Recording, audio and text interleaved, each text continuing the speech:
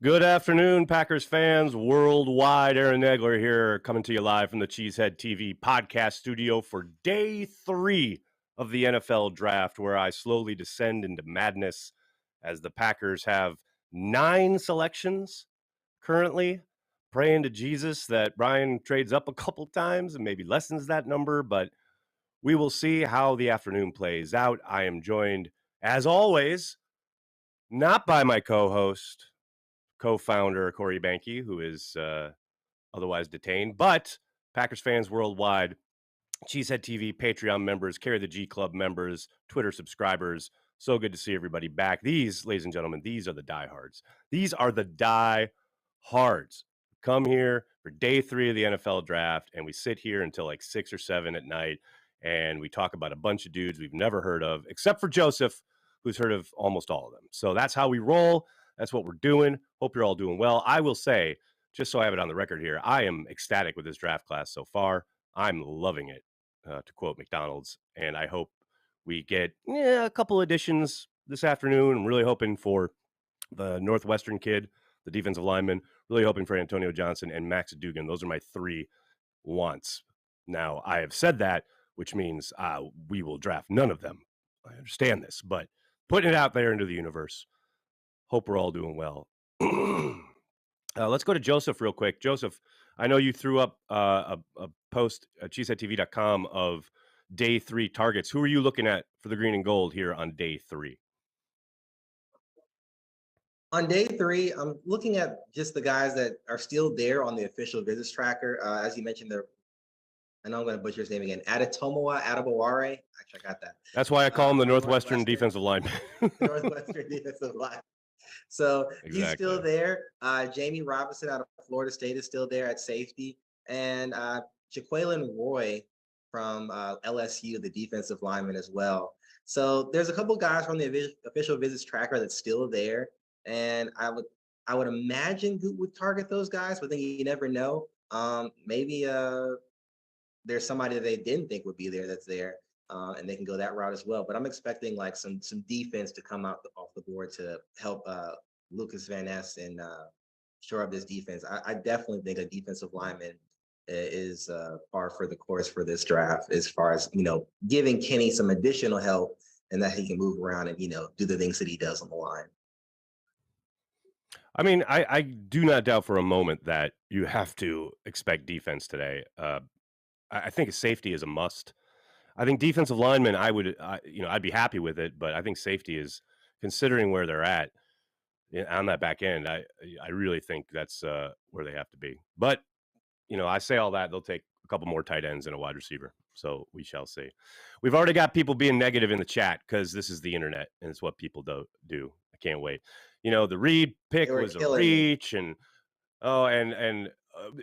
somebody talking about how we're unrealistically positive and blah, blah, blah. No. Like, slide back and listen to the news. It's called being a fan of your favorite team.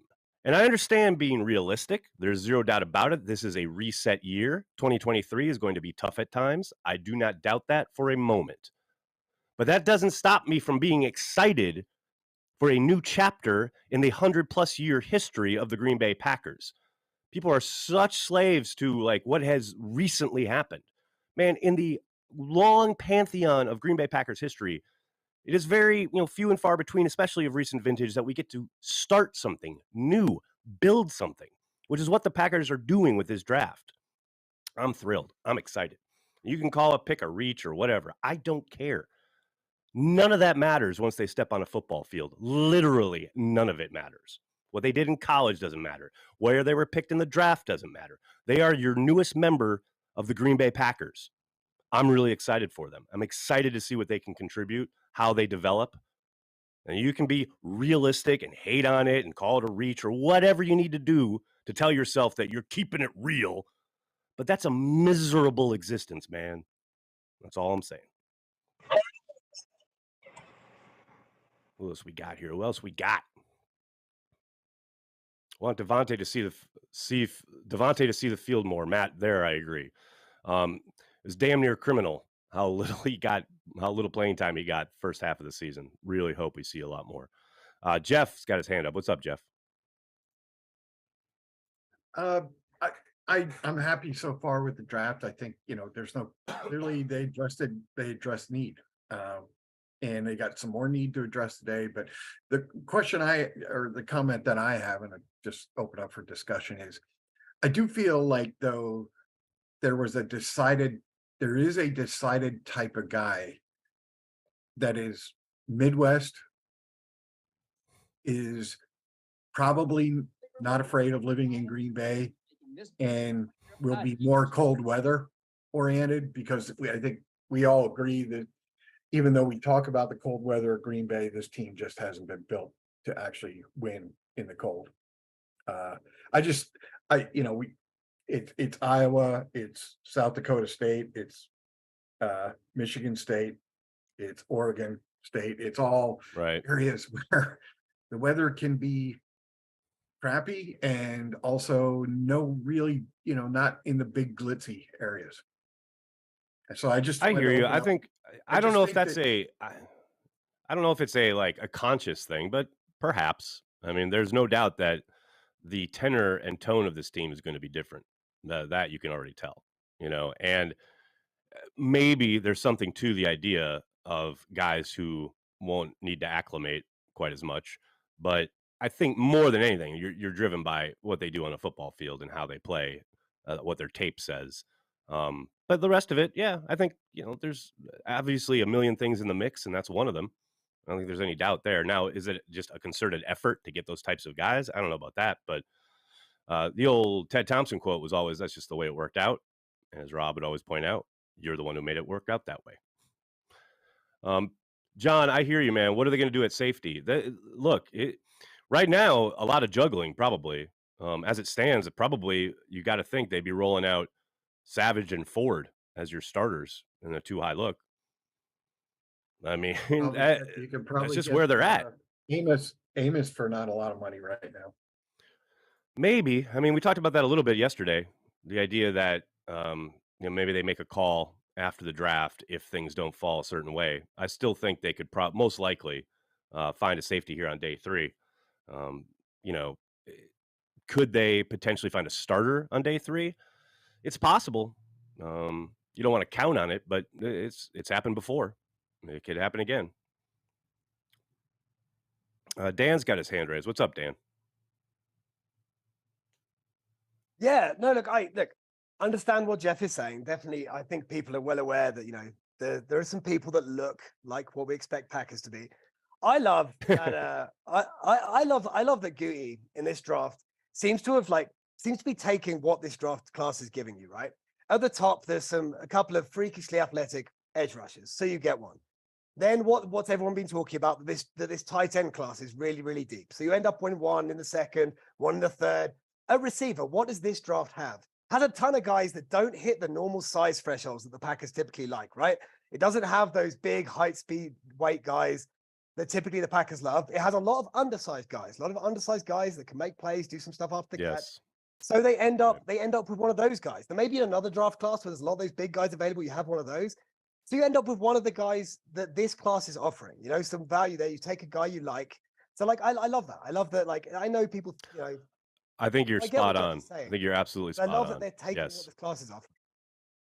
And the thing about Reed that I think people are missing, and Joseph talked about this yesterday, I understand that he's being pigeonholed already as just a slot guy. I don't think he is. I think that's where he's going to live primarily early on. But as Joseph talked about, and if you go and watch some of the cut-ups from the Senior Bowl, he's playing outside that whole week and winning against top-flight competition. So I'm pretty sure the projection there is the ability to move him around and play wherever, not just in the slot. Now, again, will he start there? Probably. But I don't think he's limited to that. I'm really excited. Corey Krenz, thank you for the Carry the G Club membership. Oh, sorry. I hope we get some O-line picks today. Also, if we don't draft a safety, does Amos come back on a 1-year deal? It's possible. The Amos thing is going to be talked about a lot unless they draft a safety. It's possible. We'll see. Sorry, Dan, I cut you off. Let's go back to Dan real quick. I cut him off. No, I was just agreeing with you. If you watch his tape, he's a bit of a contested catch guy. No, he's not very big, but he does a lot of that, going up for balls, fighting for balls on the outside. He doesn't, he's not just a typical slot player. It's part of his game. Yeah, totally agree. Clayton in the chat asks, TJ Slayton to start in order to get LVN's feet under him? Well, they play very different positions.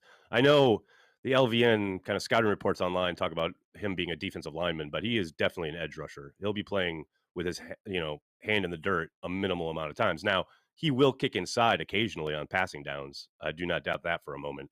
But, Slayton's going to play proper defensive end in a 3-4 where, the use of Van Ness is much more going to be like what Preston Smith and Za'Darius have done and Rashawn does. He's going to be standing up and rushing the passer from the outside.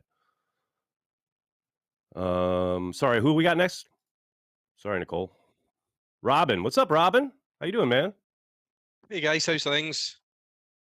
I just wanted to kind of back up almost what Dan was saying. I just think with Jaden Reed, one of the things I loved in the limited tape that I've seen of him was the late hands. It's one of the things I love so much in wide receivers is late hands. It really makes the corner commit to putting their hands on them or some sort of like some benefit for the receivers, the late hands, because they don't know what you're doing. You're not giving your play away, not giving your timing. And I really feel it's something that I've not seen too much. Maybe I'm not the most technically minded for the game, but the tape that I saw, it really almost stood out. Like it really almost stood out. Right. Just how difficult he made it for the players. Now, as Dan said, like the contested catches for a guy that is considered not huge, not one of your typical like Green Bay receivers, the 6'4", 6'5" guys, but if he can have the traits of those guys, is that not just as good? We might not have it on paper that he's 6'4", he's got this vert, he's got this and that, but if he's performing in those ways from the slot, and I totally agree with you, Nags, I don't see him as just predominantly a slot receiver, but he can definitely play on the outside. But the interchangeability with Watson, Dobbs, Toure, this is just going to make it such a difficult competition for the opposition defense. And this is why I always say whenever Guti is in the draft, other people are playing checkers, he's playing chess, because he's bringing in guys that you might look at one way, but LaFleur can play another, can utilize, get into the offense. And I just think he's just another example of that. A guy that people will look at and interpret one way, but he's probably just going to go a total other. But yeah, back to my original point, I just think the late hands, it's so effective, and that's what really stood out to me. And it's interesting. You watch. Yeah, I very much agree, and it's something that I had never really been conscious of as a fan until Greg Jennings really made it a big part of his game in Green Bay. And then ever since then, because he would talk about it and he would, kind of demonstrate it week in and week out. And ever since then, it is something that you kind of look for, right? And Devontae was really great at it as well. And obviously, Reed's got a long way to go to be compared to those guys in any way, shape, or form when it comes to the NFL game. But the idea that Robin's talking about there, like, it does cause panic in cornerbacks and defensive backs when they're not sure, right? And then your hands are up and boom, the ball's right there. It's definitely a trait that you see on his tape again and again and again. Oh, boy, look at all these folks. I think, sorry, I missed a super chat there. Gary, Green Bay tracked Reed at a 4.37 40-yard dash. Holy, that's only 1/100th of a second less than Christian Watson. I mean, you love the idea of a bunch of guys that can kill you with speed. And this is something that Soder's talked about a few times this weekend. The problem in Green Bay last year, you noted very, very quickly, is that when Christian Watson wasn't on the field, the Packers offense really struggled. Just everything about his speed and the threat of his ability to take the ball and go 100 yards at any point really changed how defenses played them. And when he wasn't on the field, they really struggled. It was a stop and start affair to have a couple of guys. And of course, you never hope for injury or wish for injury, but it's going to happen. Guys are going to get hurt. You can't have an offense. And this was kind of the case before Christian was there when they had MVS. The offense was completely different when MVS was on the field. And when he went down, the biggest notable kind of game you can look at is the playoff game against the 49ers. The offense really struggled. And so you get a couple of guys who can kill you with the ball in their hand at any point, make a house call. You're going to change the way defenses have to play you. And it's going to be that way week in and week out, regardless of, okay, if one guy goes down, you still got somebody who can be that fulcrum and be that danger that coordinators have got to be concerned with. Ken, what's up, man? Yeah, first I was going to mention the 4.37 time that the Packers quoted on that, which was lower than still fairly fast 4.45. But what I wanted to say is I sort of succumbed to the draft industrial complex last night after they agreed. And I'm glad that I took some time to kind of, look around and watch some of the interviews. And then I remember him playing against the Badgers and just kind of destroying them. And yet in my head, I'm looking at in some of the stuff online where they said, oh, it doesn't have the short area quickness he needs and all. And I'm like, what? And then you get the Packers, right? You get the Packers guy up there and he says, yeah, what we really like is his short area quickness and his speed. So, I always believe that these guys, the Packers guys that are involved in the drafting and analysis, they know so much more than we do. And sometimes you just got to trust that they know whether a guy is really quick or a guy's really fast and that sort of thing. And last night, I have to admit, I kind of, when I first saw the pick and I started looking around, I was like, uh-oh. But now I'm feeling really good about it. You got to remember, I mean, I totally hear what you're saying. And I think it's a natural reaction, right? Especially, and this is something I talked about on the radio, when we spend months, I mean, literally months talking about prospects and looking at them and writing them up and watching video and blah, blah, blah. At some point, it is paralysis by analysis, right? And you can get, and I don't think you have to look much further than Bob McGinn's series, right? When you can have 5 different scouts saying 5 different things about the same prospect. And these are guys who have been in the league for a long time and do the work. It's just such in the eye of the beholder. And it's such a big part of it is how they fit within this franchise, this program. It's projecting within this scheme with this team and with these guys and this coaching staff. All of that work is so much more important than, all of the write-ups and all the scouting reports that we see online, because they just don't have the information and they don't have the projections. So I hear you. I think it's, like I said, I think it's a natural thing, especially when we've been reading and immersed in draft talk for months. I think that's, and in this case, the funny thing is I had seen him play and yet I still succumbed. Right. Well, but that's the other thing. When you were watching it as a Badgers fan. You weren't there, analytically, dispassionately looking at the skill sets of the opponent's wide receivers, so that's understandable. But you're right. He did kill the Badgers. What else we got here? Goot with all kinds of hits in the first round. I mean, yeah, the first round's been good for Goody. No doubt about it. Let's Joseph, are you there? We've got 1, 2, 3, 4, 5, 6, 7, 8, 9 picks until the Packers are on the clock. What are we thinking? Who's the best available, Joseph, on your board? Who are you looking at, either at a position or need, or just in general? Who are your best players available? Well, Keely Ringo just went to the Eagles, and so my quest for another Bulldog is pretty much vanquished for the rest of this draft. It's done. Yep. I'm still with Adebawore, honestly. I mean, yep. They need another defensive lineman in the rotation. As far as going safety, I mean, it's probably a dead heat between Adebawore and Jamie Robinson. I don't think Jamie survives the 4th round. But then we could clearly see somebody go, way off in the left field. We're talking, day always 3. Do. You see guys. Exactly. Once you hit day 3, it's like, yeah. Or guys, you're like, oh, that's a 6th round pick, and they're like, wait, okay, well, this is what we're doing. So I'm a dead heat between Robinson and Adebawore. But stay tuned for something that we might consider left field. What do you think about quarterback? I actually wanted to make note of that, but I didn't have an article for last night. But just the fact that after Hendon Hooker and Will Levis went, there were no other quarterbacks taken. Yep. I like Day 3 guys coming up. I really liked his game. And I also liked how Tanner McKee did a really good testing. He has the tools, the mechanics down. So when he tested well, I was like, okay, well, maybe we've got something to work with here. And then Clayton Tune, maybe later on today, could also see his name called. I wouldn't mind either of those 3 quarterbacks in the conversation.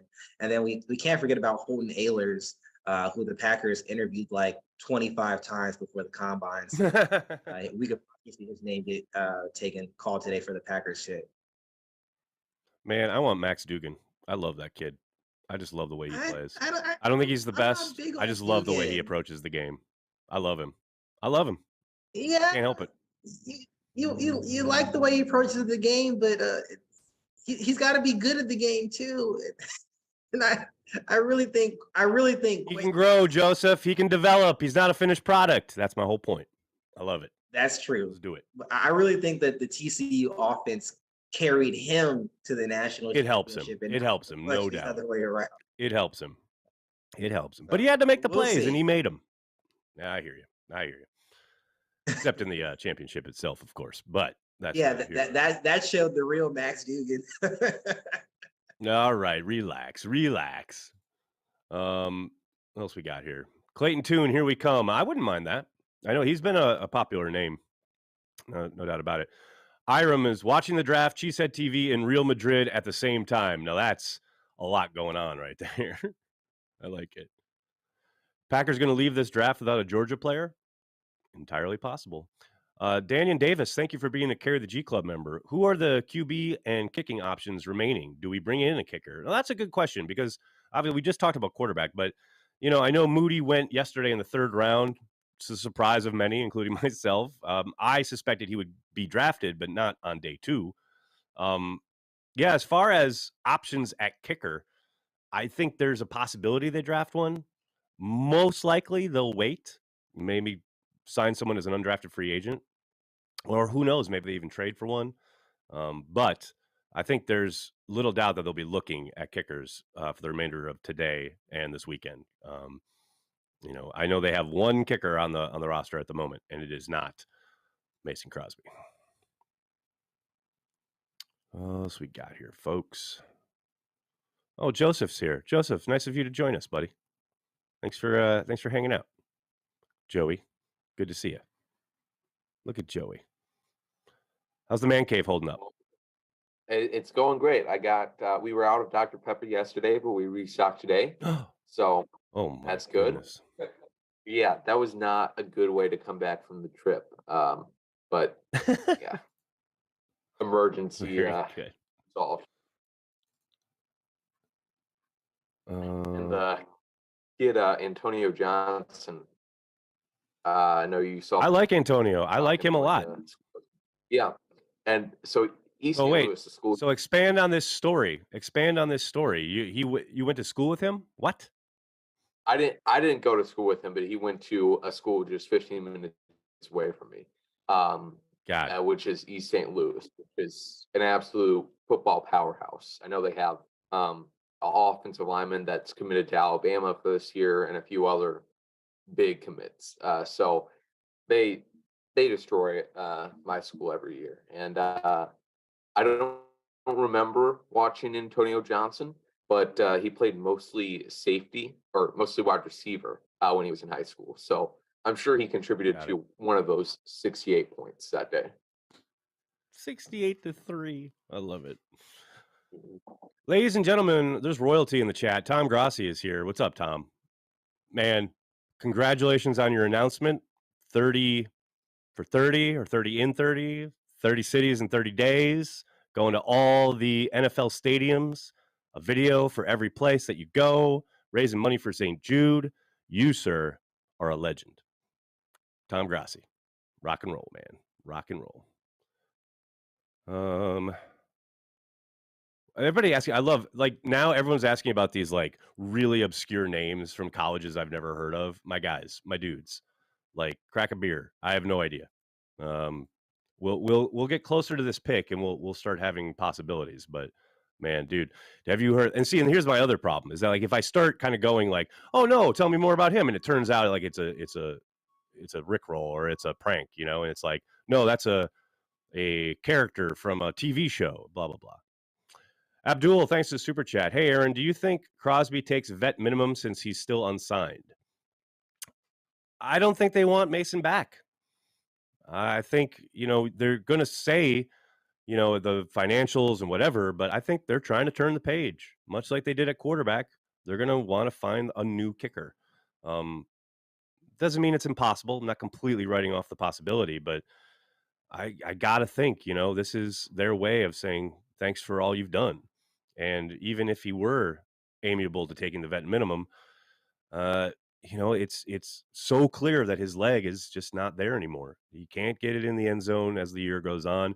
His accuracy from beyond 50 is becoming more and more spotty. In a league where guys are pretty regular, like 55, 60. Like you got to be able to nail that. And I understand it's hard. It's tough in Lambeau, especially in November and December. But it's time for a new, young leg. That would be my guess. Again, I like the Amos thing, the Crosby thing. Could it happen after the draft? Absolutely. I'm not completely dismissing the idea, but I suspect they want to move on. They're trying to reset this roster post Rodgers, and that is part of it. Steve, I'm going to miss Crosby kickoffs to the 10. I like it. Ooh. It's not a wasted pick to draft a kicker. Mason was a 6th round pick. See, I agree with this. Now, my co-founder, Corey Banke, would have words for you, but thankfully he's not here today. So I can just say without fear of repercussion, I agree. I think the 5th, 6th, 7th round, that's where you want to take a kicker because those are throwing dart picks anyway. After the 4th round, it's all a crapshoot. So I'm with you. I'm very much with you. Indeed.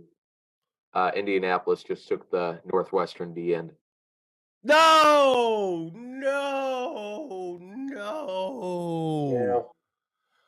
Yeah. It's gonna be the bearer of bad news. There you go. There it is. My hopes and dreams are dashed. See, I knew once I put it out there, it would it'd be over. Oh, Cody Roadcap is coming in hot. Look at this. Nicole, get ready because I got a bunch of videos for you that I'm about to upload on the live show creator. Look at Cody Roadcap doing God's work. I love it. Hold on, folks. I gotta upload some videos here for your fine enjoyment. Oh man, look at this. Got that one. Lucas, you're not wrong, man. Nags kills us with his guys. I know. The second I put it out there, it's pretty much over. You can pretty much guarantee they're not going to be Packers. I'm sorry. I apologize. It's my fault. Blame me. There we go. Jalen Reed. Okay, we should have Musgrave and Reed up there now, Nicole. And then Kraft. Yep, Kraft is coming. You can tell Joey is like closest physically to the draft because the rest of us are lagging on the information that's coming across the internet. But he had the Indianapolis Colts pick already. I'm still like 2 picks behind that. I think that's just called Twitter, buddy. It's called Twitter. True. Just get on Twitter, and you too could have the power of Joey. It'll work. What else we got here? Do us a favor and pick guys we want the Bears to get. Yeah, fair, Lucas. Very fair. Pumpkin Pie, thanks for being a Carry the G Club member. Christopher Dunn, the next best kicker. That would be a question for Joseph, I think. Joseph, who's the next best kicker? Do you have a kicker list? I was in the chat talking about that. Pud Lesney is the only Georgia Bulldog I have left on my board, and he is a kicker. That's the dream is alive. It's there.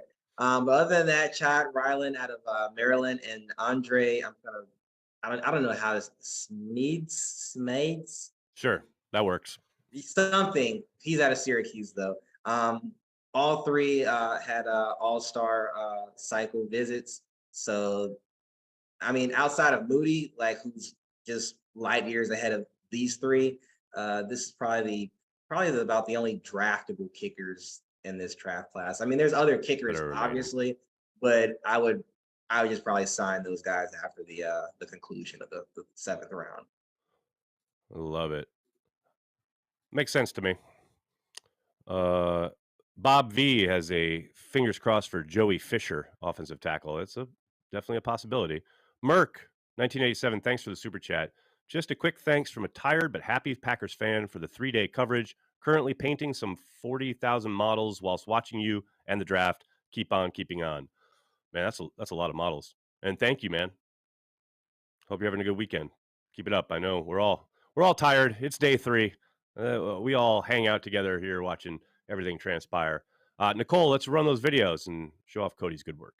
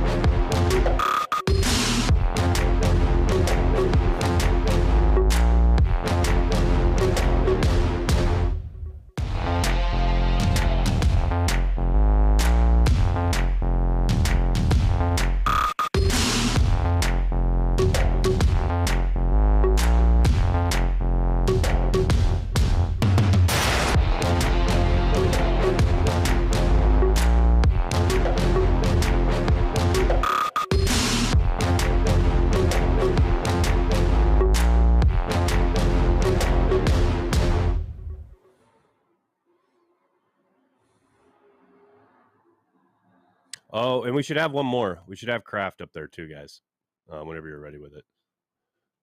People asking about, you have B. Andrus asking, DeGuara going to be used more or less this year? I think he'll be used as the move guy, just as he was throughout much of last year. I think he really came on starting in the Bills game, and after that, he really turned it on. He's become a much better blocker than I think he's given credit for, but I do think he won't be playing a ton of traditional tight end. All right, let's take a look at the Kraft video.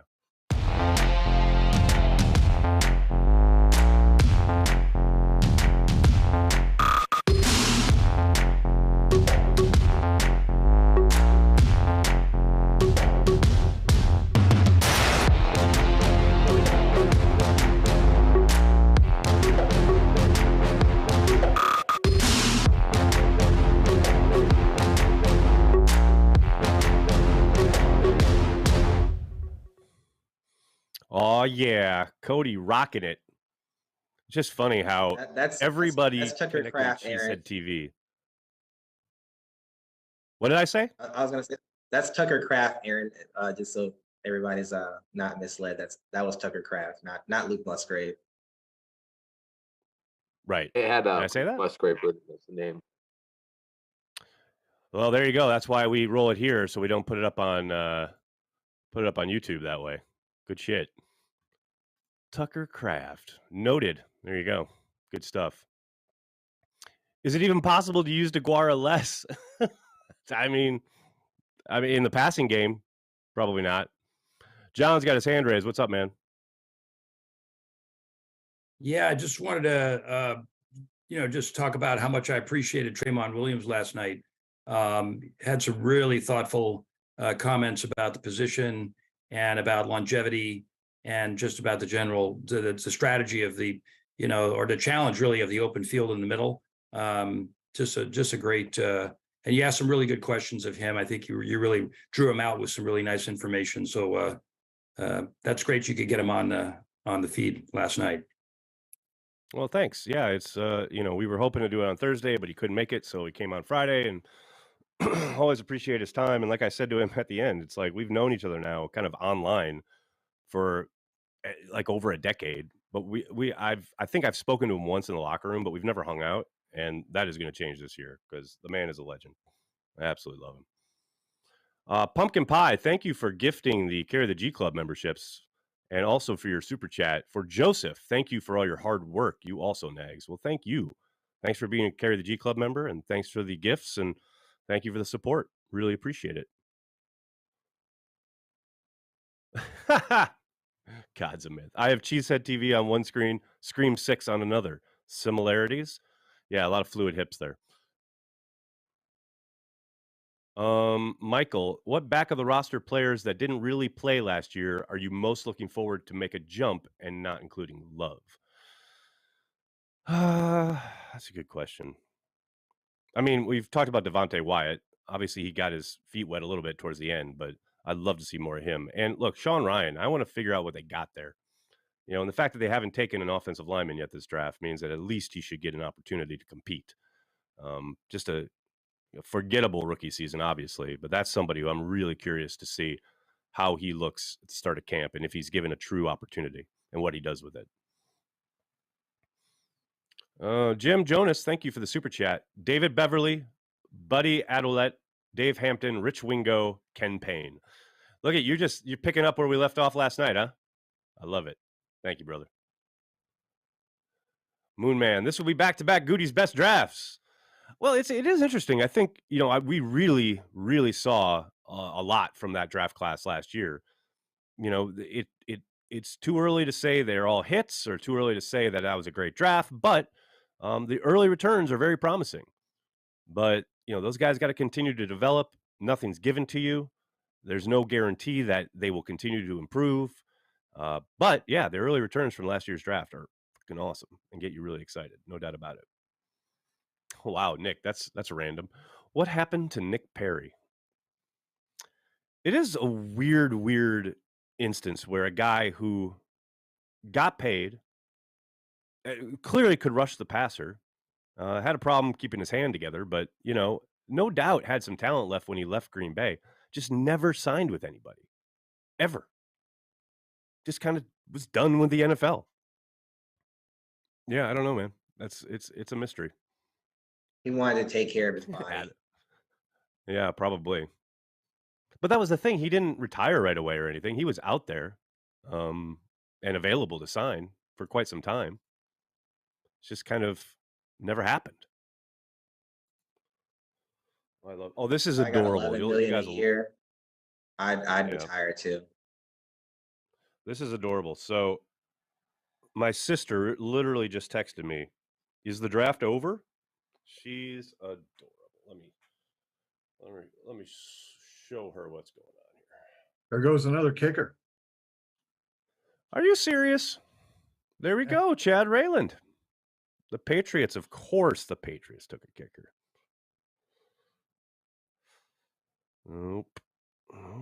Don't ask me for any more picks because you're gonna wipe out my board. Don't you don't have anything that's happening now? Yeah, don't ask me for anything else for like at least 30 minutes. Well, we're 3 picks away. 3 picks away. Let's do it, people.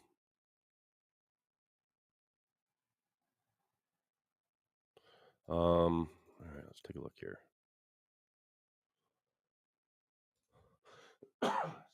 Sorry.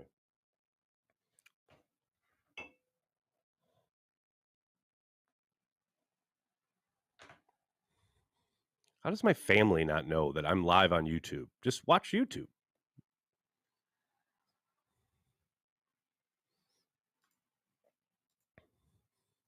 All right, what else we got here, folks? The club, BJ Sander. Oh, I just hope Sam Congato is still on the board. Absolutely. B. Andrus, thanks for being a Carry the G Club member. So what former player are the naysayers going to be screaming to bring back when we lose our first game? They always do that. Probably Mason Crosby, because it'll be because of a missed field goal. That's my prediction here, sitting here on Saturday afternoon. Does your family call you Nagler too? No, they do not. Everyone else does, though. And the Bears still suck, and they are on the clock. Joe, do they have YouTube in Appleton? I don't know. But my sister lives in Minneapolis. Aha. Okay, what do we got? That channel dedicated to kickers and punters said there's a kicker in the draft they had higher than Moody. Maybe that was him. Possible. Oh, yeah, here we go. People just putting in random Packers names again. I love it. J. Roan Elliott. I'll never forget that first practice at training camp. I went back to Lambeau to use the Wi-Fi, and I put up a post that said they had something in J. Roan. He looked good right out of the gate.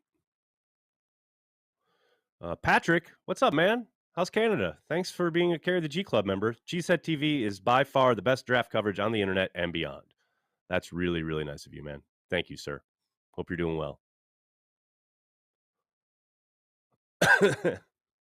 JHG, that's a fun thought experiment. Before you hit send, just ask yourself, what would Bart Starr do?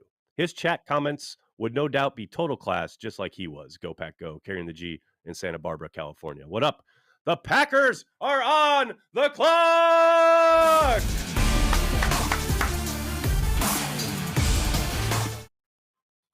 All right, let's go. Roll the footage of Gutekunst live in the draft room. Let's do it. Let's take a look at a live, not live at all, shot of Brian Gutekunst and the Packers live in the draft room.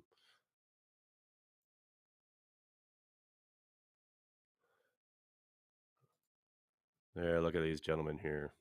No, I think we've got some really good picks, and we should take this guy.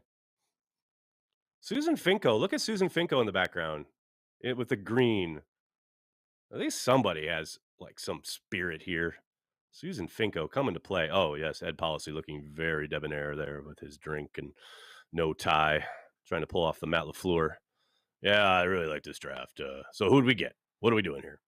The no belt look from LaFleur is actually fly. Like, he can pull that off. Like, I would look like a mechanic, but he looks good. Higgy, Thursday's video again. That's the joke. That's the joke.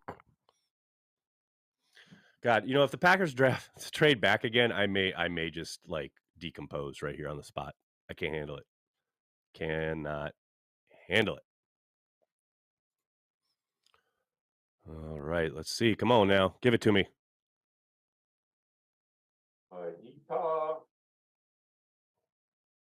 Defensive lineman Colby Wooden. Colby, what was the last name? Wooden.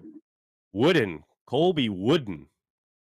What do we think, Joseph? We know anything about Colby Wooden? Oh, there you go. All right. Yeah, Colby Wooden out of Auburn. Really high racks guy. I want to say he's in like in the mid to high nines. So probably, just the traits kind of prospect. Not necessarily the production that I was looking for, for a defensive lineman, but he played in the SEC, so he's going to go. He has been up against top flight competition as far as offensive linemen. We said it, or I've said it. There needs to be another guy in the defensive lineman rotation, and there you go. So height, I want to say he's about 6'4". Let me double check my board here. Oh, now it doesn't want to load. Yeah, 6'4". Always. So he's got he's actually got a really great 40 for a defensive lineman running in the 4.7s. And his 3 cone is really nice as well. So he's a little bit on the lighter side, but I mean, I don't really have an issue. If you're fast, you're typically not as heavy, because obviously move that kind of weight. But I could see him, possibly being flexed from the 3 technique all the way out to the 4i. So this is a need, and I'm all for it. Yeah, I'm going to read our blurb from the Cheesehead TV draft guide. In a nutshell, Wooden played both 5 tech and 3 tech in college and likely projects to a similar role in the NFL. In the run game, he's explosive and powerful at the point of attack. He plays with impressive lower body strength, quick hands, and an excellent understanding of block deconstruction. His ability to shed blocks from a variety of positions helps him chase down runs from behind. Wooden has the explosive athleticism to win on slants and penetration. As a pass rusher, he uses quick hands and a signature swipe rip move to win. His effectiveness in that realm will increase if he can diversify his toolbox of moves and counters. Colby Wooden from Auburn, your newest Green Bay Packer. Gotta love it. I love it. You need some meat and potatoes guys there up front. Never forget, the Eagles ran all over our ass on national television, setting records in the process. Don't want to see a repeat of that. So give me big dudes up front on defense to make that stop. I'm all about it. Soder's got his hand up because he's a gentleman. What's up, Soder? Joseph touched on it, but this is kind of for what the Packers like on up front is kind of a deviation from the norm. And he's light now. And honestly, I think this is something they've been missing, is that they have not been able to generate pressure at all from any of the down linemen on the edges. Right. And that's because they like those 300-pound guys out there. But hopefully a foreshadowing of where we get somebody back to where we can replace Cullen Jenkins finally. Man, we've been waiting. It's been a long road. I hear you though. I mean, the whole idea of like, it's so funny that you talk so much about with coaches about you earn the right to rush the passer, right? Well, you got to win on first down, but teams throw on first down so much now. Like you got to be able to win on early downs in pass rush. So get guys out there who can do that. And I'm not saying he's going to step in and do that right away, but like if the idea is we can use him as a rotational piece and he can cause disruption and make some of that stuff happen, then you're cooking with gas. But yeah, the search for another Cullen Jenkins continues. There's no doubt about that. And interestingly enough, you could use Van Ness in that slot as well. So now they got two guys. Yep. On that with hand in the dirt at the end slot. So we'll see. I got a good question from Joe here. Joe asked, what NFL draft expert was Joseph's greatest influence? Do you have one, Joseph? Is there a guy who really kind of put you on the path of being obsessive about draft prospects? Nobody like particularly. I mean, obviously you have like your Mel Kipers, your Mike Mayocks of the world. No, not really, because it's kind of like one of those things. You got to develop your own philosophy. You got to develop like, what do you like? Who do you want, et cetera, et cetera. And then like you see, you'll get snippets from each one, and be like, I like this, don't like that. And that kind of goes into what I was going to comment on. Soder is like, with the defensive lineman, I'm like, for an odd front, like I don't like defensive linemen, in those high 300 pounds, unless they're like 6'4", 6'5", 6'6". If you're going to be like 6'1", 6'2", 6'3", then you probably need to be closer to like 280. And that might be a symptom of why our run defense is so bad, because these guys are huge. I mean, they're powerful, but in the space game that the NFL is becoming, like you got to have some get up to get off your blocks and then chase down the ball carrier. So in that light, you gotta develop like who is your archetype, and for some experts in the draft industrial complex, I'll listen to them for one player, but maybe not for another. And you could say that's my scouting team, if that makes sense. It's like, okay, I'll listen to Bukowski about maybe offensive linemen, but I may listen to like Marino when it comes to defensive backs. So it's just a collection of them, but not anybody like just this is the guy. Right. And I think that makes sense. It's a good way to go about it. I'm sorry, Nicole, who's next? I think somebody else had their hand up. Dan, what's up, man? Yeah, I mean, the interesting thing here with Colby Wooden is, do they? I mean, is this defensive line, or are they thinking of him more as an edge? I mean, because he's like at 6'4", 273, running a 4.79. This isn't just a high RASCOR guy who hasn't had. He's pretty productive. I mean, these are the last 3 years, right? This is 9 tackles for loss, 3.5 sacks, then 8.5 tackles for loss, 4.5 sacks, then 11.5 tackles for loss, 6 sacks, including 3 fumbles. He's been pretty productive, like rushing. And he's a bit like that elephant guy. They've had a couple of the guys in the past who are sort of that elephant, that like larger edge guy. Like it's that's really what Peppers played. Yeah. Right, exactly. It's that Peppers position. And Lucas Van Ness is definitely the outside guy who can kick inside. It's interesting. Is this the inside guy who can kick outside, or do they actually? I wouldn't be that shocked if they actually are viewing him. I wouldn't be that shocked if he starts at edge, to be honest. I mean, I think it's in the mix. It'll be interesting. We'll definitely hear from one of their scouts later today. Probably actually here in the next hour or so about what they're thinking. But yeah, I don't doubt for a moment that that's in the mix, so to speak, especially given his, like you said, his production and just where he fits athletically. It's a weird one for the Packers now. Teams. Yeah, it is. Well, that's the thing. It's like, and that's Soder said, it's a little bit against type from what they've traditionally done at that position.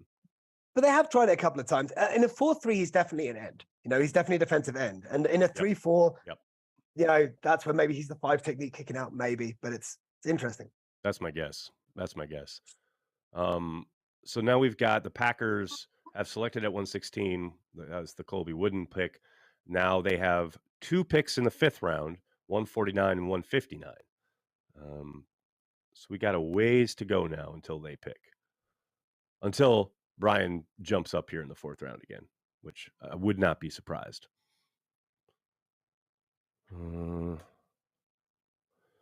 JJ, I don't think you're incorrect here when you ask Green Bay or say Green Bay cleaning house at edge. Preston Smith probably gone next year. I think there's a decent chance. I don't discount that possibility. No doubt about it. Sorry, Joseph. Did you have something to say? I was gonna say this is the part I hate looking at. The way our draft picks are. There's so many picks between each one. I mean, we've got 9, but really more closer to the back of round 5. That's when they start to kind of move up a little bit. And this is the part where I just literally just get my pen ready, and it's like, okay, like. Right.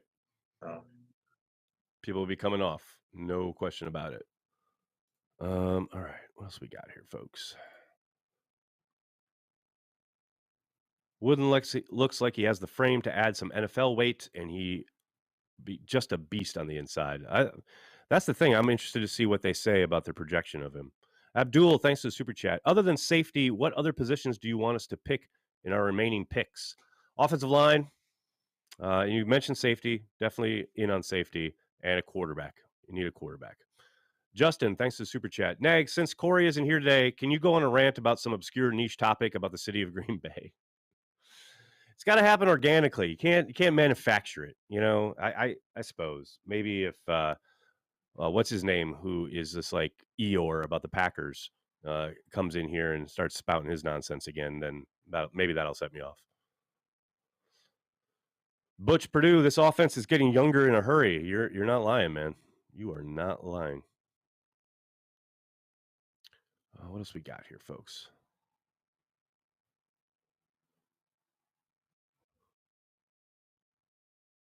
Packer fan only pod. Packer fan only pod is in the house. What's up? How you doing, man? Hey, I'm good. Just tapping on it real quick. I actually have my aunt and uncle stopping in from well, they used to live in Fenimore. Now they're outside of Milwaukee, so I'm here in Memphis. So hello to them. Yeah. Are we so I had to work last night, and like I said, just tapping on it real quick. Surprised at us not taking an offensive lineman yet? A little bit, especially with Bakhtiari's deal coming up after this year. I thought tackle would be in play, but I also kind of understand, you are kind of a slave to the board as far as who's available. They're playing it. They are obviously adding weapons for Jordan Love. They like what they've got, and you got to remember they have drafted a ton of offensive linemen over the last 2 years. Now, not all of them have played. Some of them have played poorly, but they have invested in the position. So the fact that they haven't gone that route would suggest to me that they, are pretty secure with where they are. But I do think there's plenty of picks left, and I wouldn't be surprised if an offensive lineman or even 2 was still kind of in their sights, so to speak. If there's a team that's shown that they can get,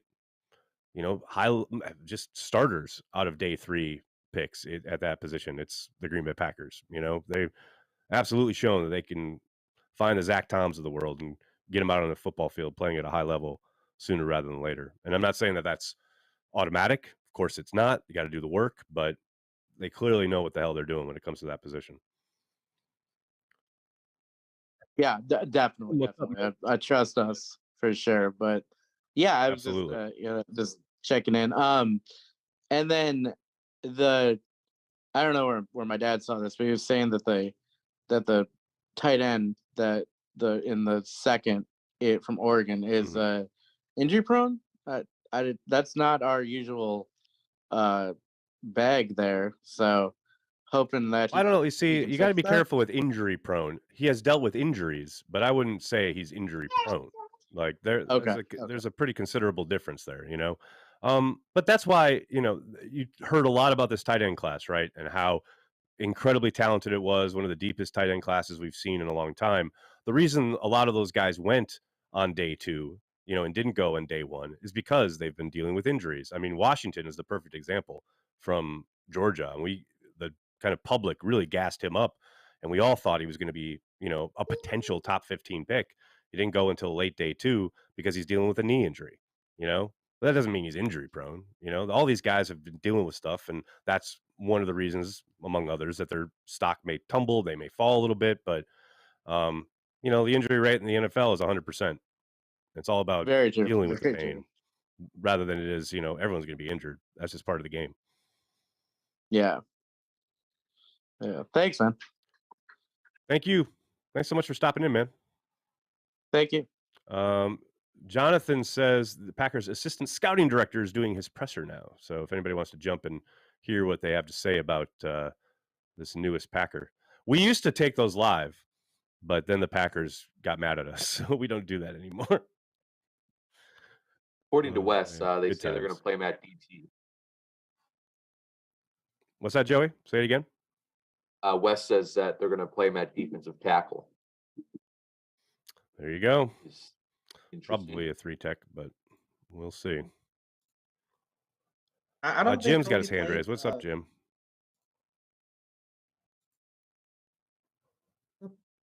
Just wanted to say thanks. I'm going to have to bow out early today. This has been a great weekend. I really look forward to it. Tell Corey we miss him. I even went to the trouble of dropping a Con Up Meats logo in my band. Outstanding. I'll let him know. I'll clip this and give it to him. That's great. All right. So the day job's getting in the way. Gotta sign up, but it's been great. Thanks. Hey man, gotta pay the bills. I understand. It's all good, dude. It's all good. Thanks a lot, Jim. Bye.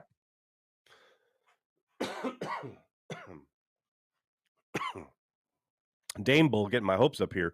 Micah Hyde and Corey Linsley were 5th rounders. Let's go. Gonna get our Micah Hydes and Corey Linsleys in this round. Let's do it. Patrick, my wife doesn't appreciate a 3-day NFL draft. Neither did my ex-wife. Causation? Correlation? I don't know. You be the judge. Another elite RAS guy. Yeah, Steve, they have certainly, seemingly, really gone with athletes. I mean, big time RAS guys throughout this draft. What else we got, folks? What else we got? We got Luke. Luke? Oh, no. Luke? What's up, Luke? What's up, Aaron? I'm parked, by the way. I'm not driving, so. No, very good. Very good. I was late to the party today, but I love your opinion on our day 2 picks. I'm really excited about it. A lot of Lukes in the draft. It's a really good time for the Lukes, and I just want to kind of have your opinion on the 2 tight ends and the receiver. Well, I think the 2 tight ends should complement each other really well. Musgrave, once he gets into open space, he's a bullet, man. He's fast as hell. And I love Kraft's physicalness and his ability after the catch, at the point of attack. I think the 2 of them are going to be interesting to see how they play off of each other, how they complement each other, what they allow Matt LaFleur to do with different personnel groups.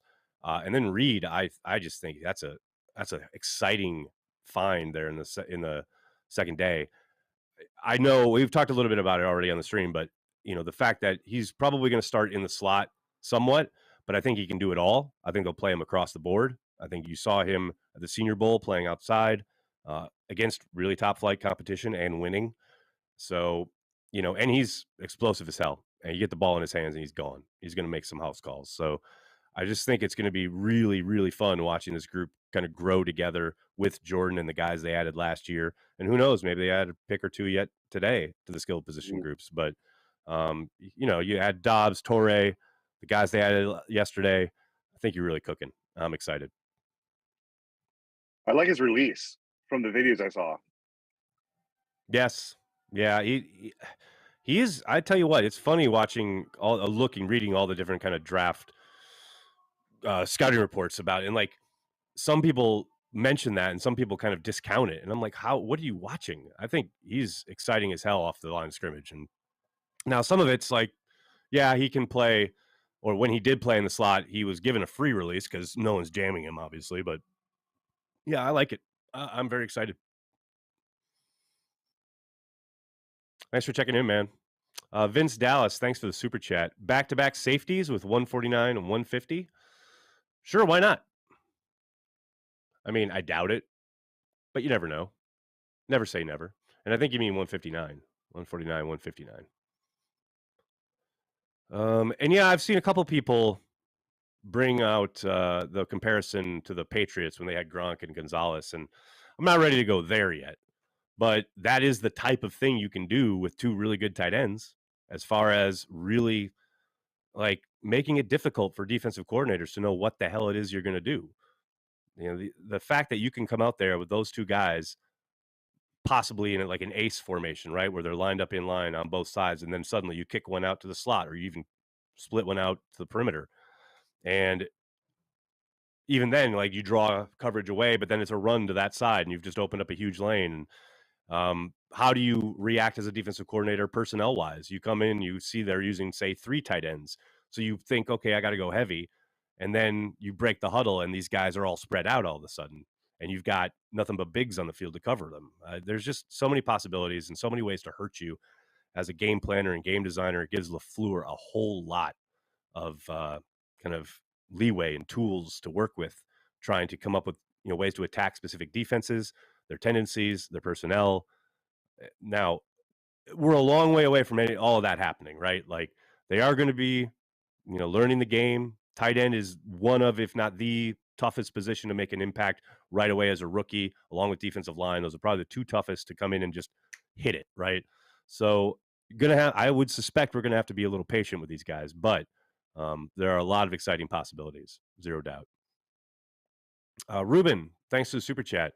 What was your draft crush that was obtainable for Green Bay in their draft position? What was your draft crush?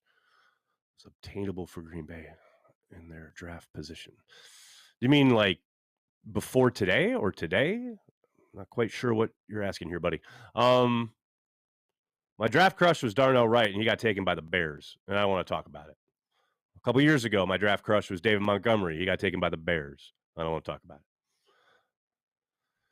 Those are just sad. That's why I try not to get attached. I do every year, but I try not to. I try to limit it. It's just, every year I like these guys, and then the Bears take them. Thomas T, yes, Chimura and Jackson, another great example of 2 tight ends causing havoc. I mean, that Packers offense was already really, really good. And then they added Keith Jackson, and it went to a whole nother level. There's a reason they won that Super Bowl. The Favre and that offense and their ability to just kill you in so many different ways. That's another really good example. Somebody asking about Keyshawn Nixon utilized at running back. It's a possibility, maybe more in that Tyler Ervin role. I know Matt had teased or, mentioned that he could possibly be seen on offense eventually. But I think he's going to be he's going to have his hands full working in the slot on defense as a kick returner. Who knows what happens at punt returner? It sounds like Reed may get a shot there. So, but yeah, I think they're going to give him all he can handle. I don't know if offense is on the offing right away. Ruben, thanks again for the super chat. Don't worry, Nags. I wanted Thule. Didn't happen. That's what I mean, man. More often than not, it's not going to. That's why I don't get upset about it. I mean, I get sad because I like the player, but getting all mad about it, that's what I don't get. Like, all these people like, Goody's an idiot, or Goody's a fraud. They should fire him. Just why? Because they didn't take your guy, the dude you'd have heard of, the guy you saw some YouTube clips of. Shut up. Like, that's so ridiculous. Mr. Tundra, Keith Jackson is the reason we got past Dallas in the playoffs to get to the Super Bowl. I mean, the reason they got past Dallas in the playoffs is because Dallas lost to the Panthers. Famously, Favre was watching that game with his wife, and his wife is going, "Come on, Dallas," because she wanted to beat Dallas, and Brett was like, "You don't have to play him." But yes, Keith Jackson was a major component of the offense. Zero doubt about that. Jaden Reed will be the gadget guy. I don't know if he'll be a gadget guy. I think he'll definitely do some of the stuff that Tyler Ervin did when he was in town. But I think he'll be utilized as more than just that. Would be my guess. Kenneth, look at these names. Fred, what do we got? Fred Carr, Carol Dale, Jim Carter. Now we're talking.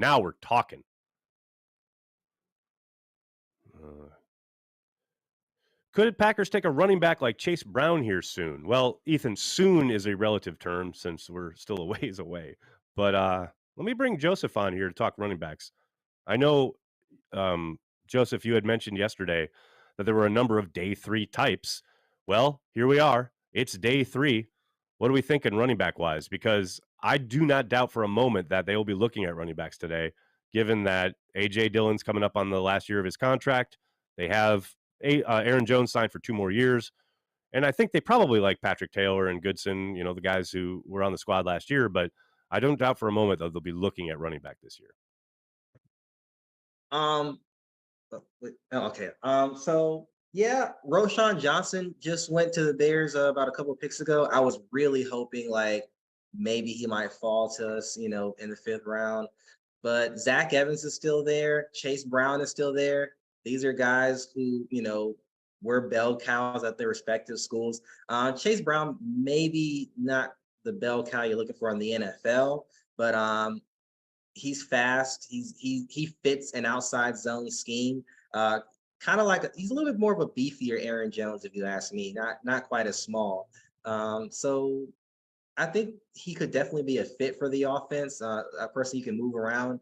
He's got hands. So, I can definitely see him. But then, like I said, we've got Aaron Jones, who was a Brian Gutekunst, running back. And then we've got, to me, A.J. Dillon was a Matt LaFleur running back. So I'm just really interested to see, like, where they go in that direction. If they find somebody on the lighter side, for the passing game. I mean, not to say that, Aaron Jones can run inside. He's done it before.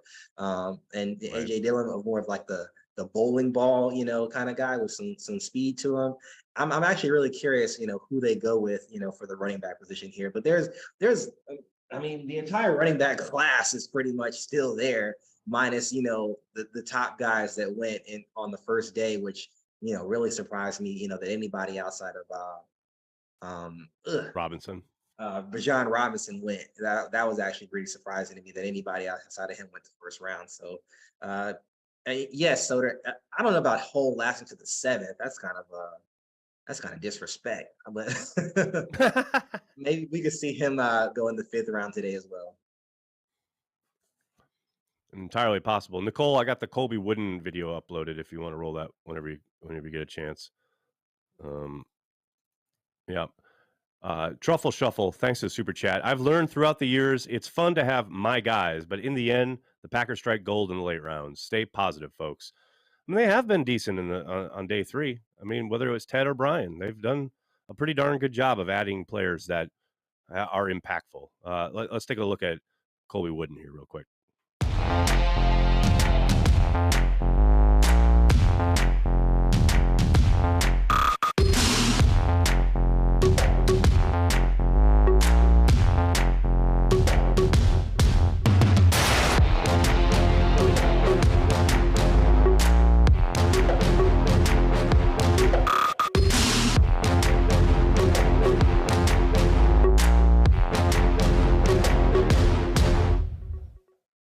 Yeah, like and subscribe, people. Cody always doing the right stuff there. Love it. 3 forced fumbles. That's what I'm talking about. Get the ball. Ball is life. Okay, what do we got? Where are we? I don't even know. Picks. Let me take a look. I think we're in the 130s, I think. I think yeah, 120. No, not even yet. 126. 127. Okay. Good Joey, Lord. what pick are you on? That's the real question. My broadcast is on 125, but I'm staying updated on Twitter tipping picks. No tipping. No tipping. Tip them all. It's day 3. Tip them all. Day 1 and day 2. I'll it's literally day 3. We are tipping everything. Yeah. Are you crazy? We got to stretch this out. We were very disappointed in you, Nagler, for signing off early. We were still going, and then dude, let me not say anything. Dude, when the Packers are done, I'm done. I'm about the Packers. I don't care about the rest of the league. You want to watch the other teams? Go watch Tom Grassi. I don't care about anything else other than the Packers. That's it. They could still be future Packers. They just may not be future Packers on their rookie. And when they are, I will welcome them with open arms. I just don't care. I do not care. What is that sound clip from Tomlin? We do not care. That's me with the rest of the teams. I don't care, man. I just don't care. Joe, thanks to the super chat. Post Rodgers, the slot motion guy isn't going to be a gadget guy. He'll be an integral part of the offense. I do not doubt for a moment that there is some truth there. Rodgers was very public about his I'm not going to say disdain, but he was not a fan of motion and the amount of motion that Matt wanted to use. So I do think we'll see a lot more of it, and I do think it will become a pretty consistent part of the offense. That is my guess. Amar, what's going on, man? Look who's here, day 3. Die hard. Yes, sir. Yes.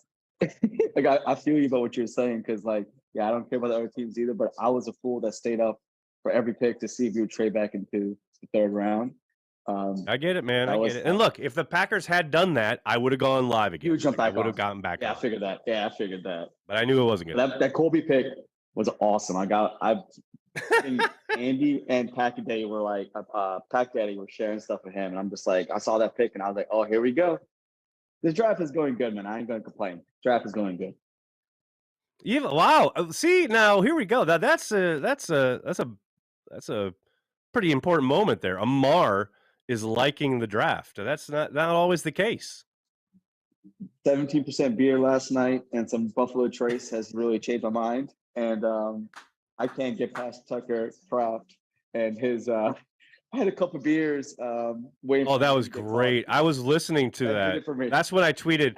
That's literally when I tweeted, yeah, I like Tucker Kraft, because Sarah was signing off on the Zoom call and she said, thank you so much for joining us. He goes, yes, sir. And he goes, then he totally recognized his problem. And he went, I mean, yes, ma'am. Sorry. I had a few drinks while I was waiting for my name to be called. I was like, God bless this kid.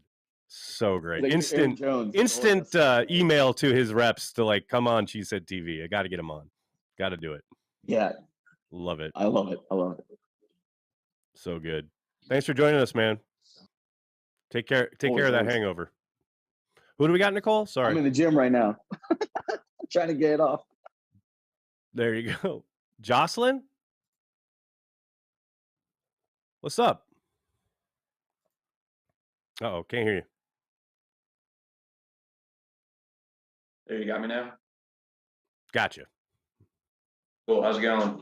I just oh, man. I wanted to share a day 3 realization I had with you about the draft industrial complex. I apologize if you already. Oh boy, here we go.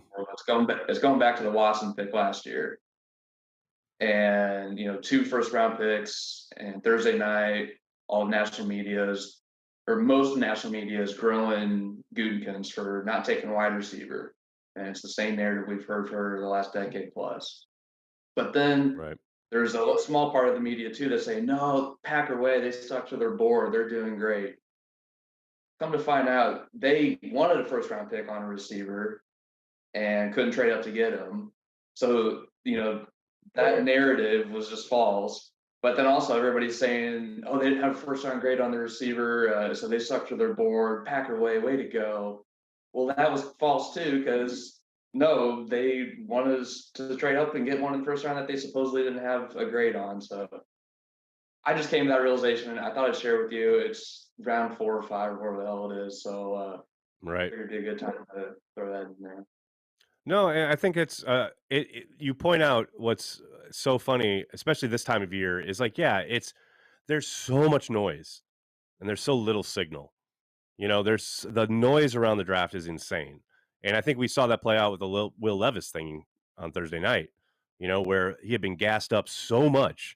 And then it was such a, quote, shock when he didn't get drafted in the first round, But to your point, the whole Watson thing, like, yeah, they tried. Minnesota wouldn't play ball at pick 32, but they tried to get a first-round selection at wide receiver. And I understand Minnesota not wanting to help them out, get a 5th-year option on the kid. Like, I get that. But they ended up doing it with Minnesota anyway, in the second round. And, yeah, the fact that everyone's touting them like, oh, they were true to their board, like, it's still an aggressive move. Like, there's no doubt, like, they gave up capital because they really believed in the player. As far as like the grades or where they had him at a first round or whatever, I think they clearly projected him to be a really, really good player. Now, whether they had a first round grade on him or not, I have no idea. But I just love the aggressiveness in it and the idea that you did see a bunch of wide receivers come off the board that first round last year. And you're right, all night long. And this is why I hate this fucking draft, the way they've cut up the draft into 3 days, because then you've got a whole fucking day where people are like, didn't take a wide receiver in the first round, it's a total failure. And then literally like an hour later, they've taken a wide receiver and it's probably one of the best in that class. Like, it's just hilarious. Yeah. But, you know, it's all about content. It's all about filling time, and that's what they want to do, and that's what they're going to do. So, yeah, I don't disagree. I want to ask you, too, and this kind of goes into the narratives that gets worked up. Do you toy around and play around with mock drafts at all leading up to it? Nope. Okay. I do. It's a cool way to kill time, learn about some guys who's out there. I get that. Yes. Yeah, and I realize this too, that the way that these websites have these scouting reports set up now, everything's positive about them. And like, I don't get you just want to like randomly bash some kid coming out, that's fine. But, you know, I play around, I do the trade backs. I'm in the 7th round, and I feel like I'm drafting 10 Pro Bowlers because all the reports are positive. Right. So it's just like trying to keep that in mind when we're going into these picks. Like, I recognize these names, that they got these good traits, Packers should get this guy or whatever, and it's just not reality. Well, and look, they are the 1% of the 1%, even if they're drafted in the 7th round. You know what I mean? Like, of all the people who play this sport in the world, they are the 1% of the 1%. You don't get into an NFL training camp, let alone on an NFL roster, without being one of the best. Like, that's just fact. Yeah. You know, that's just numbers. You talked with Mike about that a few years ago. Yeah, and I don't think there's, you know, I don't think there's anything wrong with, and a lot of it is positive and pointing out what they do well, whatever. I also think there are plenty of places that you can go and you can find what they need to work on, right? And I don't think that's being mean to a kid or anything like that. It's just the anonymous scout stuff that I hate. Like, you know, when McGinn puts together that thing every year, and then every year that gets out there and it colors perception. And it's like, A, it's just one person's opinion. B, you have no idea what their motive is. You think they're just sharing this stuff with Bob out of the kindness of their heart? Like, it means less than nothing to me, because there's no accountability for the things being said about the kid. So that's my 2 cents on it. Sure. Thanks for joining me, man. Really appreciate it. Yeah, you bet. We got Dan. What's going on, Dan? Yeah. God, I missed you guys last year. I was in a hotel room last year, so I didn't have my computer. I didn't have a webcam, so I couldn't join you. It's sucked. I had to watch the TV. Good to have you back, man. Yeah. I was talking to Joseph just before we went live about this. You know, the people who get upset because you don't, you know, because your team isn't picking guys you've heard of. There is like obviously, you know, like CHTV and like, you know, Andy Herman always go like you really try to read the tea leaves and read between the lines, but there is so much that not only do we not know, we can't know. For example, loads of teams brought in Darnell Washington. A lot less teams brought in Luke Musgrave. Well, it turns out teams were comfortable with Luke Musgrave's knee and not comfortable with Darnell Washington's knee, so they want to bring him in to do extra medical tests. We can't possibly know that. Just because you've heard of a guy, there's so much stuff that we do not know at all. So then it seems like a massive shock, and then the Steelers get Darnell Washington a lot later than people expected. But it's possible that wasn't a shock to any of the 32 teams, you know? Because of course, it's very much not. Yes. Yeah, and there's no reason for teams to tell us that. There's no reason for them to tell us. So, you know, people getting upset because we don't draft people they've heard of, it just doesn't make any sense because there's so much we don't know. I'll just say one thing about just on Colby Wooden. So assistant director of college scouting, Patrick Moore, spoke to the media. It sounds like they definitely, you know, he's going to start inside. They probably want him to put on a little bit of weight. This is Kingsley Keke. They want him to be who they wanted. This is who they wanted Kingsley Keke to be, the sort of designated disruptive guy in the rotation, you know? So there you go. Hopefully it works out a little better because that release was so strange. No doubt. So we had a couple things happen here in the last minute or two. First of all, the Rams took Stetson Bennett. I can't believe he went that early. But, you know, training him up, I guess, behind Matt Stafford. There you go. And then the Lions traded DeAndre Swift to the Eagles. I mean, the Eagles are just unfair at this point. Who keeps giving them all this played talent? for Georgia. There you go. You're Georgia guy. I really like Swift, and I'm really happy he's out of the division. But man, the Eagles just keep collecting talent. It's not. I don't like it. Do not like. Soda, what's up, man? How you doing? They most certainly did. So the Rams logo on their wall was the Rams Draft Lab, to which I go, dear God, that's the most idiotic thing I've ever seen in my life. But going back to this knee stuff, I was listening to an NFL executive on NFL radio a few weeks ago, and he indicated, and we talked about this on Happy Hour, but he indicated that teams score knee injuries based upon who did the surgery and whether those guys that did the surgery are successful or create problems. So it could have just very well been that Musgrave's doctor scored high on that list and Washington's did not. And that's the net result of what you get. That's crazy to me, but I guess it makes sense. I mean, I got to think Elatrosh is like the A+ on that. That's the dude out in LA who everybody goes, like David had him do his second opinion when he suffered his knee injury. Andrew's Paradise, thanks to the super chat. If a train leaves Green Bay at 9 a.m. traveling at 60 miles per hour, when it arrives in Chicago, the Bears still suck. That right there is a perfect super chat. That should be in every textbook in the greater Wisconsin area. Can I also say it's still weird to see Mike McCarthy in the Cowboys draft room? That this just doesn't look right. I don't like it. I do not like it. All right, who's up in here? Blake Morris, what the hell, man? We need to draft Caleb Williams in next year's draft. They have Jordan Love. They just invested 3 years in this kid, and he's about to be handed the keys, and you're ready to draft a quarterback at the top of the draft? First of all, they're not going to have the first overall pick, which is where Caleb Williams is going to go. Second of all, believe in Jordan Love. Y'all crazy. So you guys wanted to see, now you're going to get me going here. I see what it is. He's a plant to get me going. I understand. Jason Anderson, thank you for the super chat. Some fans also forget that there is a period of free agency after the draft that can be very valuable in building a roster, getting talent at a discounted rate. No doubt, Jason. Packers have dipped their toe in that water before. They got the Titans offensive tackle, whose name is escaping me at the moment, Kelly. They got him very late in free agency. Devondre Campbell was a late addition. So there are definitely guys you can find. And I do not doubt for a moment that the Packers will be continuing to look over everything after the draft. Very, very true. Godsmack, what's up, man? Thanks for super chat. I can't remember a player not being picked by the Packers causing such an uproar, quite like JSN since TJ Watt. What a sight to behold. We just picked 2 physical 6'5" tight ends. I think we'll be fine. I'm down with it, man. Yeah, the JSN thing. I knew it as soon as like everyone kind of coalesced around JSN. I was like, that's never going to happen because it's just not the way the Packers operate. It just isn't. And you can disagree with it, and I understand lots of people do, but it's just not. It shouldn't be a surprise at this point. What else we got here, folks? What else we got? All we need is love. There you go. RS Daniel Joseph Janty. What a name. Do we sign Budda Baker? Well, you can't sign him. I don't think he's a free agent.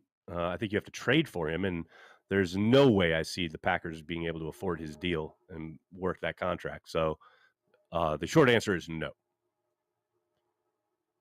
Oh, man, can I just tell you, it is a rainy, overcast, gloomy-ass day in New York City today. And there's some huge thunder happening, too. I love it. What else we got, folks? What else we got? Eagles all Madden team. That's true. Lions should have kept Jamal Williams. I'm glad they didn't, though. I hated watching him run for a fucking touchdown in Lambeau Field to basically end the Packers season last year. I don't want to watch that anymore. Well, it sounds like Wisconsin is gloomy and rainy as well. All right. 3 things guaranteed in life: death, taxes, and Packer fans throwing conniption fits on draft day. William, you are not wrong. You're not wrong at all. All right, what else we got here, folks? Cincinnati Bengals on the clock. We got what? 1, 2, 3, 4, 5 picks left in the round. Dokar, thanks to the super chat. I think DeGuara going to have a big role this year. I don't know about a big role. I understand everyone's excited about these young guys, but you definitely want a guy who knows the offense to be able to hit the ground running. And I think DeGuara is certainly going to fit that bill. I'm sorry, Dan has a question. Is Dan's hand raised? Is that what's going on? Yeah, but there's no rush. I'm always up for talking. It's nice weather here in Mexico City, mate. Oh, well, okay then. No, the JSN thing, look, I understand why people liked him. He looks great. When Lucas Van Ness was still on the board, I didn't for a second think they were going to take JSN, just because like this draft has so many guys who like so many receivers at various stages of the draft here who look like they have slot ability. Whereas there you don't get guys built like Lucas Van Ness in the 3rd round. You did like there's just no. There just doesn't happen. And he was just the most typical Packers pick. But like I just found it hard to believe that they would value JSN as highly as that body type that Lucas Van Ness has. You don't even find him in the 2nd round, let alone the 3rd, 4th, or 5th. I'm with you, and especially given how much they probably project him to continue, like to improve as a player. The fact that he is still, growing and learning and developing. I think he's going to become something special. And like you said, you don't get that kind of athleticism and upside later on in the draft. Yeah, and JSN is like ahead of the curve in terms of being well developed, in terms of being a separator and stuff. He's already great at that. And some of the stuff that normally takes receivers quite a while to learn. But yeah, he's good at that. But like his, I know upside is such a, what does that even mean? Who knows? But that Lucas, Lucas Van Ness is just a physical freak, and there's so much potentially he can do with that body. Totally agree. Favre MVP. Possibly Goody's strategy is 13 picks, make the team, and he can cut some vets because we broke as fuck. I don't know, man. I think he's done what he can contract-wise, but you definitely want cheap labor. There's no doubt about it. Who's going to want to kick or punt to the Packers this year? Hey, Jeff, don't forget what the Lions did that final game. They did a great job of hemming in Keyshawn Nixon. Kudos to the Lions because they did an excellent job of making sure that he didn't hurt them. What else we got here? Nags, what do you think of the draft so far? Martin, I'm loving it. Got a bunch of new Packers players that I'm excited about. And I love getting young weapons for Jordan Love to grow with. A group that can grow together along with the guys I selected last year. I'm all about it. Let's do it. Fuzzy Thurston. Now there's a name, Moon Man. Fuzzy Thurston. Let's do that. What else we got, folks? Has anyone ever watched the movie Godfather of Green Bay? Lots of bears still sucking it. I've never even heard of that movie. William Herman, thanks for the super chat. Not sure if this was discussed yet, but Van Ness is dating Cole Kmet's sister. Love this guy already. William, I'm going to let you know because I say it all the time. I've said it throughout everything we've gone through with Aaron Rodgers. Everything that we ever talk about is always on the football field. I don't care who these guys date. I don't care what they do off the field. I'm about their life as a Green Bay Packer. I know it's out there. I know people talk about it, but it's not something I care about. Like, I get why you're saying it. I understand it, but their private life is their private life, and cool. And I know in this day and age, everything's on the internet and nothing really stays private. And I get that, but it's just of no interest to me. Oh, Mr. Tundra, why you got to make me sad? Why you got to make me cry in the club on a Saturday afternoon? I wish we could have gotten Chris Farley to announce a Packers pick. Can you imagine how fucking great that would have been? Like that famous intro in Letterman where he comes from the back of the house. And then he does that only in Green Bay when the Packers host the draft. And he comes up to the stage. And whoa. Got a power surge there. And he comes to the stage. It makes the pick. God, that'd be amazing. Like I said, why you gotta get me all down, man? Mimsy, thanks to Super Chat. With our 2070th, any chance we get a kicker before free agency? Yes, Mimsy. I think there's a decent chance. I'm not going to say it's a lock because nothing is, but I think there's a decent chance that happens. Tommy, I'm so sorry, buddy. White Sox suck. I need Packers football now. I like it. Oh, what else are we doing? All right, I'm gonna run get a beer real quick. Do you want to put Nicole? You want to put the gallery on real quick? Just open people's mics if you guys want to chat. It's cool. I'll be right back in like probably less than a minute. I'll be right back.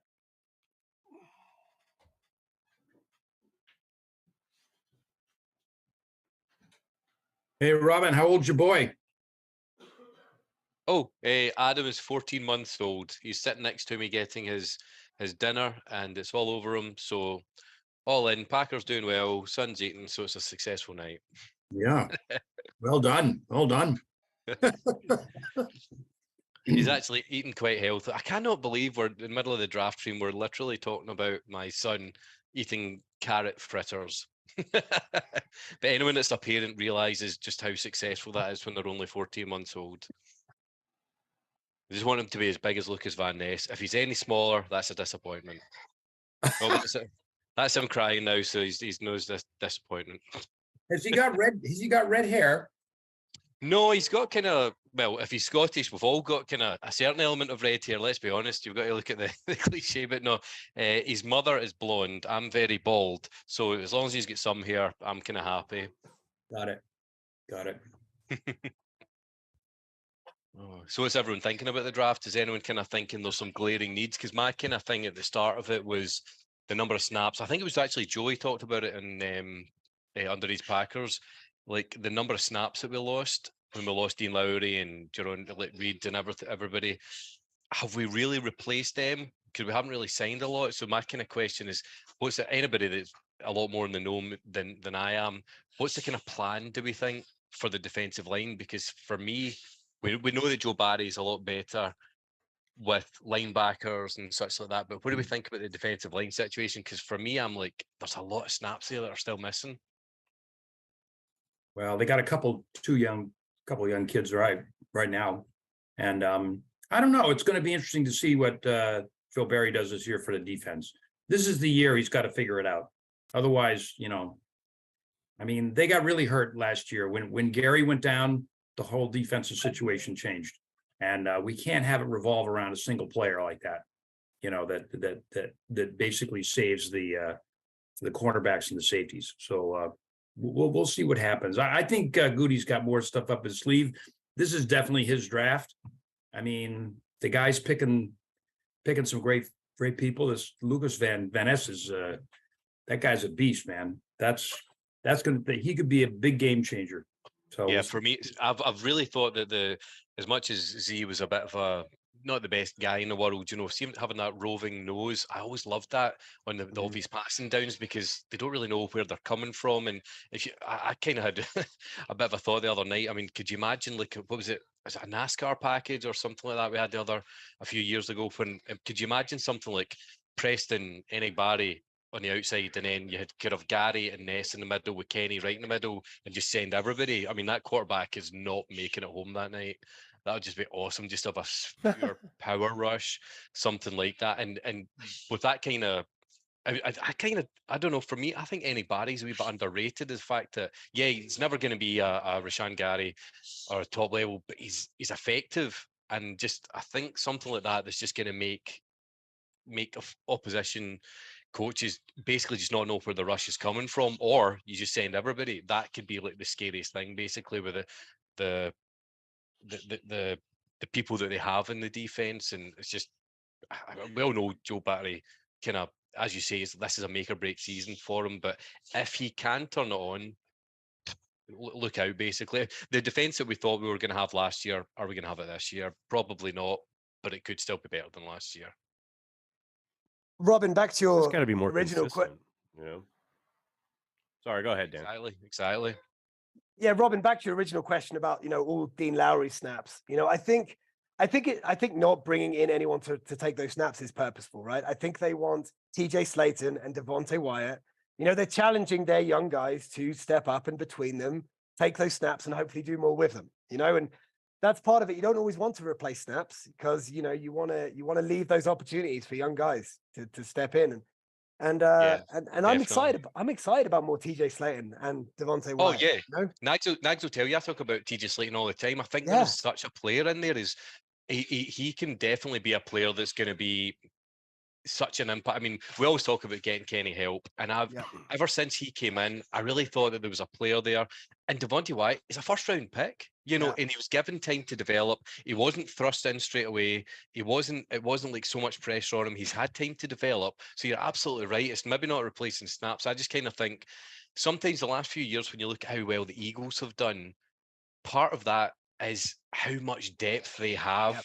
I do apologize, my son's now crying, but I just think whenever what was it they said they didn't damn concern like halfway through the season when they already had depth? I just kind of look at some of the more effective teams like the Bucks over the year, whenever they won it, their defense, what is it, the old phrase, defense wins championships. And I just think that right now, I totally agree, there's good starting players, but do we have depth? Right. If somebody takes a knock, somebody's out for a game or two, and exactly what you said about Rashan Gary going down, John said about Rashan going down, the whole defense changed. And you can't have a team of all pros, but for me, I'm just wondering about a bit more depth there. No, I hear you, Robin, because the defensive line is interesting, right? Because it's not just who do you have, it's how much do they have to play and what roles do they have to fill. You could have the best start. You could have 4 guys who are incredible. But if they're having to play too many snaps, if they're having to do play on downs that don't really suit them, they might not be that effective. That's what the Eagles went by rotating the guys through and being fresh. They can all play in the down and distance that suits them, and that makes so much difference. And that's what you hope, because you look at someone like TJ Slayton, there are snaps he looks great. There's definitely a role. There's definitely a sweet spot for him.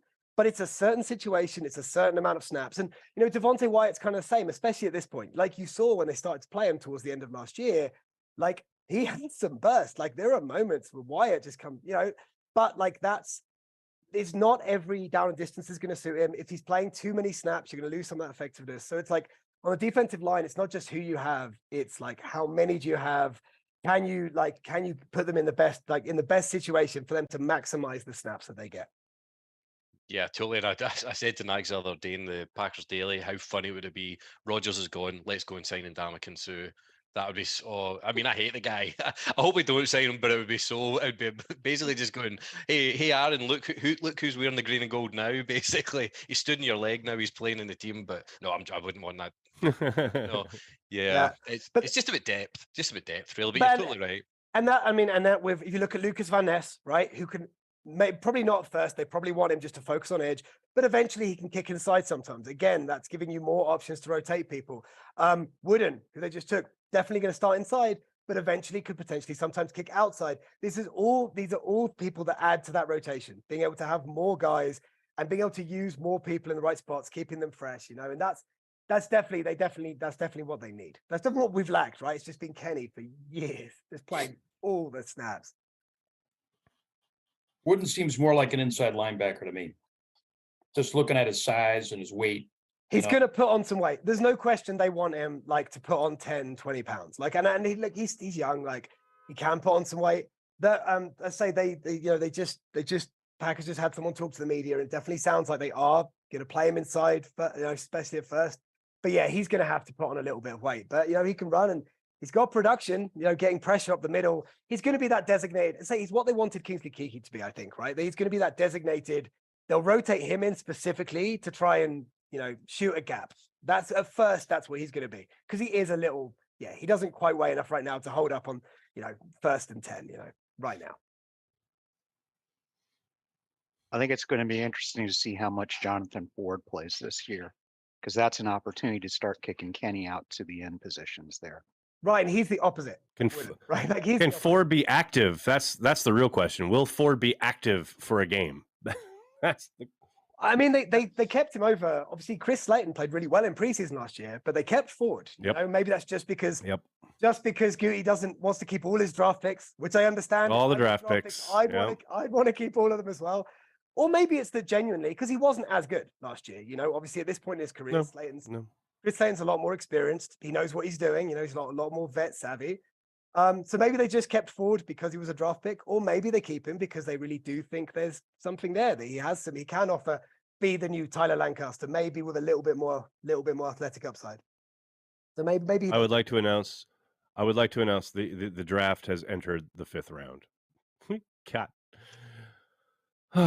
We've got two in the 5th, but we've basically got 3 because the 6th round pick is the second pick of the 6th round. So they're coming thick and fast now. Hopefully.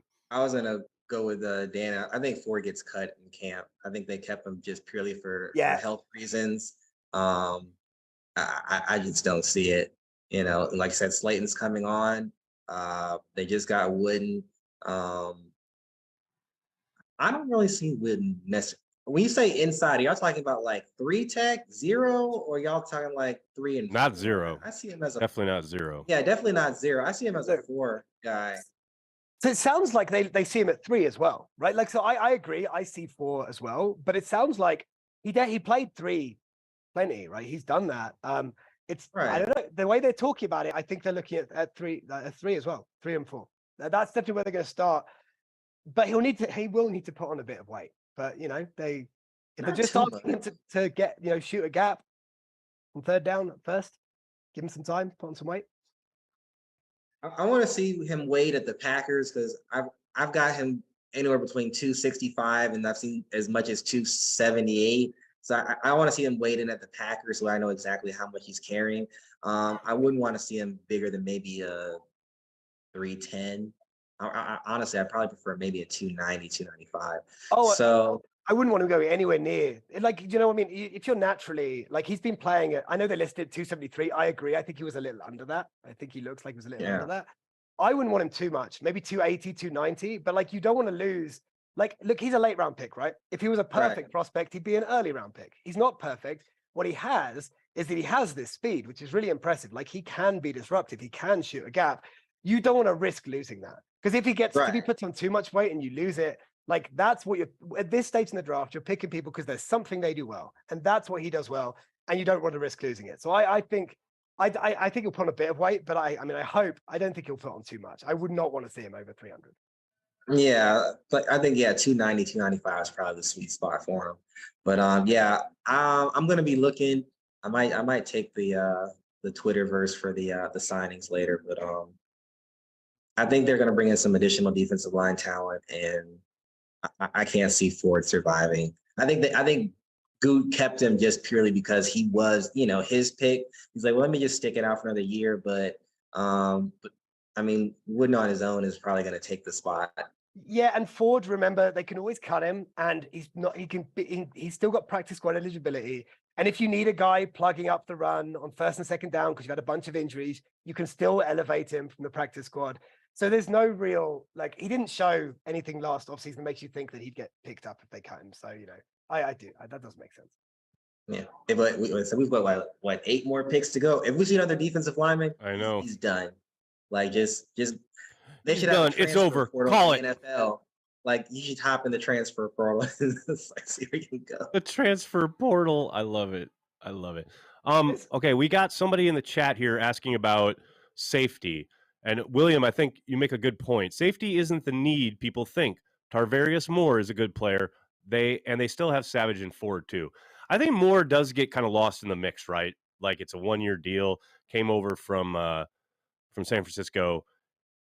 I don't doubt for a moment that he'll be allowed to compete, but I don't think his presence alone means that you don't have to draft a safety or you don't draft a safety. But I agree with you that the Packers probably feel a little bit more comfortable about the safety position than we do sitting on the outside. I have zero doubt about that. But that doesn't mean that you can't find a Micah Hyde today. You know what I mean? Like that you can't find a talent, somebody to at least challenge and compete.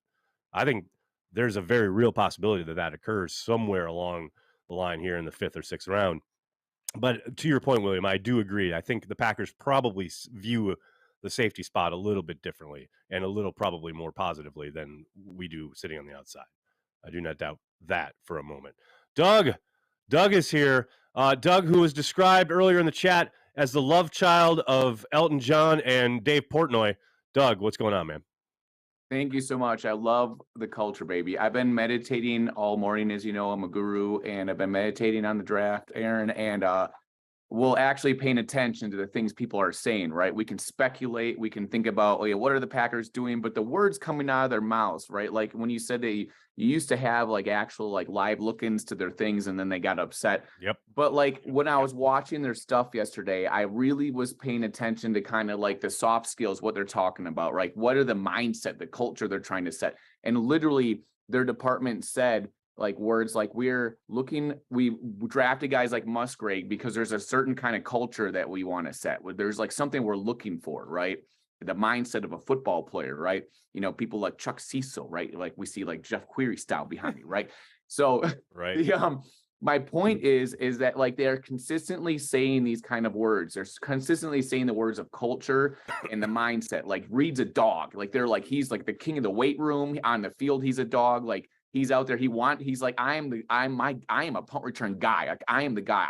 You're gonna be watching me taking that ball to the house, right?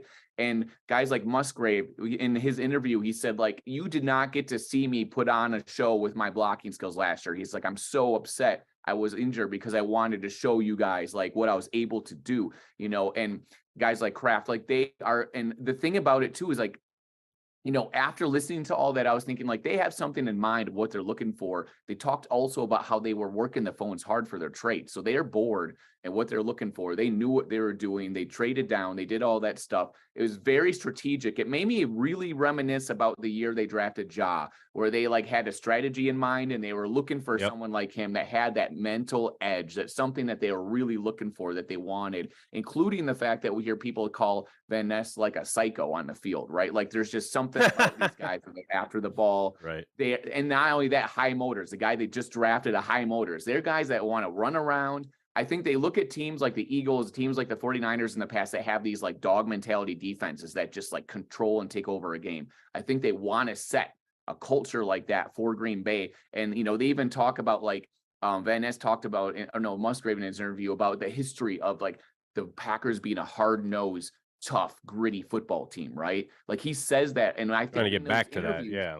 When these guys talk about that, when they interview these guys, that might be a deciding factor in what guy they go after, right? They might be like, hey, we got 3 tight ends we're looking at that we like, but the way that they speak, the culture that they want to set, because if they wouldn't be saying this stuff in their interviews online, the Packers staff, without it being really important to them.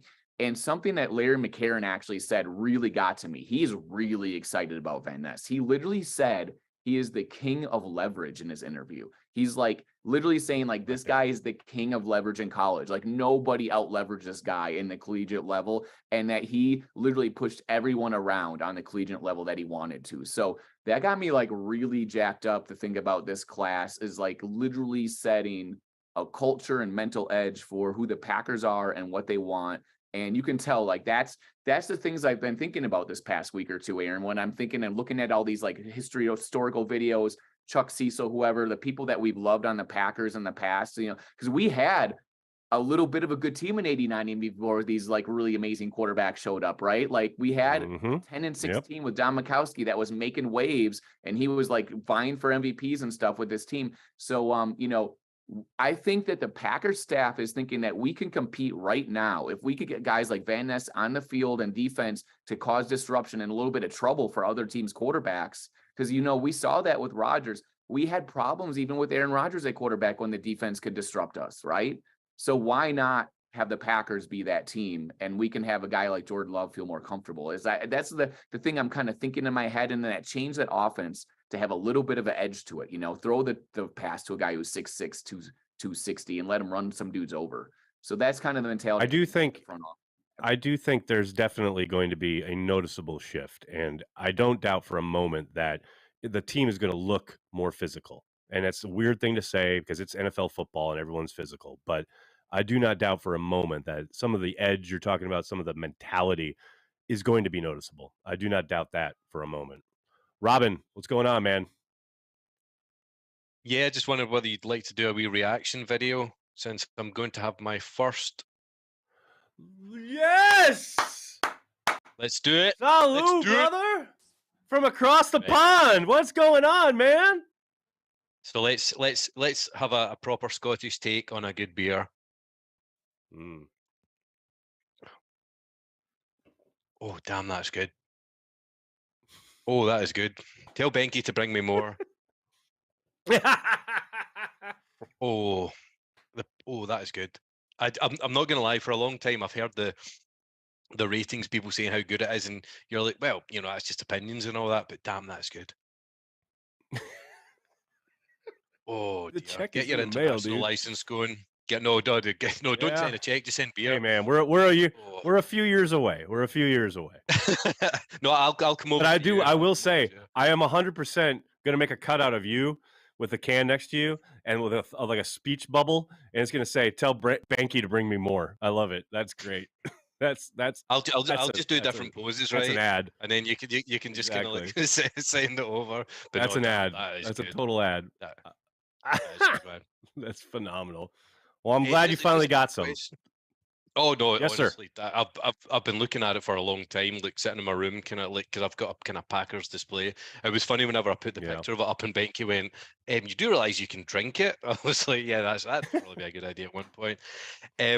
No, just whilst you nipped away, we were kind of talking about the D line and such like that, and I was just wondering, is there any other kind of like glaring omissions that you're thinking, oh, they have to fill that. Oh, the next pick, no, they have to. Is there anything that's kind of like in your mind, is like they have to pick this position or this need? Is there anything that right now, even at this stage, you're kind of thinking, why has that not been addressed? Not so much that why hasn't it been addressed, because I know like you're kind of you are a slave to the board at some point. You know, you can only A, select so many players, and B, you can only select who's available, and you have to try to stay as true to your board as possible. I do think I'm going to be very surprised if we get out of today without the Packers selecting a quarterback. I do think they're going to take a QB at some point in this draft. They still have plenty of picks to do so.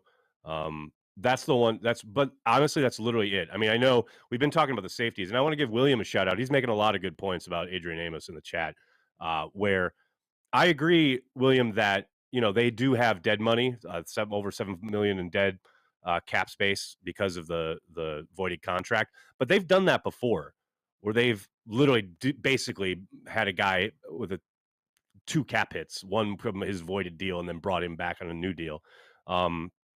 But I do think, they're trying to turn the page there. And I mentioned this earlier in the chat or earlier in the stream. Adrian clearly had a down year. His best game was the home game against Minnesota. But outside of that game, he took a significant step back last season. And he's getting up there in age. Father Time is undefeated. You definitely want to get out a year too early rather than a year too late. And the Packers may have even missed that. Is it a possibility that they give him a call? I think it's certainly a possibility, but I think it's a remote one. But most of the stuff you're talking about, William, I'm very much in agreement with. Thomas, I want a punter who can throw. Can O'Donnell throw? I don't know. Maybe. It's possible. Fake punt inside your 20 all day. Oh, I love it. Everybody talking about their beers now because Robin had to make everybody jealous with his carry the G. I love it. Chuck Cecil would be arrested in today's NFL. You're not incorrect. You're not incorrect. I think we got Dan. Does Dan have his hand up? What's up, buddy? Always. Yeah, I do. Always. No, just on the safety thing, I think it's important to be realistic. Look, obviously, do I think they'd love to get another developmental safety here? Yeah, if the board falls that way, I'm sure they would. We've got to be realistic. It's their 5th, 6th, 7th round pick. Are you expecting them to come in and be better than Savage, Ford, Moore? Like, obviously, people have been disappointed with Savage. Obviously, he struggled a bit. Everyone knows about it. It's just it's unlikely for a rookie day 3 pick to come in straight away and outcompete guys who have got several years of NFL experience under the belt. More likely if you take someone now, you'd love that. I mean, that would be incredible. That it happens every now and again, right? You take a day 3 guy and but realistically, you're picking up guys late. You're picking up guys who either have high upside that you think might develop in a year or two, or maybe they can contribute on special teams, stuff like that. So you just got to be a bit realistic. We're not drafting a guy now in the next couple of rounds who's going to start in September at safety. I agree. You never know, though. You never know. It does happen. But it's not fair to expect. It can happen. No, you don't expect it, right? It's not something you're counting on. And they're not going to pick a guy now and be expecting them to start in September. If he surprises and he's just comes out straight away and like picks up the scheme amazingly, and you know what I mean? Fantastic. We'd all love that. But it's not fair to expect that. And I'm sure the Packers wouldn't expect that either. They're not picking a guy now who they're expecting to start for them as safety to start the season. Totally in agreement there. Absolutely. Jeremy, thanks for the super chat. How often have we seen this team under Rodgers and Matt LaFleur just mentally give up in a game? Drafting the proverbial dog mentality seems purposeful. I mean, yeah, I guess it's a possibility. It's all well and good to talk about this, right? And how the type and the attitude and all of that, but I got to see it on the field. And what does that mean in an NFL game where, it is highly officiated and there are tons of rules, and I don't know, man. There's the Mike Daniels thing, right? You can talk the game and it's great. You got to do it smart. You got to do it within the rules, and you got to do it where you're dominating, in a way that is not just like Josh Jones-esque, I don't know. It's a fine line. It's a very fine line. But I feel you. I mean, as far as the Rodgers and Matt LaFleur thing, there was that time, especially early on, where when they got down, it got ugly quick, and the losses were usually blowouts. The one game that I always think about that is the one out in California against the Chargers. That game spiraled real quick, and that Brian Bulaga just basically went to school with Bosa that day. That was a hard one to watch. What else we got here? Dave, thank you for the super chat. Not sure if you have touched on this, but do you think Rodgers leaving frees LaFleur to run a Shanahan-style offense carrying the G from Albany, New York? What's up, Dave? Thanks for checking in, man. I mean, does it free him up in general? Yeah, a lot. Now, I don't know how much he wants to run a Shanahan-style offense. I mean, I don't know how much he wants to run a McVay-style offense. What does the Matt LaFleur offense look like? I have no idea, really. I mean, outside of Aaron Rodgers, the only other time he's called plays is down in Tennessee. He was very limited at the quarterback position. Yeah, I'm hoping so. The thing that it's hard to. I always want to kind of be careful with the Shanahan comparison because, yes, the style, the running game, all of that is great, and the idea of that, you love that idea of giving Jordan that support with the run game. I mean, look how Kyle designs those games and those plans to help a rookie quarterback in Kyle Purdy last year simply have to make the read, right? It's usually one read check down. There's very little kind of progression from left to right, and that's not a bad thing. It's helping your quarterback, your young rookie quarterback. So I want to say, yeah, obviously that is the blueprint or that's what you want to go for. But the problem with that thinking, and I'm not saying Matt can't do it because we don't know. We haven't seen him given that kind of, off the leash, so to speak, without a quarterback who had significant input into the offense, is Kyle Shanahan is really fucking good. Like, really good. Like, otherworldly good at what he does. And it's all well and good to say, oh, I want my guy to do that. Well, your guy is not Kyle Shanahan. And that's not just specific to Matt. That's everybody calling plays and designing offenses around the league. I mean, Kyle didn't get where he got just because of his name. Definitely got his start that way. But he's really, really fucking good at what he does. Better than most. So as much as I hope it looks like that, I would love to go that route. I don't know that that's what Matt does well. I don't know what Matt does well because he's not been allowed to do anything outside of work in concert with Aaron Rodgers. I'm fascinated to find out what he does now that he's very much the lead dog, the head voice when it comes to the offense. So, yeah, here's hoping. I hope so, but we'll see. William, I like it. The LaFleur offense looks like a lot of points. Down with it, dude.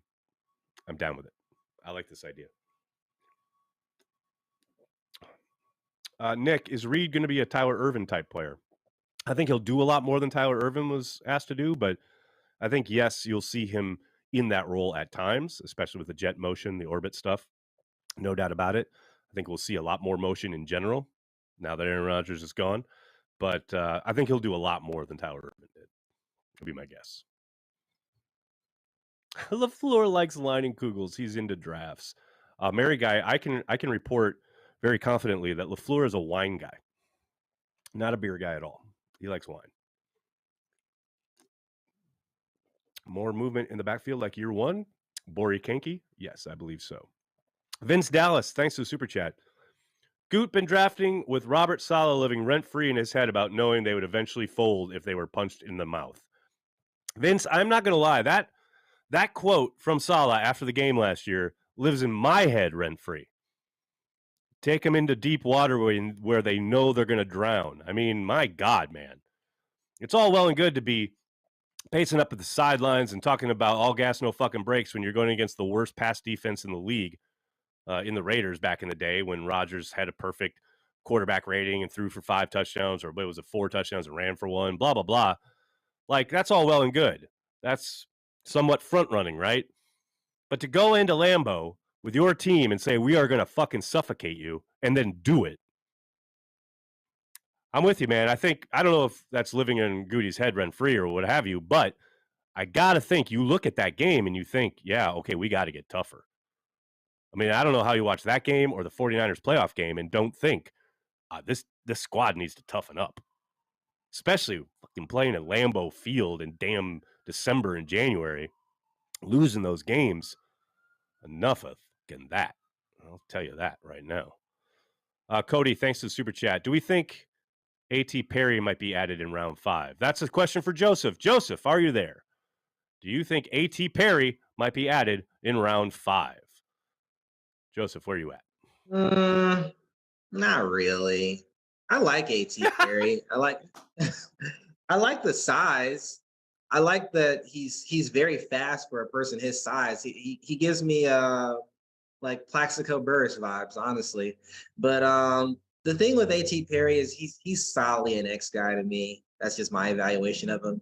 And like we've been talking about, the last 3 days is we think LaFleur's offense is going to be a lot of motion. I wouldn't put A.T. Perry in motion. He's going to be on the side of with the X, and he's going to do his thing, and that's what it is. Kind of the same thing.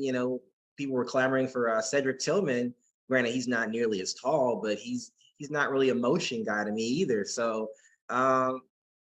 if maybe a luxury kind of pick at this point, if there's just nobody, I mean, we have no idea if he's on the board in the war room, but I can't say A.T. Perry is a great fit. I mean, he can fit anywhere. A guy who's 6'6" and runs that fast, he find ways to get him the ball regardless. But for an offense, I think we're going to see a lot more motion, jet type plays. I don't think that's to his skill set. There you go. An honest assessment. I can't fault it. I like it. I just want to address something real quick in the chat here. Ras Daniel Joseph Chanty. I don't know what that is all about, but here are 3 comments in succession.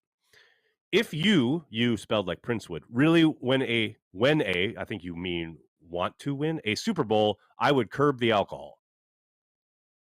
Then, and meat. And then, people don't seem to really want a dynasty. Okay. I'm just gonna say this with love, with care, with respect. What the fuck are you talking about? All right, that's it. That's all I had to say. Dan, what's up, man? If a dynasty's not built on alcohol, mate, I don't want it. I've been drinking cider since 11 a.m. Let's go. Word. All right, no, football. Let's talk. Like quarterback's a bit different, right? You know, they're always picked a little differently because quarterback is such a unique position. So we have a little bit of a run going on those mid-round quarterbacks. Pick 139, the Cardinals took Clayton Tune. You know, and Clayton Tune is that was Andy Herman's guy. You know, Clayton Tune. So they took him 139. Very next pick, DTR. He's gone. He's gone. Yeah. DTR goes to the Browns. There's a little run. What I think this might do is it might tell us a little bit about whether or not there's a guy that the Packers really love. Because if there's a mid-round quarterback the Packers really love, considering a couple of guys are now flying off the board in the 5th round, they probably just go ahead and take him with the next pick. We're up in 6 picks. If there's a guy they really love, they probably just take him here, right? Whereas if there's not a guy they really love, or maybe someone took the guy that they really love, then maybe they wait. They do love, right? Or maybe they take one with one of their 4 7th round picks, you know? But if there is still left on the board a mid-round quarterback that they really love, there's a little run going on, they just take him with the next pick. So I think it tells us a little bit about how they feel about him. I think if they take a guy, you know, in a couple of rounds time in the 7th, then sure, they might like him, whatever. But if they really love a guy, I think they take him now. I'm with you. We'll see. My guy's still there. Max Dugan, let's go. I know Joseph doesn't want to hear about it. Soder, what's up, man? Back to the culture thing. You know, I mean, since Rodgers has been here, and the mentality of the team has been much more surgical, right? It's a technical experience. Right. And on defense, your objective is do not mess it up, right? And I think that has made the organization or the culture a little bit passive on the football field. And it is going to be interesting to see where they can pull themselves out of that, because I agree with when teams come in and they punch the Packers in the mouth, the Packers tend to back down. And it's a little frustrating, but it's understandable because don't mess it up, right? Just do not mess it up. And that doesn't work when you're playing football on a consistent basis, especially against good football teams. Kevin, thanks for the super chat. I love that. Oh my God. Shame someone for drinking alcohol? I dropped acid before the NFC Championship game against Seattle. Alcohol would have been better. P.S. Yeah, I know. A lot going on there. Amazing. I will say I've never, ever watched a game with any other drug other than like alcohol. But I should do some shrooms and watch a game sometime. That'd be fun. That's amazing. I can't imagine you dropped acid prior to the Seattle championship. How are you still living? Like, how did you survive? I can't imagine the mind fuck that must have been. Oh my God. That's amazing. That is amazing.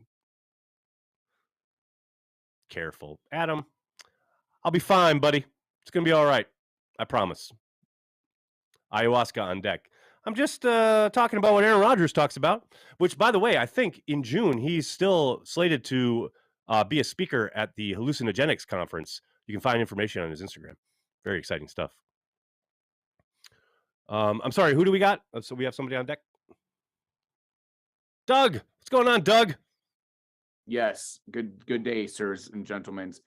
As Aaron Rodgers' official guru, I will say that psychedelics are number one on the list. But let's think about this about football, guys. Okay, do we remember someone named Vince Lombardi who would probably drink about 8 glasses of alcohol after the game and party in this basement with all the probably teammates, journalists? Yes, you probably would have been there, Nate. We probably all would have been there in Lombardi's basement partying. Let's think about this. How did Lombardi? I love, by the way, real quick, Doug. My grandmother and grandfather in Chilton, Wisconsin, they had a basement bar that looked exactly like the one that Lombardi used to do post game. Like that, we have tons of pictures of that. My grandparents had a basement bar that looked exactly like that. That was so Wisconsin. This is amazing, Aaron. Sorry. We have a lot of common. I had a grandfather, and where I spent my childhood was often in their basement. They had a bar similar to that also, and I missed that bar. Mundo. There was, and my grandpa owned a bar. Up on this. There you go. Ooh, there you go. He had strung up on the ceilings all the vintage beer cans from Milwaukee, switched to whatever. It was fantastic. Yes. Absolutely one of the best places ever. I miss that place so much. Nags, you know what I was going to talk about Lombardi, but let's talk about this for a second. We have some things in common. You're a big Star Wars fan, right? I am. FYI, I was one of the producers and assistant director on the YouTube show Chad Vader, if you've ever seen it, which is like one of the biggest YouTube successes. I know that. Yeah. Yeah, and so that's a lot of fun. My background's in filmmaking and acting, and you do all this cool stuff. So we have lots of cool stuff we could talk about. But so I love the fact that you're into that, the DJing, all this different cultural stuff. This show, Cheesehead TV, is elevated and become such an amazing thing over the years. Like, I've followed it, and I remember back in the day when, like, your skills of being able to do all this, coordinate the show, talk to everyone, incorporate all these wonderful personalities is just like off the charts. Like, I don't know anybody else that does this on this level in media, period. Right? Like, it's got to be awesome. So let's give some shout outs to Nags and the team, the producers behind the scenes. Like, who are all these amazing people running the show? Nicole doing a yeoman's work. Nicholas back in Green Bay. What's fun is this whole show is being produced in Green Bay at the LiveX studio. Yes. And I'm the only person in New York. Like, where's Corey right now? Incredible. We miss He's him. at a wedding. Corey's at a wedding, for God's sakes. I can't believe, though, that he's not just like shooting in a little bit of, like, side time to jump in and say hi. Well, he said he might at some point. He brought the same stuff that he brought to when he was in Japan.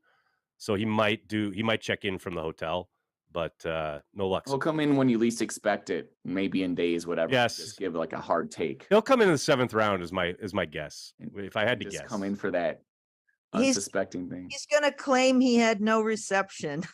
Yeah. Exactly. Well done, Jerry. Exactly. He's gonna go the Rodgers route. I love it. All right, so where are we now? We got the Saints on the clock, Titans, Bears, and then the Packers pick. That's what I'm talking about. And then the Packers pick again, 10 picks after that. So we're going to get some action here pretty soon.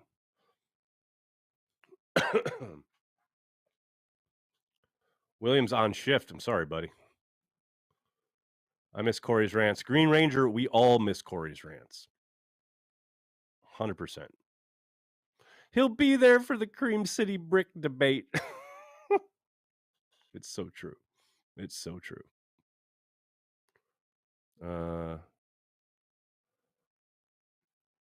He'll show up if the next pick is a kicker. Yeah, probably it. David, y'all talked me into it. I'm grabbing a beer. Amen, brother. There you go.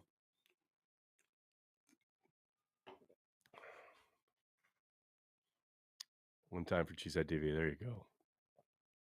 Is Doug Nag's alter ego? Not that I'm aware of, but possibly. Entirely possible. Am I having an out-of-body experience? Hold on. Joe, so a couple safeties in best available. What are we thinking here, Joseph? We got 2 picks to go. Joseph, where are we at? Where are your best picks available right now?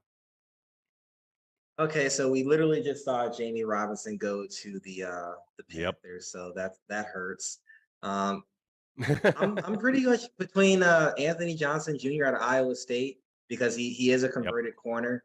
So, and we talked about that last night. If all else fails, he was a plus corner in the Big 12. That's a nice I can't even think what I'm trying to think. Say a nice backup plan.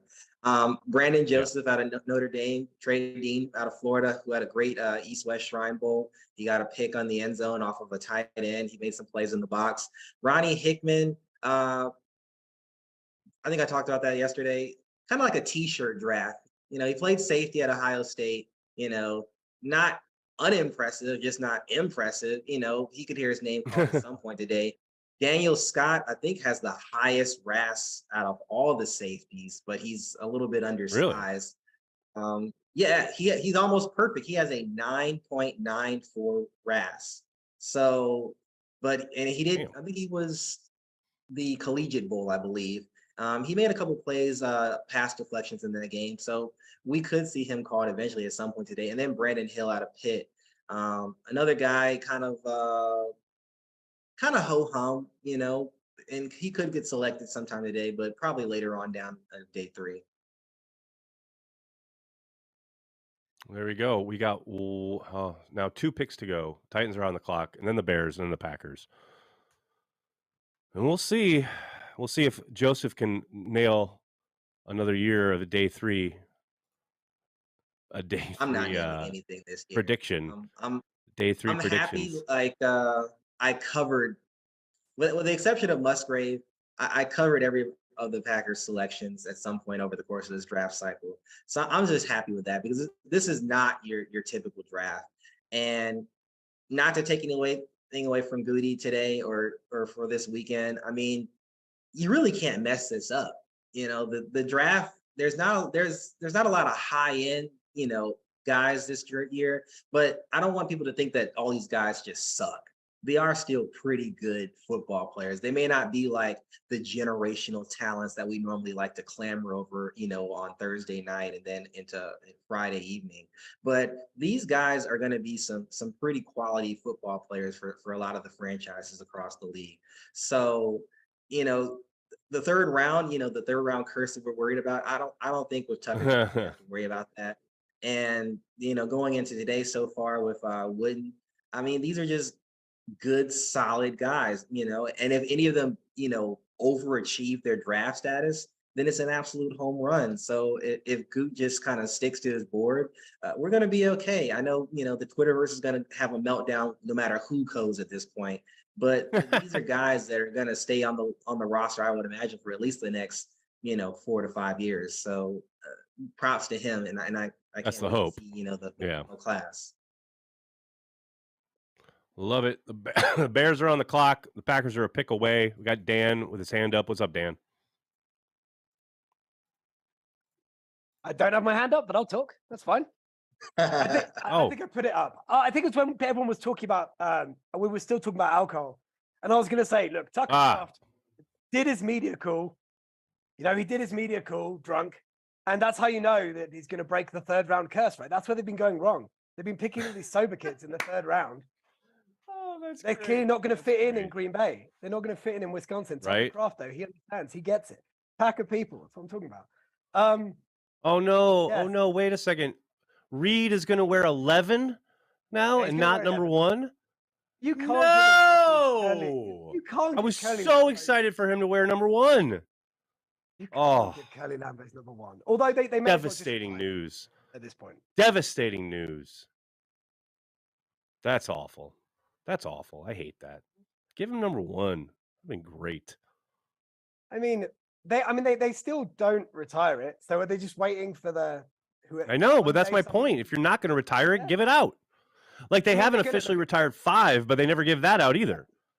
Right, and they're going to run out of numbers at some point. The league keeps making it easy. At some point, you're Big B, devastating. I like it. It is. It's an outrage, William. You're right. It's an outrage. He should wear number 1. It's absurd. It's absolutely absurd. Maybe if he has an outstanding camp and training preseason, maybe he can switch from 11-1. Yeah, possibly. So the Saints selected Jordan Howden. So there's a safety off the board. Do we know we don't know who the Bears pick yet is. We're so close to the Packers being on the clock. Oh my God. Once the Bears have made this pick, they will still suck. They'll still suck, but I gotta say, I'm sorry to report, and it really pains me to say this, but I really like the Bears draft. That's the worst part of it all. They still suck. Nagler, we blame you, right? Because I think a lot of people thought that the Bears were going to go tackle in round 1, right? And it made so much sense. They traded down to 9. Obviously, they ended up going back down to 10. They needed help along the O-line, no doubt about it. Exactly. Go down a little bit to where where need meets value, and then pick your best tackle. And you had to go ahead and say how much you love Darnell Wright. Had to pick him as your guy. You see that? I knew it. I knew it as soon as I sent the tweet. I knew it. When you said your guy was a tackle, I was immediately like, "Oh wait, that will be the Bears. That'll be who they pick." That's that off the board. Altered waves. I tend to agree. Actually, the Bears being competitive is good for the Packers. I don't disagree. It happens so rarely in recent vintage. So yes, I would like a competitive Bears team. That would be fun. And I believe you're right. It is good for the Packers. But years of watching Jordan Love and Justin Fields go at it is an exciting proposition. And I hope the Bears get better, but not so good that they dominate the Packers. How's that? Tyler, good for the Packers, bad for my liver. Yeah, fair. Oh my God, how long you got to take to make this pick, Chicago? Let's go. Oh, Titans. Okay, the Titans, and then the Bears. The Bears pick is in. That means the Packers are on the clock.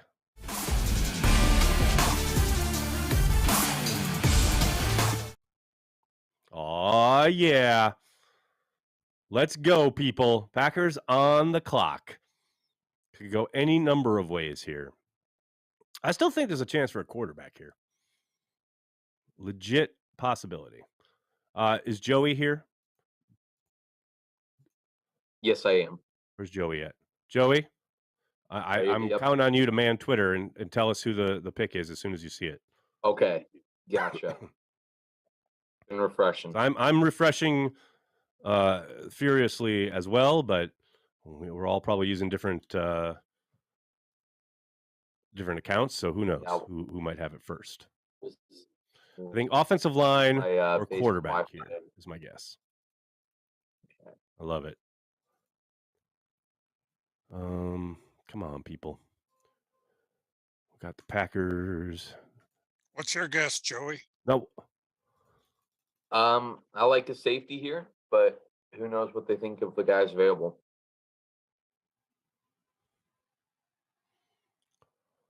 The Bears drafted Noah Sewell, the Oregon linebacker, so that's not probably a guy the Packers were. Back right before here. Yeah. RDC2 in the chat. Max Dugan better than Matt Flynn. I don't disagree. I think Max has got insane upside. The pick is in, people. The pick is in. Let's go. Let's go.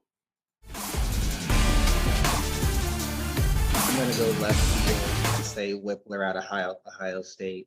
I'm going to go left field. All right. I have no idea. But I'm going to go left field and say Luke Whippler out of Ohio State.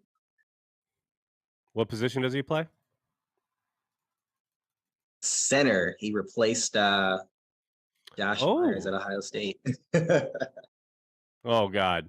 So now he could replace Josh Myers in Green Bay? Is that what you're saying? Seems a little early, but anything's possible. The drama. We'll have all the drama. Great. Don't we already have one? I mean, I think Zach Tom's going to be competing at center, but anything's possible. Zach Tom just... Now watch him trade back. No, the pick is in, so they're not going to trade. Sean Clifford. Don't know what position. Sean Clifford. Quarterback, Penn State. Oh. Told you as a quarterback. There you go.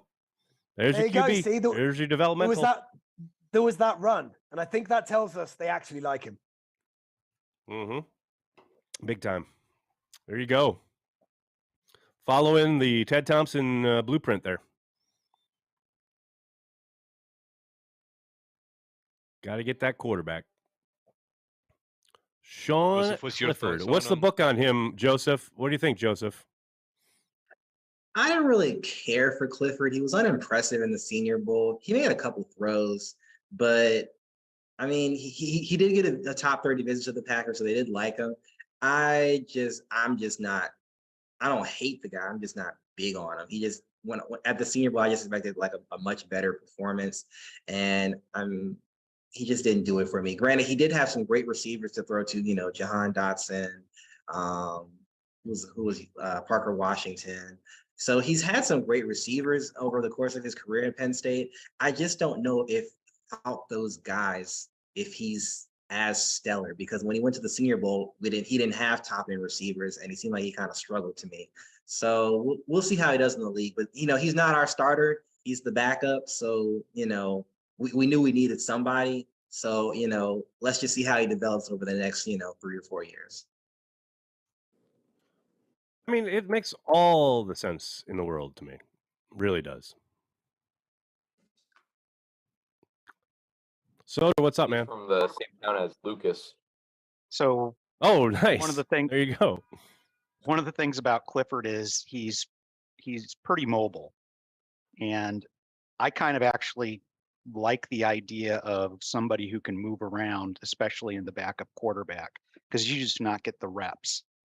to work a regular offense. And so if you have to bring a guy in to get you out of a game or to get you a game or two, having a guy who can run around a little bit back there probably is a plus. So let's see what he does.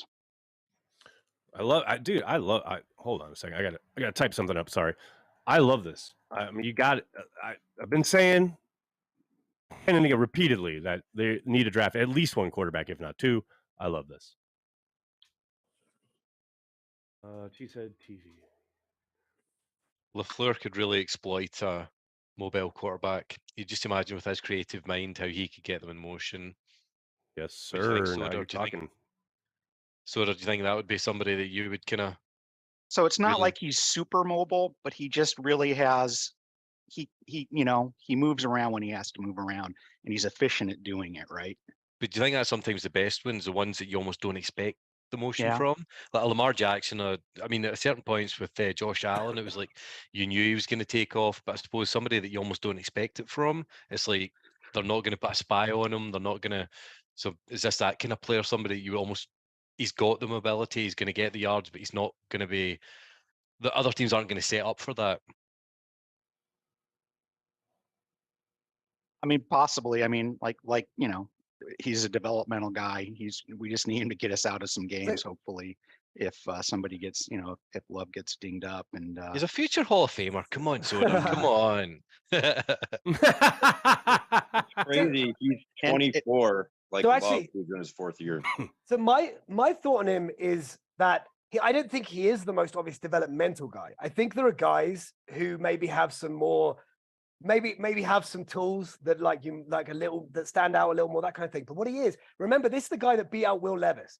Remember, this is why this is the guy who beat out Will Levis at Penn State. Obviously, Will Levis got drafted ages ago now. The book on him is that he's a gamer, right? He's tough and he's smart. So that kind of fits more what you want from a backup rather than a long-term developmental prospect where you want that upside, right? You want the guy with a crazy arm or who's mobile or whatever. That's what you want to maybe develop to one day be a starter. Whereas if you're thinking more about a backup, someone where the story on them is that apparently they're a gamer, that they're tough, that they're smart, that sounds more like what you want as a backup. So maybe that's he beat out Will Levis. People say good things about him, like the guy, So I don't know. You talk about developmental rather than a project. I think maybe they are taking. I mean, I said just before the pick, I said if they like a guy, they'll take him now because that run was happening. And it shows they really do like him, I think, because they didn't wait. You just took their guy because there was this run happening on mid-round quarterbacks. And I like that. I love that he was literally 414th on the consensus big board. So, yeah, it's going to be viewed as a reach. Yeah. But quarterback is different. It is. Like everyone treats quarterback different, right? And if there's a run on mid-round quarterbacks, which we just saw, if there's a guy you like, you just take him. Quarterback is just, there's quarterbacks and there's everything else. Word. Get your guy. That is it. Yep. If you want your guy, go get him. All right. Is the chat melting down? William, Jordan loves Summer of Discontent incoming. I know you're kidding, but that's funny. Justin, thanks for the super chat. Well, Jordan knows he won't be pushed by that pick. Clifford only held Penn State back for 6 years. Damn, y'all are cold. Cold up in here. I agree these with here that parts. Look, I love it. Quarterback is so hard. Quarterback is so difficult to evaluate that all I care about is do the Packers really like him? Because I have no idea about quarterbacks. As far as I can tell, no one does. But the fact that there was a run and then they immediately just took their guy tells me that he was the guy they wanted, which is great. Yep. Because I trust that they know a lot more than I do because quarterbacks are so hard to scout. What the hell do we know? What else we got here? He's no Brian Brom. We'll see, Thomas. We will see.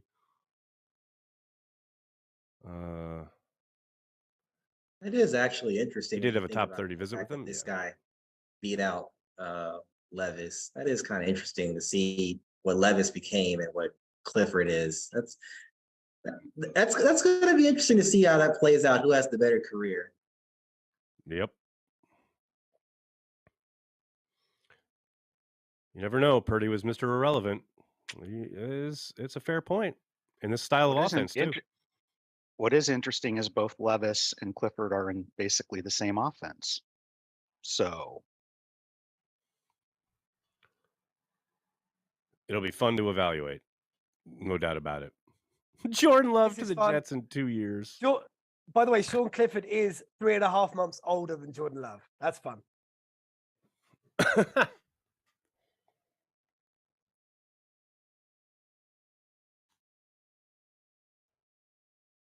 All right.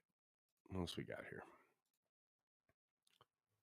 I want the Packers to have 15 7th-round picks. Well, there's every chance that happens.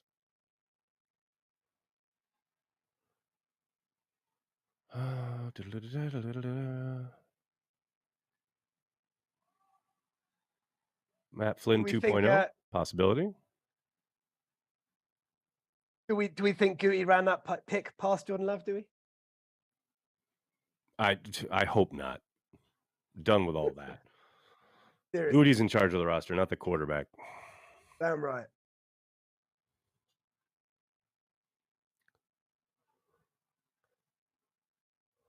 We still have a chance at Chase Brown. Yeah, they do.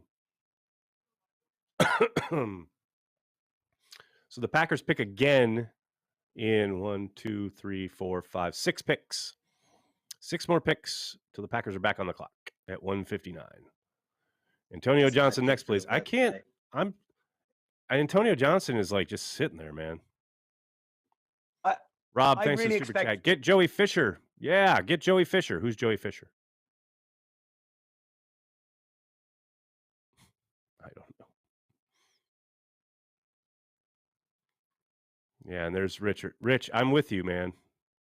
Aaron, yes, would have loved Max Dugan. Yes. Why not just re-sign Benkert? They don't want to re-sign Benkert. They let him go for a reason.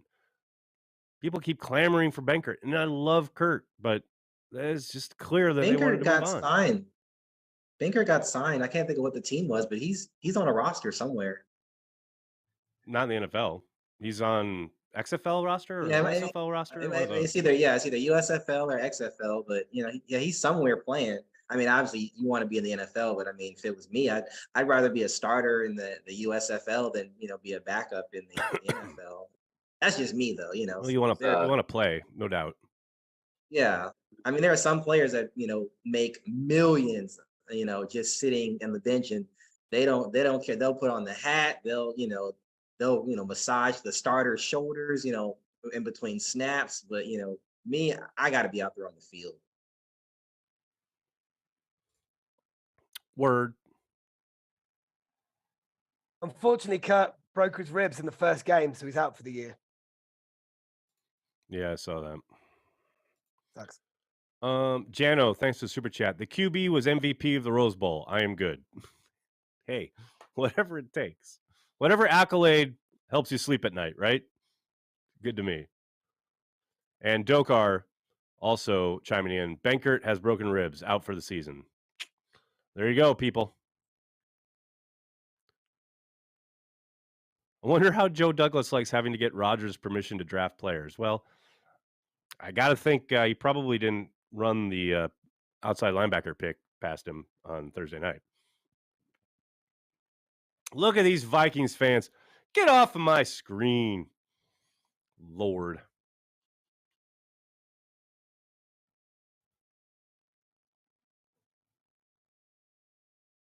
XFL. Yeah, XFL. Right.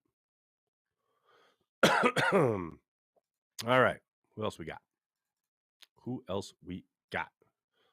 Sean Clifford. Of course, all the draftniks hate this pick. I love it.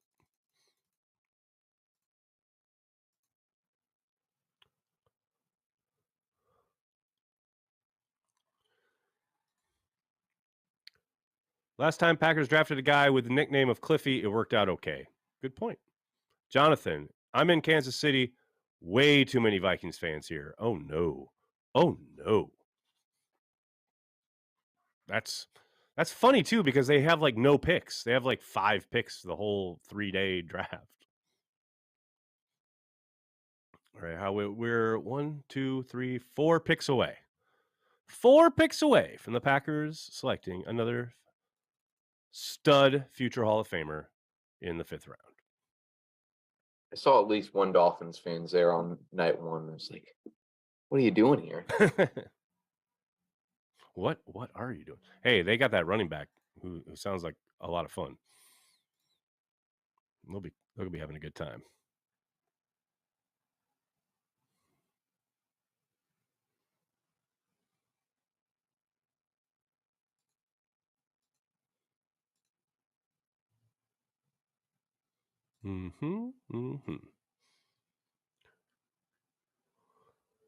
Antonio Johnson red flags for the combine testing.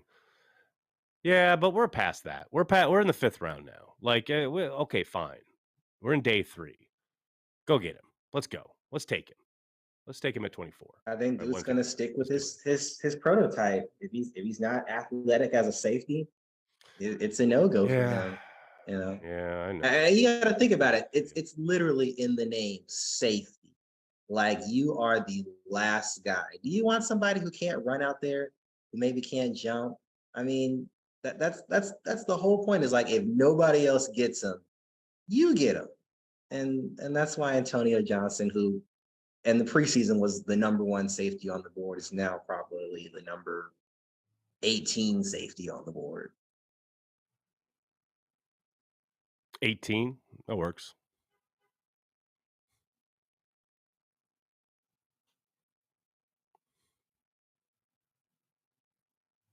Okay, well, okay, here we go.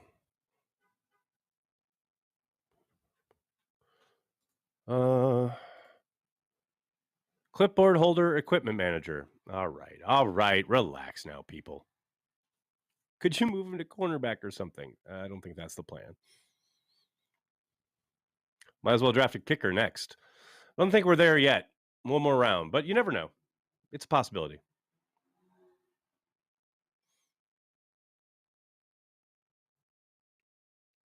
See, Howard Green, you have a healthy perspective. Clifford sounds like a good guy with okay numbers in college, definite room for improvement, draft and develop. It's that last part. Develop. Everyone thinks they're a finished product entering the NFL. My people, develop. Projection. Growth. That's what it's about. But, everybody's got to be upset about something. Cliff, I'm with you. A little surprised we haven't taken any O-line yet. I'm with you just because, Gutekunst has made it such almost an annual tradition of taking at least one. But we'll see. JD Ram, still doing the Star Wars podcast with your daughter. What's the name? It was Nagler, a Star Wars story. And no, we haven't done it for a while. She has been out on Star Wars for quite some time now. The Rise of Skywalker really pissed her off. Let's just say that. Bukowski is just ripping the pick. Well, of course he is. And that's fine. And people are going to rip picks, and that's their prerogative. I myself am interested to see what the young man does in camp this summer. And that's where I'm at. Nobody knows. They think they know, but they don't know. Dan, what's up, man? Yeah, man. Just all, Twitter's obviously melting down because Twitter is convinced that they could have had Sean Clifford as an undrafted free agent. Who cares, man? I don't understand. Like, it's the 5th round, right? Do you know how many 5th round picks don't work out? And quarterback just happens to be the most valuable position in all of sports. If he's your guy and you think you might be able to develop him, take him. Who cares that if you could have had him a round later or 2 rounds later? Like, if you think you can, it's the 5th round. You're throwing darts anyway. Round. Yeah, I mean, you could get a kicker or a special teams guy, but mostly in the 5th round, you're just taking developmental prospects. At this point, anyone you think might become something. And if he's a quarterback, the most important position in sports, don't wait and maybe someone else takes him. Just take him. Who cares? No one knows. I totally agree. Totally agree. It does sound like a smart kid. He's a successful entrepreneur. Christopher, all these clowns rip the Gary pick. They are just clowns. I need that on a T-shirt. I need that on it. First of all, I'm totally screenshotting that and putting it on Twitter. Hold on a second. Where'd it go?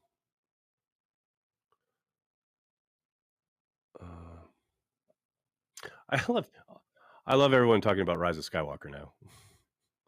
That's kind of funny. Clowns everywhere. Exactly. Wait, where did it go? Oh, come on. Did you delete? Please tell me you didn't delete it. Oh, Russ Stevens, thanks for the super chat. Tucker Kraft for a Carry the G sponsorship. Maybe firing off an email to his representatives at some point. We'll see. Oh, Rich Harris, I don't completely discount that possibility. I think the Packers will sign a vet signal caller. Teddy Bridgewater would look good in green and gold. I love Teddy. I think that makes some sense. We'll see if they go that route after the draft. I suspect probably not, but it's not impossible.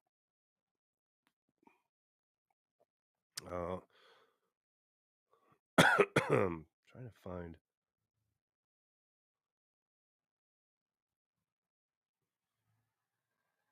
Definitely. Okay, there.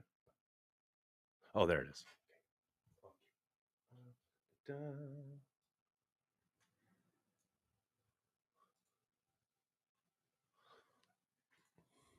I love it. I love it.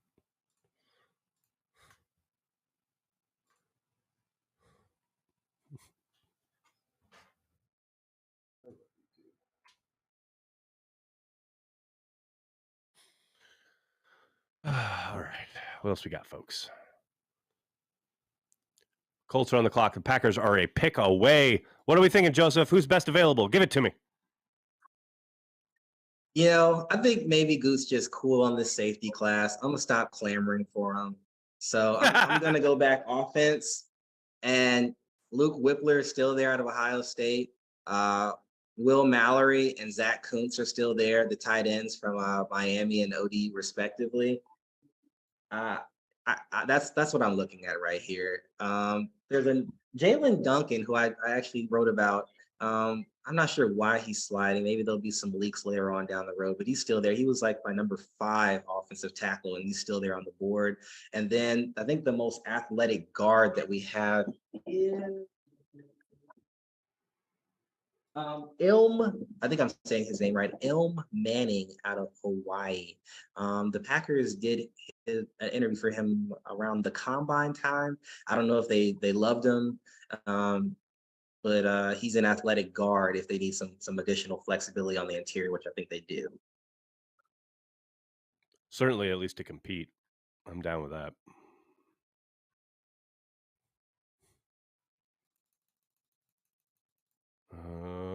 Come on, Colts. Make your pick. Make your pick, Colts. What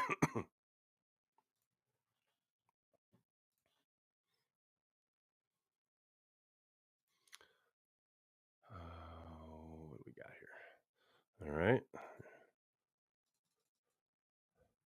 Joey, let me know, buddy. Tell me if you see it.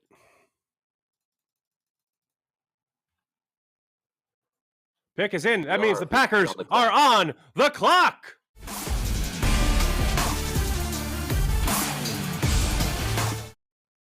All right, let's take a look at the live footage of Brian Gutekunst getting ready to select the next future Hall of Famer for the Green Bay Packers. Here's the War Room in Green Bay. Nicole, you better be ready to roll it. There you go. Look at that. This is live footage. Not live at all. Live footage of the Green Bay Packers War Room having conversations with Mark Murphy and dudes being guys at the table. Thank good Susan Finko is there. I always wondered why they're in suits. I hate it. They're not in suits today in reality. Like Thursday night, it's all about being on television for the primetime thing. And they have to look official. But then like today, they're all in hoodies and shit. Even still, like just have like and the board and everybody, the executive committee, none of those people are there today. It's a work function, Joseph. They're being professional. Look, this is post-pandemic. The moment I make 10, 20 million a year, I'm gonna look like Zuck. I'm gonna walk around in slides and Crocs and faded. The pick is in. The pick is in. The Packers have made another selection. We will see.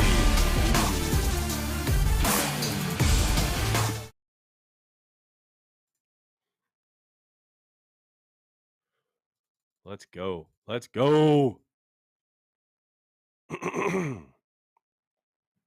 Come on, people. Who we got?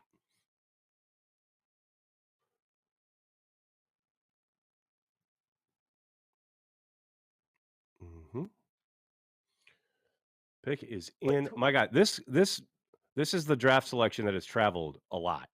This is originally Jacksonville's pick that went to Atlanta, that went to Detroit, that then went to Green Bay yesterday.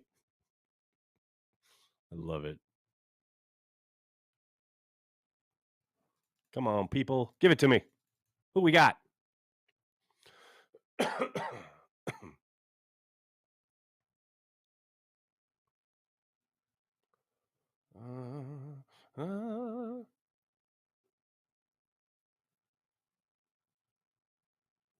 So the local media is talking to Sean Clifford right now while the Packers are about to make another pick.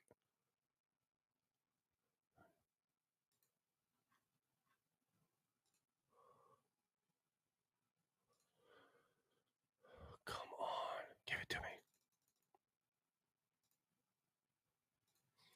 me. Just so you know, Nicole, I'm about to upload a Sean Clifford video for your enjoyment only. Please never play it. No, I'm totally kidding. I know you will. I'm not.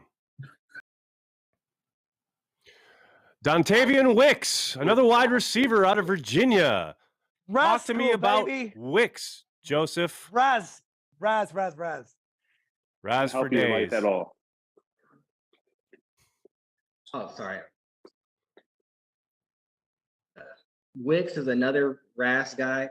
I did think they're probably going to double dip, in receiver and tight end. So tight end's already been taken care of. Here's another receiver. Ideal length. He fits more of what those 6'3", 6'4" and above receivers. A little bit shifty, and I think I want to say he was in the All-Star cycle. I confuse all the UVA and receivers. They all look roughly about the same. That like with Tayon Thompson, they're all like 6'3", 6'4" dudes. So good 50-50 guy. Does catch the ball cleanly. He could be in the mix for like that fourth, maybe fifth, wide receiver spot. So I like it. I like it. Well, I will let you know that he is our 13th rated wide receiver on the Cheesehead TV draft guide. And I want to give a quick synopsis of his write-up here. Dontavion Wicks surprised with an impressive 1,200-yard junior season, and he has the traits to be a 3-level threat. Wicks possesses a surprisingly sudden and diverse release package, especially out of a split release, and combines that with long strides to slice through press coverage. His route breaks are crisp to win underneath, and he flashes good throttle variation. He's an impressive route salesman who manipulates defenders to open the door vertically, connecting pressure steps as an extra sales tool. Wicks can make tough acrobatic catches through contact at the catch point. As long as the sudden rise and drops doesn't carry over another year, Wicks has a strong profile to translate to the NFL. There you go, ladies and gentlemen. There is your latest wide receiver for the Green Bay Packers out of Virginia. In the meantime, let's take a look at the earlier selection from this round with Cody's fine handiwork here. Cole, roll.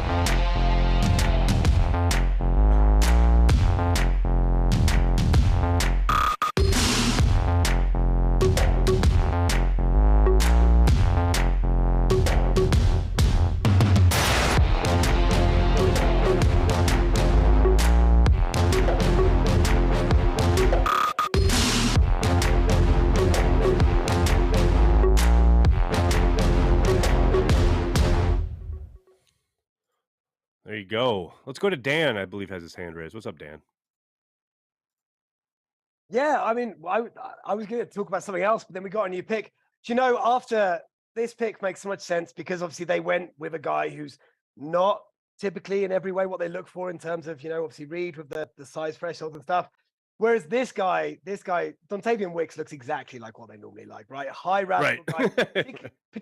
Particularly in the things they care about, vertical, broad, 10-yard split, some of that stuff. So he looks exactly like what they typically go for. So it made sense, right? You had the guy who's a little outside your norm. So then you go back to the well later on with a guy, this is around the time that they, this is fits such the a mold pick for them. It really fits for them. What I was actually going to say when I put my hand up was we were talking about someone brought up Teddy Bridgewater and getting a veteran. Just very quickly, I don't think it makes strategic sense to get a veteran, to be honest, as a backup quarterback, because I feel like there's two reasons you get a backup quarterback veteran. You get one if you're a team that thinks you're going to compete to try and survive if your guy gets injured for a couple of games, right? You get a veteran that can come in, win you a couple of games so you don't, so you stay in contention. Or it's someone who you think can help your young guys, show them how to be a pro, that kind of thing. But Jordan Love's been here for 3 years. He's been behind Aaron Rodgers. So he knows how to be a pro at this point. And if Jordan Love either gets injured or just doesn't do very well, you don't need a guy to come in and win a couple of games. You'd rather have a great draft pick. There's nothing to, you're not going to be, if Jordan Love, you're probably not going to be competing for a Super Bowl anyway. So I don't really understand why you'd go for a veteran. So that's just, but what the hell do I know? But that's just my opinion. But anyway, Wicks is a great. No, I mean, what the hell do I know? I've kind of been saying the same thing in the lead up to the draft, as far as wanting them to double up at the quarterback position for that very reason. I don't think bringing in a vet really solves a lot of problems long term. I would much rather develop a player at the game's most important position, and if you do it with two guys, I'm fine with that as well, which is exactly what they did when they got Brom and Flynn. I don't think but I don't dismiss the possibility, right? No.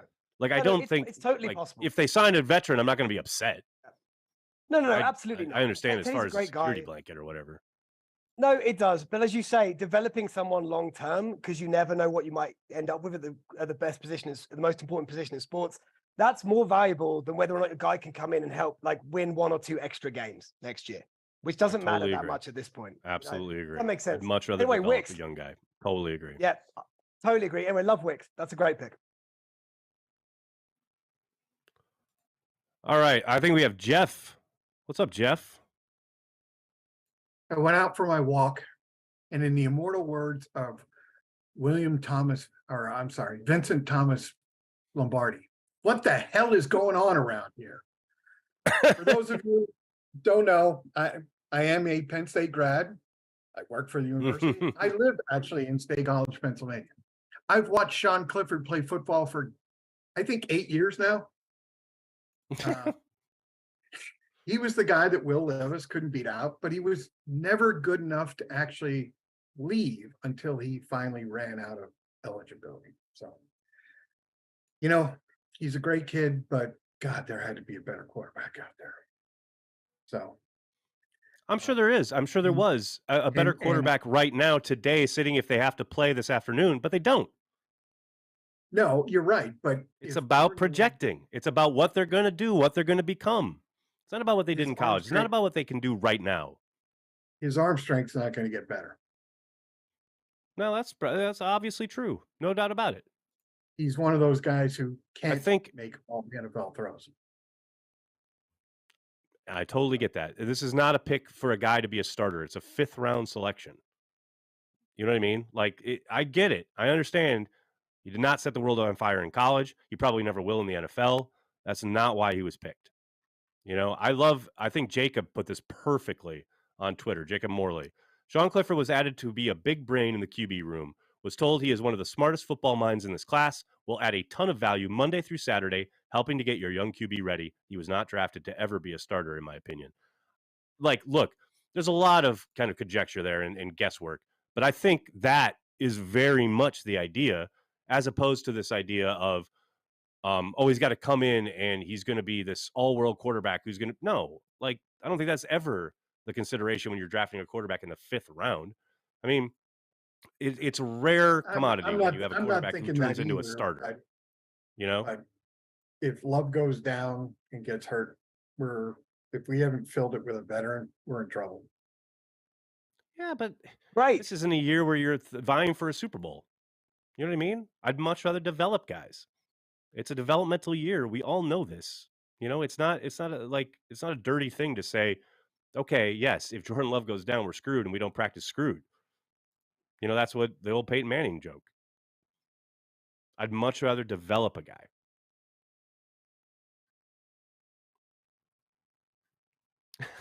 Whiskey. He needs to hold a clipboard, help in the meeting rooms, and possibly help Love dispose of a body. Fair. What What did Chris Carter always say? Get yourself a fall guy. He's Jordan Love's fall guy. Jocelyn, what's up?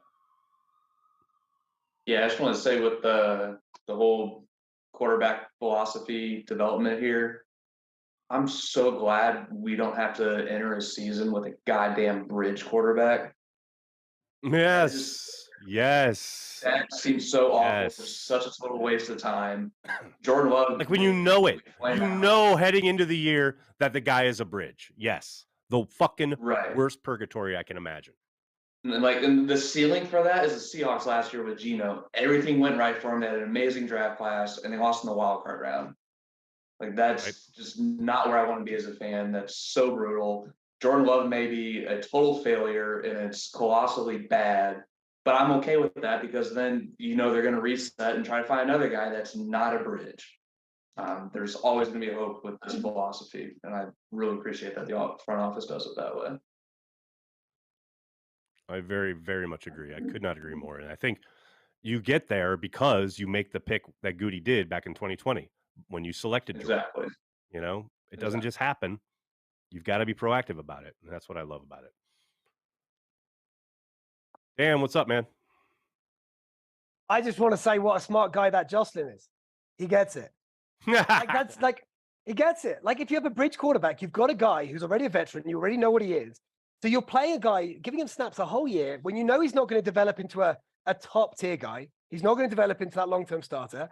And at the same time, he's not going to win you it all either. So you're neither developing someone nor potentially winning a Super Bowl. Like, Justin, you get it, man. Absolutely. Okay, let's see. So the Packers have used both of their 5th-round picks. Why isn't this responsive right now? I hate it. I really think they could trade up in a second, by the way, because they have the 2nd pick in the 6th round. And they've got all those 7th rounders, and it would only cost one of them. All those 7th rounders. Yep. And they could jump back up into the 5th. But here's the other thing. A bunch of good-looking guys. I think they could, but here's the thing. I would not be surprised if Goody just makes every one of these picks. He's got 2 in the 6th, 4 in the 7th. It wouldn't surprise me if he just uses every one of them, much to my annoyance. But it wouldn't surprise me if he makes every one of these selections just because of what a hard reset this year is on the roster and getting an influx of young talent, cheap labor, especially given their cap situation, would not surprise me at all. And now look, the likelihood of keeping all these guys is pretty low, but you get them into camp, you have them compete. I would not be surprised if he makes every one of these selections. Now, I've said all that. They're going to trade in like 2 seconds. No, but I actually think they either trade in 2 seconds or they don't. Because this is your spot, right? The 5th, they've had a lot of success in the 5th in the past. Aaron Jones, MVS, and if they're going to use one of those 7th, Corey Linsley, Corey Linsley. If they're going to jump up, it'll be these next 6 picks or so to get back into the 5th with one of those 7ths. If they don't, I fully expect them to use all the remaining picks. We shall see. TJ Slayton too, right? Yes.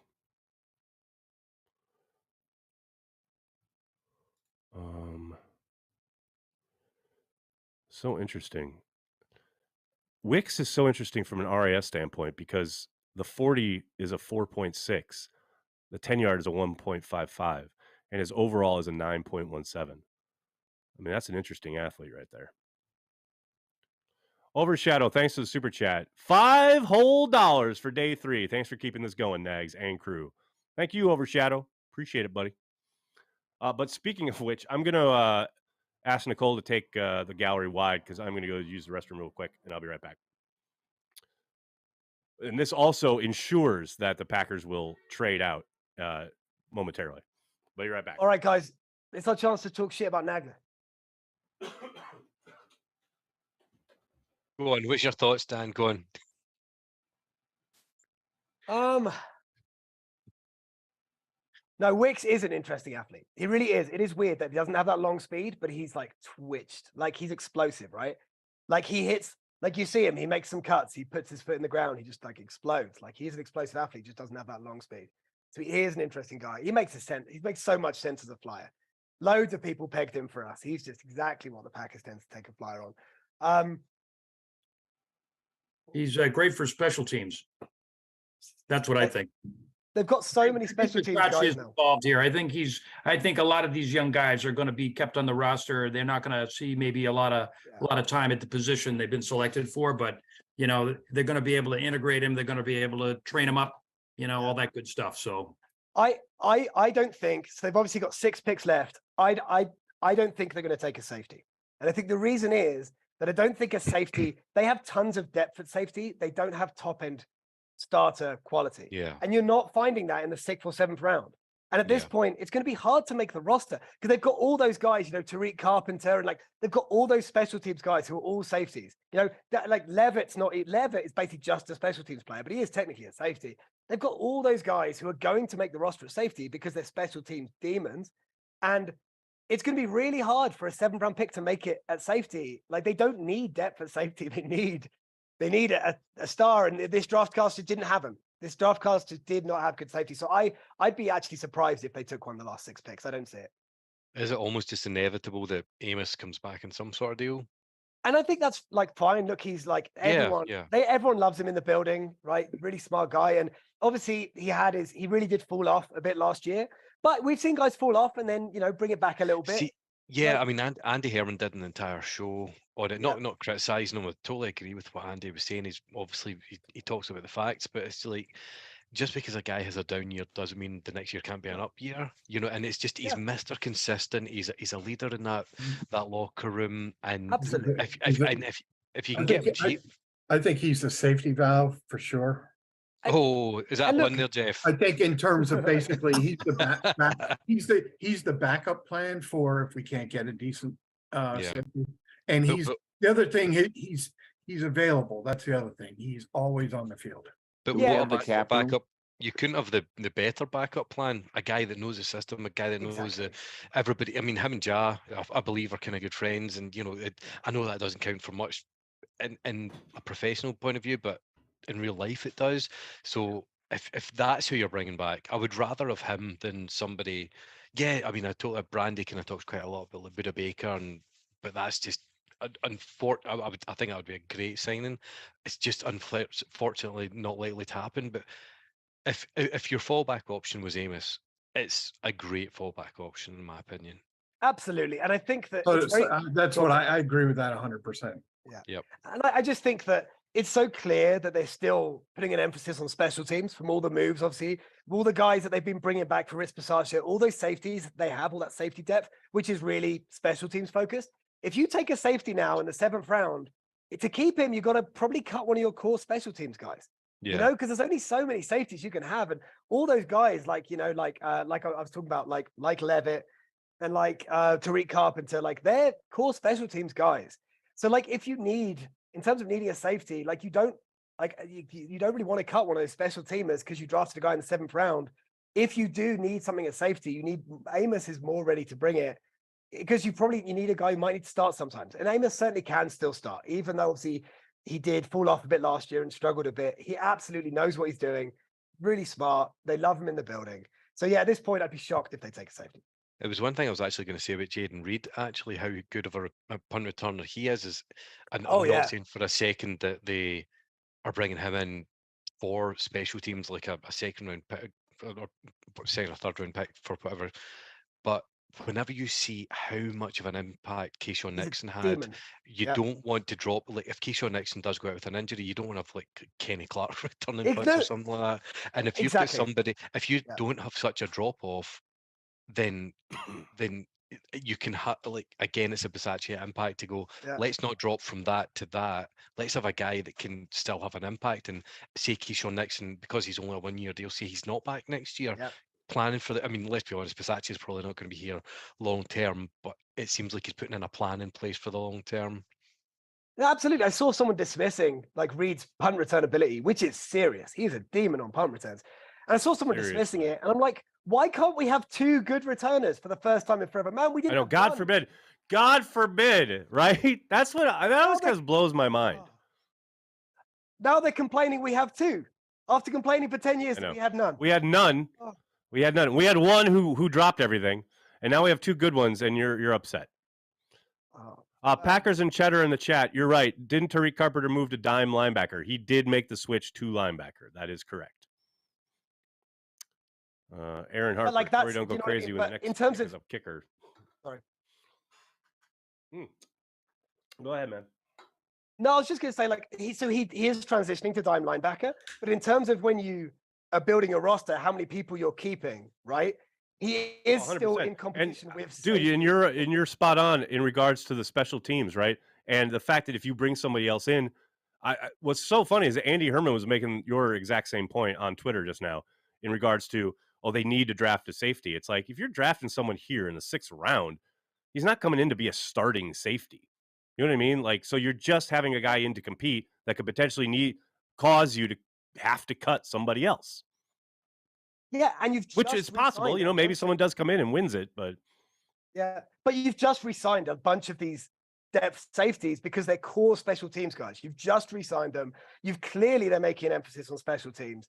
Like, I don't see them cutting the likes of Tariq Carpenter, who is competing for that spot, even though it's a linebacker. And who really kicked ass on teams the second half of the season. Yeah. I mean, kicked some serious ass. And Dallin Levitt is clearly like really just a special teams guy, not really a safety, but he's a core, like he's your captain on special teams, right? They're not separating him from Basaccia. Basaccia is a main component, They've just re-signed him, you know, so if you take a safety in the 7th round, you're just left with having to cut him or having to cut one of your core special teams guy. They're not lacking for those types of bodies. They're lacking for top end talent that just wasn't in this draft class. And everyone said it coming in, and that proved to be true. And it's very much playing out that way. Soder's got his hand raised. What's up, Soder?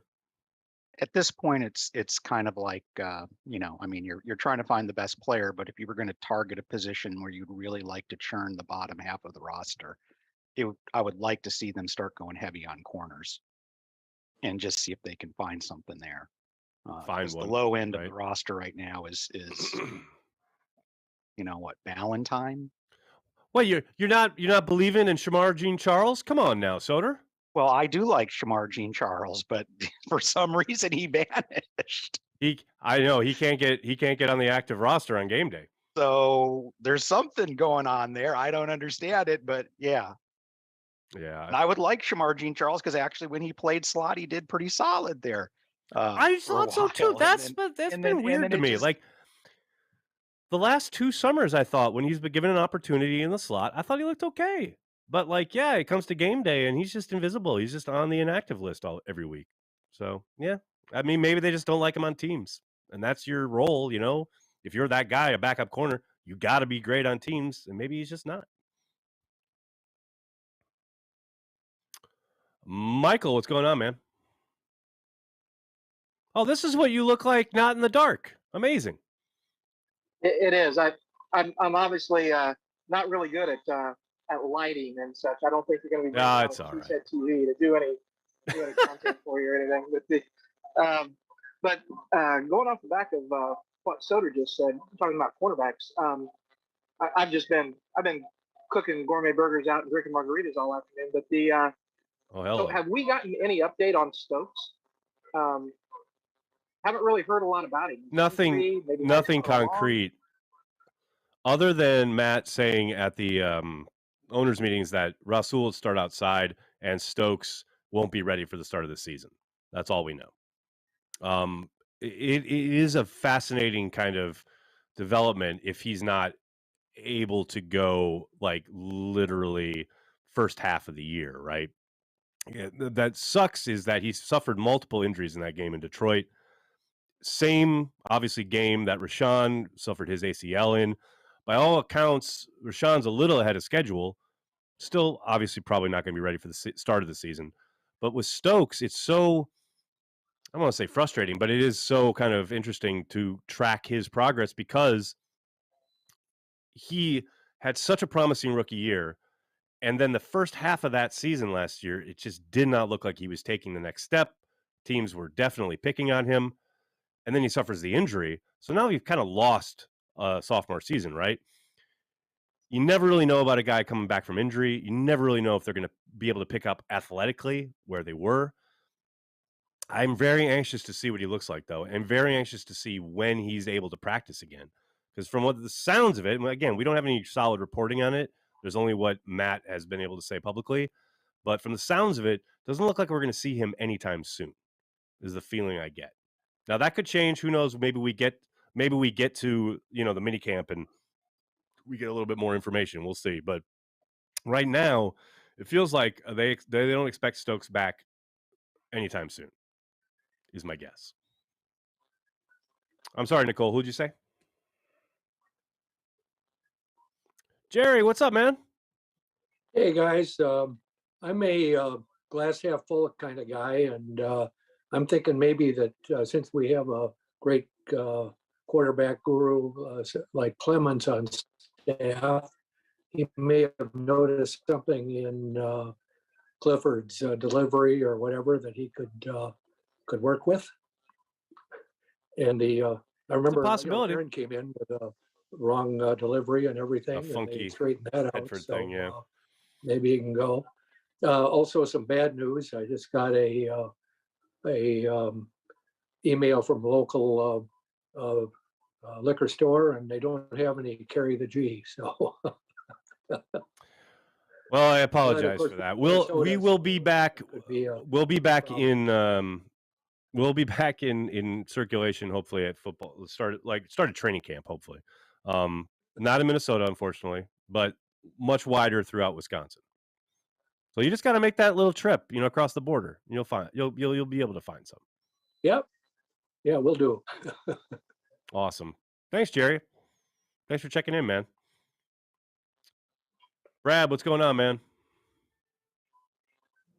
Hey, so I just thought I'd run this by. So we were on a Packers Legends cruise in February, and Eric Stokes was supposed to be one of the guys on it. And because of the status of his knee, he had to cancel. We actually, my wife's a big fan of his, and we actually had scheduled to have dinner with Eric Stokes. And it wasn't a bad downgrade. We ended up having dinner with Gilbert Brown instead, who's a scream. Oh, that's not bad.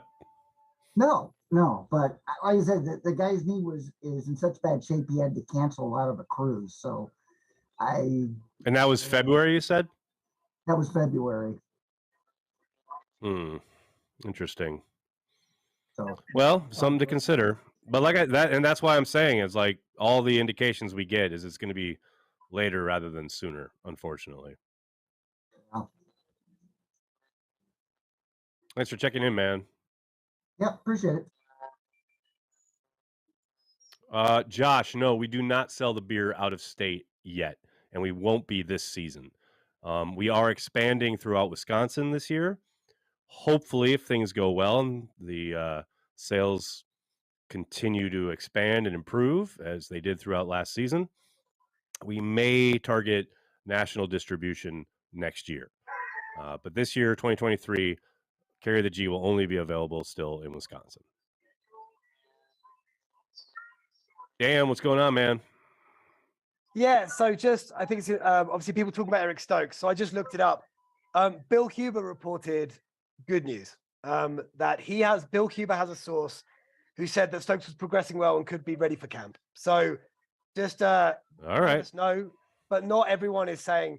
Just say Huber has a source who is saying that there were 0 setbacks and that he's ahead of schedule. So it's not all You're hoping hearing bad stuff. Exactly. So I just want to say that. Not all doom and gloom. Stokes. No, exactly. In terms of, all right, we got all these picks coming up, right? We got these 6 picks. Would love a running back. And for a couple of good reasons. Like there is historical precedent for finding running backs late in the draft. Aaron Jones, Pacheco last year went and won the bloody Super Bowl. Like it is just one of those positions where historically every year a team finds a contributor in the 6th or 7th round at running back. And it's a sneaky big need for the Packers. Dylan, it might be the last year of his contract. They wear down, they get injured a lot. That's why they don't get paid enough. That's why you shouldn't let your kids be running backs. So would love a running back in these 6 picks. The other notes I just had, like I just always put my hand up just if there's no one else wants to chat, go to other people before me. Dude, yeah. John talk Charles away, man. When I see John Charles, what's interesting about it is I think it might be a style thing, to be honest. It looks like he has some like coverage ability, like he can cover a bit, but it looks like they maybe want someone a bit more physical. How Keyshawn Nixon, when he plays in there, is a bit more physical. I think that is a big component of it. Yes. And I think that's what they don't like about John Charles, that he's not, and that's also why he's not so good on teams, right? He's not really physical, but he does. That's like, what, he has yes, flashes, exactly. He has flashes of being like a good cover guy, but like I don't think they're willing to sacrifice that physicality. That's what I think, but I'm not sure. That's what I think on John Charles. And then Clifford, because I know this is all anyone's going to be bloody talking about the whole time is this Sean Clifford stuff. Like, again, I'm just going to keep defending the pick just because all these late quarterbacks, they're not perfect. If they had everything, they'd be getting maybe in the first round. Because they're quarterbacks, and quarterbacks get overdrafted, right? So if you've got one thing, find a guy who has one thing that's really good and see what you can do with it. And for some reason, I bet if the one thing was a massive arm, people wouldn't be complaining. In this case, it seems like the one thing is being really smart. Well, who's to say? I mean, like it worked for Peyton Manning. Like, like I'm just saying, like they found a thing they really like. It seems to be that they loved how smart he was. Who's to say that one thing is worse than if your one thing is a really big arm or something like that? Like just everyone, like there are no a really big arm, but you keep throwing into triple coverage. Like it's exactly just what's about the what point you in want that? in the room. Exactly.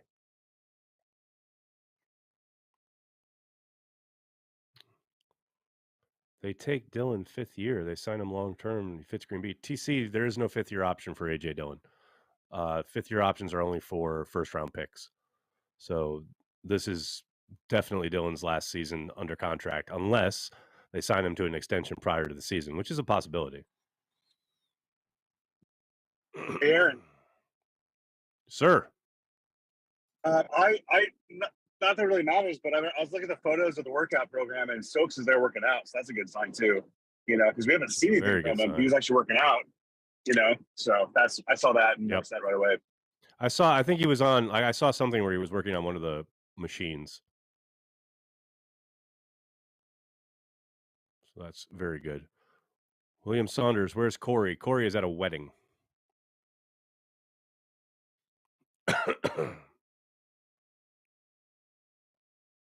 Oh, okay. So here we go. Here's how to get your very few things will get you blocked or banned on the YouTube channel here. But the NFL is not a sport anymore. They're an entertainment business. Why does the media lie to everyone and cover for them? I'll tell you, job security, millions and millions. There are all sellouts. Thank you, awakened child of God. What a handle. Also, you're blocked. Like, the idea that these guys are out there and it's all a facade or it's all a ruse. Yes, it is entertainment. You're correct on that aspect of it because people are interested. That's why there are literally billions of dollars poured into the media side of it because of the interest. It is very gladiator-esque. There's no doubt about it. But this fucking idea that it's all scripted or it's all a joke or it's all fake.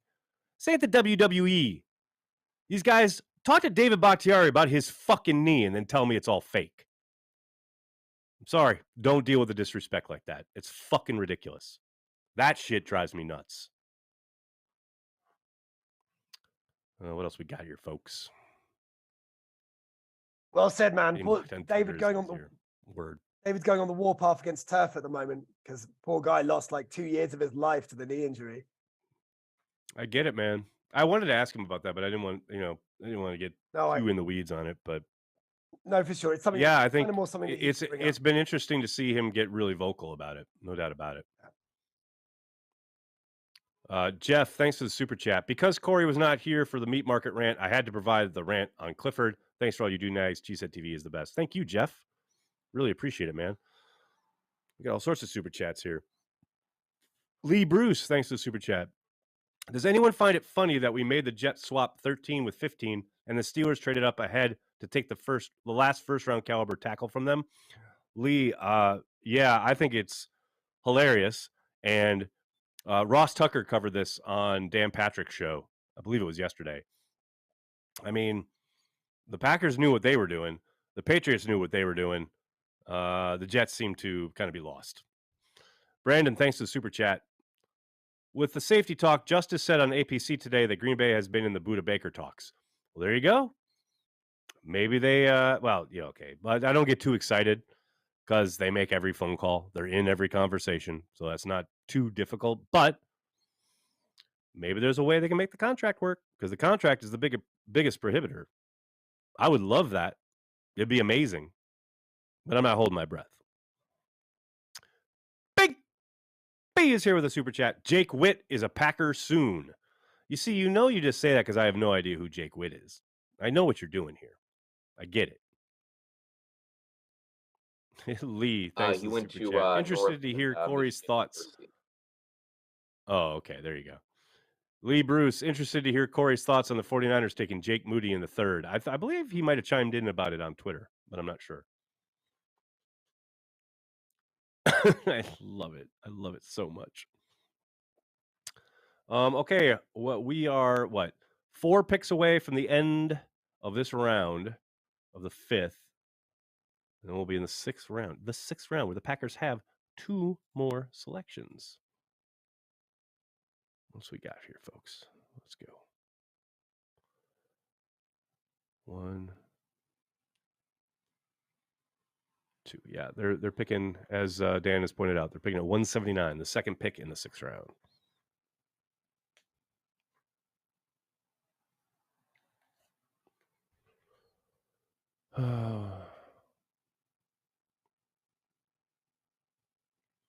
We do have an extra 1 likely next year. We have the draft capital to pick up Baker. We would have to extend some guys or cut some guys to make it work. Yeah, I don't think they're going to have to give up a 1 or even a conditional pick. But yes, they could mention. Let's go. I mentioned him on Twitter and on here 45 times over the last 2 weeks, Nagler. Big B. I'm just gonna address you to camera here real quick. Big B. I know this may come as somewhat of a shock, but I very rarely pay attention to anything going on Twitter when the draft is coming up. I'll see some things and I'll keep scrolling, and that's fine. But I'm certainly not looking at your feed every single day going, what's Big B talking about when it comes to the draft today? So I apologize that I may have missed the mention of said Mr. Witt. But just because you've put it on Twitter or in the chat doesn't mean I've seen it. That's all I'm saying. We got a pound from Adam Whitaker. Adam, salud, brother. Hope you're well. Soda, what's going on, man? Well, Joseph just left because I wanted to ask Joseph, where is the value at positionally as we move into the 6th? To me, it looks like it might be at tackle. At tackle, I don't have too many tackles left on my board. So if they were to go tackle, it'd probably be somebody that's just not on my board. I mean, I'm trying to make sure because I was doing the I had the Wicks article, but I mean Hayes is still there, Nelson is still there, Duncan is still there, Bostic is still there, Haggard is still there, Juku is still there. But that's the extent of my tackle board. I guess for Big B, I'll put Jake Witt up there right now. So Then the question goes back. Then where are you? What position? Where's the positional value at as we move into the 6th? We move into the 6th. They really don't like these running backs this year. I mean, Zach Evans. We're in the chat about Zach Evans. Evan Hall, Xavier Valladay, Ronnie Brown, McBride out of UAB, Chris Rodriguez, Titus Swin. They're not big on the running backs this year for whatever reason. So I've got like 20 running backs on my board, and I think out of the entire draft, like maybe 7 selections so far. Only one that wasn't on my board. So, we know they want another running back. I think because of the final form of Matt LaFleur's offense, to probably ask for another running back, and then obviously just due to injury. So that's where I'm looking at. I'm off safeties at this point. We're just gonna chalk it up. They like who they got. So outside of that, on the defensive side of the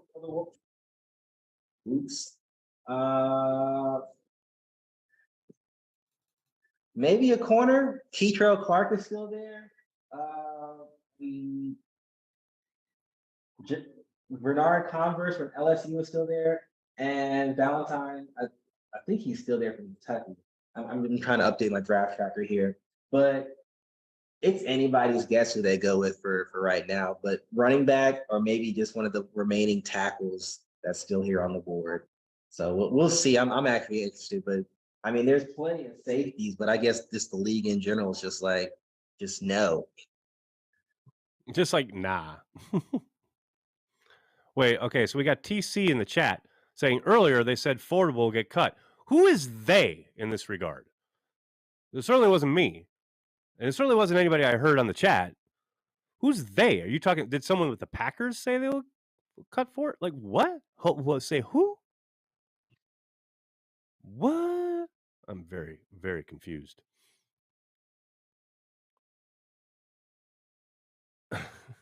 They need a second back with AJ. Well, that's Aaron Jones, isn't it?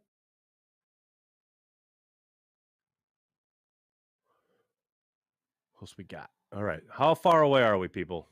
My goodness. End of the fifth round can't come. Conflating Jonathan Ford and Rudy Ford. Ah, there you go. There we go. Jonathan Ford, yeah, he's a danger of being cut. Rudy Ford, not so much. Joseph, can I ask? Here the G available at Sendix. There you go. Sorry, what was that? No, I think the three, it's so hard to like predict picks at this point, right? But I think the most likely, if you had to call it, there are three running backs they had in for visits who haven't been picked, right? Unless the first one, has Keaton Mitchell been picked? Joseph, is he off the board? So the three running backs I'm looking at that they had Evan Hull in for visit, right? They had Keaton Mitchell, East Carolina, and they had Lou Nichols III, who's probably a priority free agent. But so like there's three running backs they had in for visits who haven't been picked. If I had to put my money on something, I would say one of those guys. You know what I mean? One of those guys they had in for a visit. Seems like if you had to try and predict one, I would say one of those guys might well be one of the picks here. I'm with you on that one. It's just I don't know. I don't know when they're gonna go. I mean, the running back class in general. Yeah. If I had to choose one, it'd probably be Hull, just because I've tape.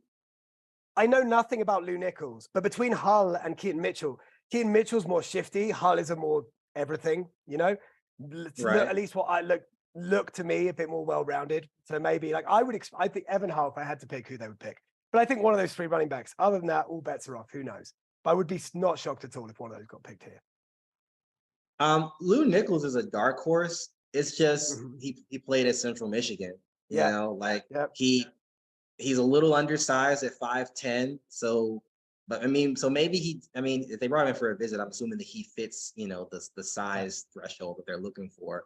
But you know, when you get, you know, 1 million yards for a nondescript program, it's anybody's guess where the evaluation is. And, you know, obviously running back has the quickest translation to the NFL. So I think at that point for running back, it's just the level of competition. Like, are you going to be able to get those kind of yards against NFL caliber dudes? Yeah. So that's the question. But I agree, there's no question they clearly meet their thresholds because there's no reason to bring them in otherwise. You're not throwing a smokescreen with Lou Nichols, you know, like that doesn't make any sense. So if you didn't meet your thresholds, you wouldn't bring him in. Someone asked, I think it was, I can't remember who asked you, like where the value is on the board. You know, at some positions, there's just very rarely value this late in the draft. You find special teamers, you find kickers, you find running backs regularly, tackles who end up starting the league. Like, oh my goodness, like that. If you find a tackle here who ends up starting in the league, like that's a generational pick from your GM. You know, that just doesn't tend to happen. You know, those big guys just doesn't tend. You find run stuffers often here. You know, you find run stuffers, first and second down defensive tackles often, but pass rushes you don't really find. Offensive tackles you don't really find. So that's the only thing. You just expect them to pick those positions, right? That regularly hit this late. Yeah, it's really shooter's preference at this point.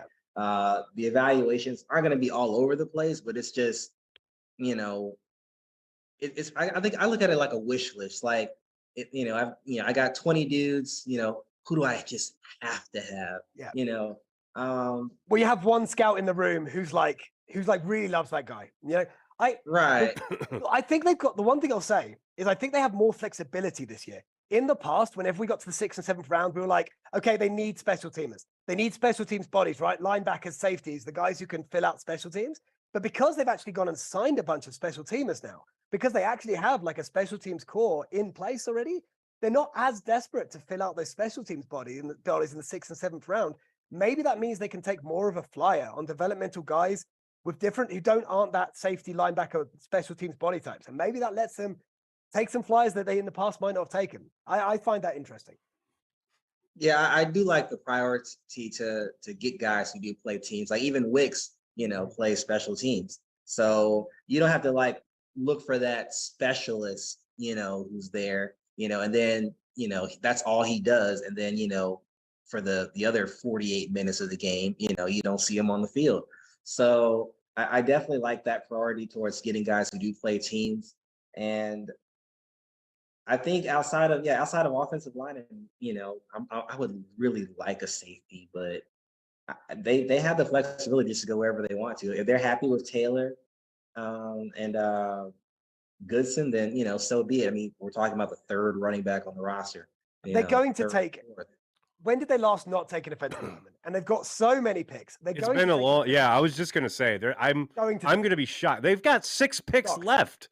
Like I'd be absolutely shocked if they don't take an O lineman. No, I'd be shocked if they didn't take a lineman, and I fully expect them to take a running back. That's the only things I know. But the lineman, I would be floored if they didn't take one. With 6 picks this late. You know who I'm gonna check? 6 remaining. I think he's still on the board. Who's that? And who's that? It's gonna be Coates out of ODU. Because Jonathan, one of the writers, that's his crush, and he's been having a rough day because we've had some side bets, and let's just say I'm cleaning them up over here. I was like, hey buddy, your guy's a Packer. Nice.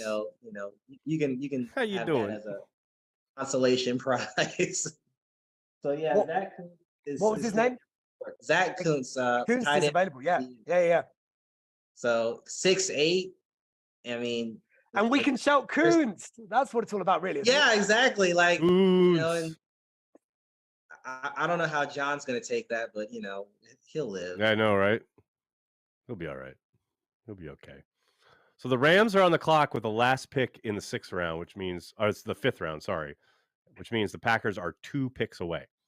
If we trade down, I swear. Away. Oh my God, dude. Stop. Don't put that in the universe. Just stop right now. Yes, keep Nagler here as long as possible. Make it 259. Jesus H. Good God, man. Hey, look how good Mr. Irrelevant did last year. I mean, did okay. That was disrespectful. All right. Purdy did not deserve to be Mr. Irrelevant. That was just a miss to me. Anyway. Deserves got nothing to do with it. Ain't that the truth? And what a bizarre journey from being like maybe potentially undervalued a little bit, going last year, and now right, starting the NFC Championship game, and now the long-term starter that they've literally hooked their wagon to over a guy who they traded up multiple picks to go get. It's insane. And that's It's insane. That's a cool because Purdy, that's a hell of a roster they've got there, And what Purdy did a really good job of is not losing them games. Did a great job of not losing them games. We don't know yet of the if he football, can win them making games. the throws. You know what I mean? Yeah, but we don't know yet if he can win them. I feel you. If they have to pay him a ton of money in a couple of years, and then the roster isn't as good, right? So I don't know. But then now bringing in. But that's the thing. You're developing him, and maybe he turns into that guy. I mean, I doubt it, but you never know. Yeah, but you never know. We also don't know what Purdy's elbow looks like post surgery. Yeah. We shall. Although, sure sounds like the 49ers are still all on board. Yeah. So, I don't know. Why are we talking about the 49ers? What the hell are we doing here? We were talking about positional values and shit like that. Oh, it makes sense. No, it makes sense. Yeah, it's part of the draft. We got to talk about everything. 3rd day grind. Oh, wait. And by the way, Nicole, Evan we have Hull a just went to the Colts. Wicks video for you. Rock and roll. So we got My God, are they on the clock yet? No, the Rams are on the clock. Yeah, Evan Hull Hull went to just the went. Colts. Just went to the Colts, which is I said was probably we thought was probably the most likely. So maybe they take one of those other guys. Chiefs are finally on the clock. We're finally in round 6. My God, 2 rounds to go. Let's roll it.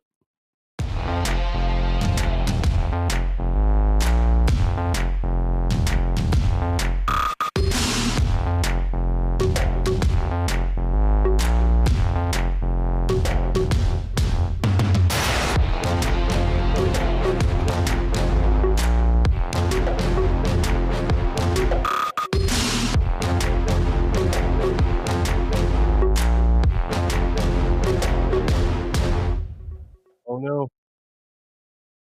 There we go. I'm hearing there's a trade, by the way. The Cowboys have traded to get ahead. No, of you're us. not. They've traded to get ahead of us. What, with the Chiefs? Cowboys have jumped us. Yeah, with the Chiefs to jump to the top. That's what I'm hearing. They're gonna take Kuntz. There Watch. you go. Go take them. Watch. Yeah, They're gonna take. yeah, they are. They've traded up to jump ahead of us. Well, there goes the Coons. Sorry, Jonathan. Well, we'll see. We'll see. They did lose Dalton Schultz, so I mean, Yep. If they take Big B's guy, that would be pretty funny.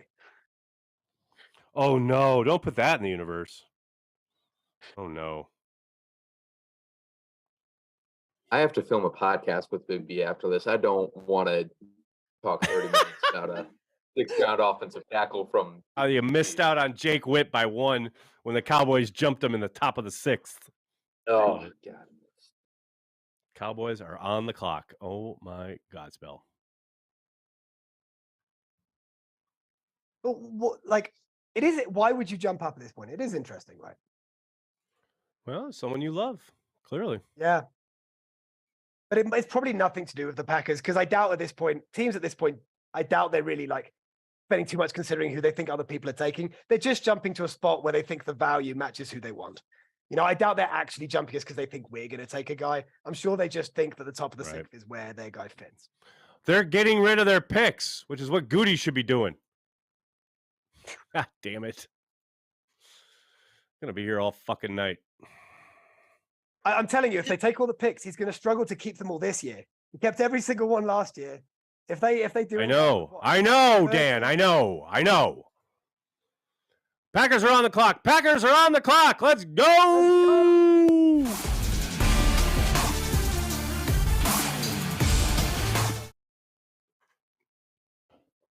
We need to make that longer next year.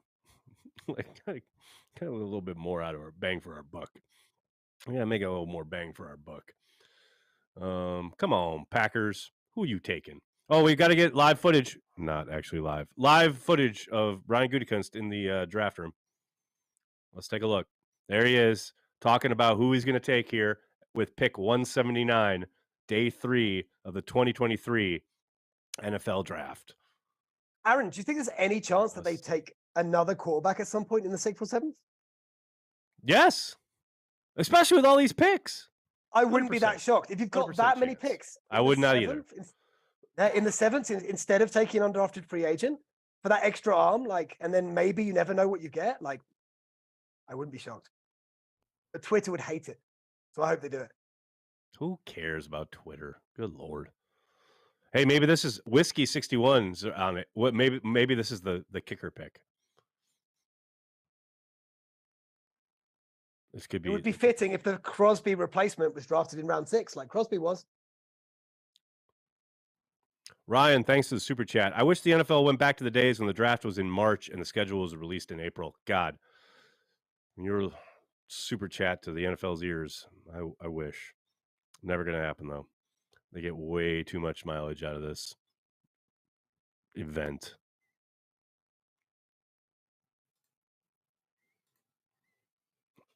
Come on, Pack. Who are you taking?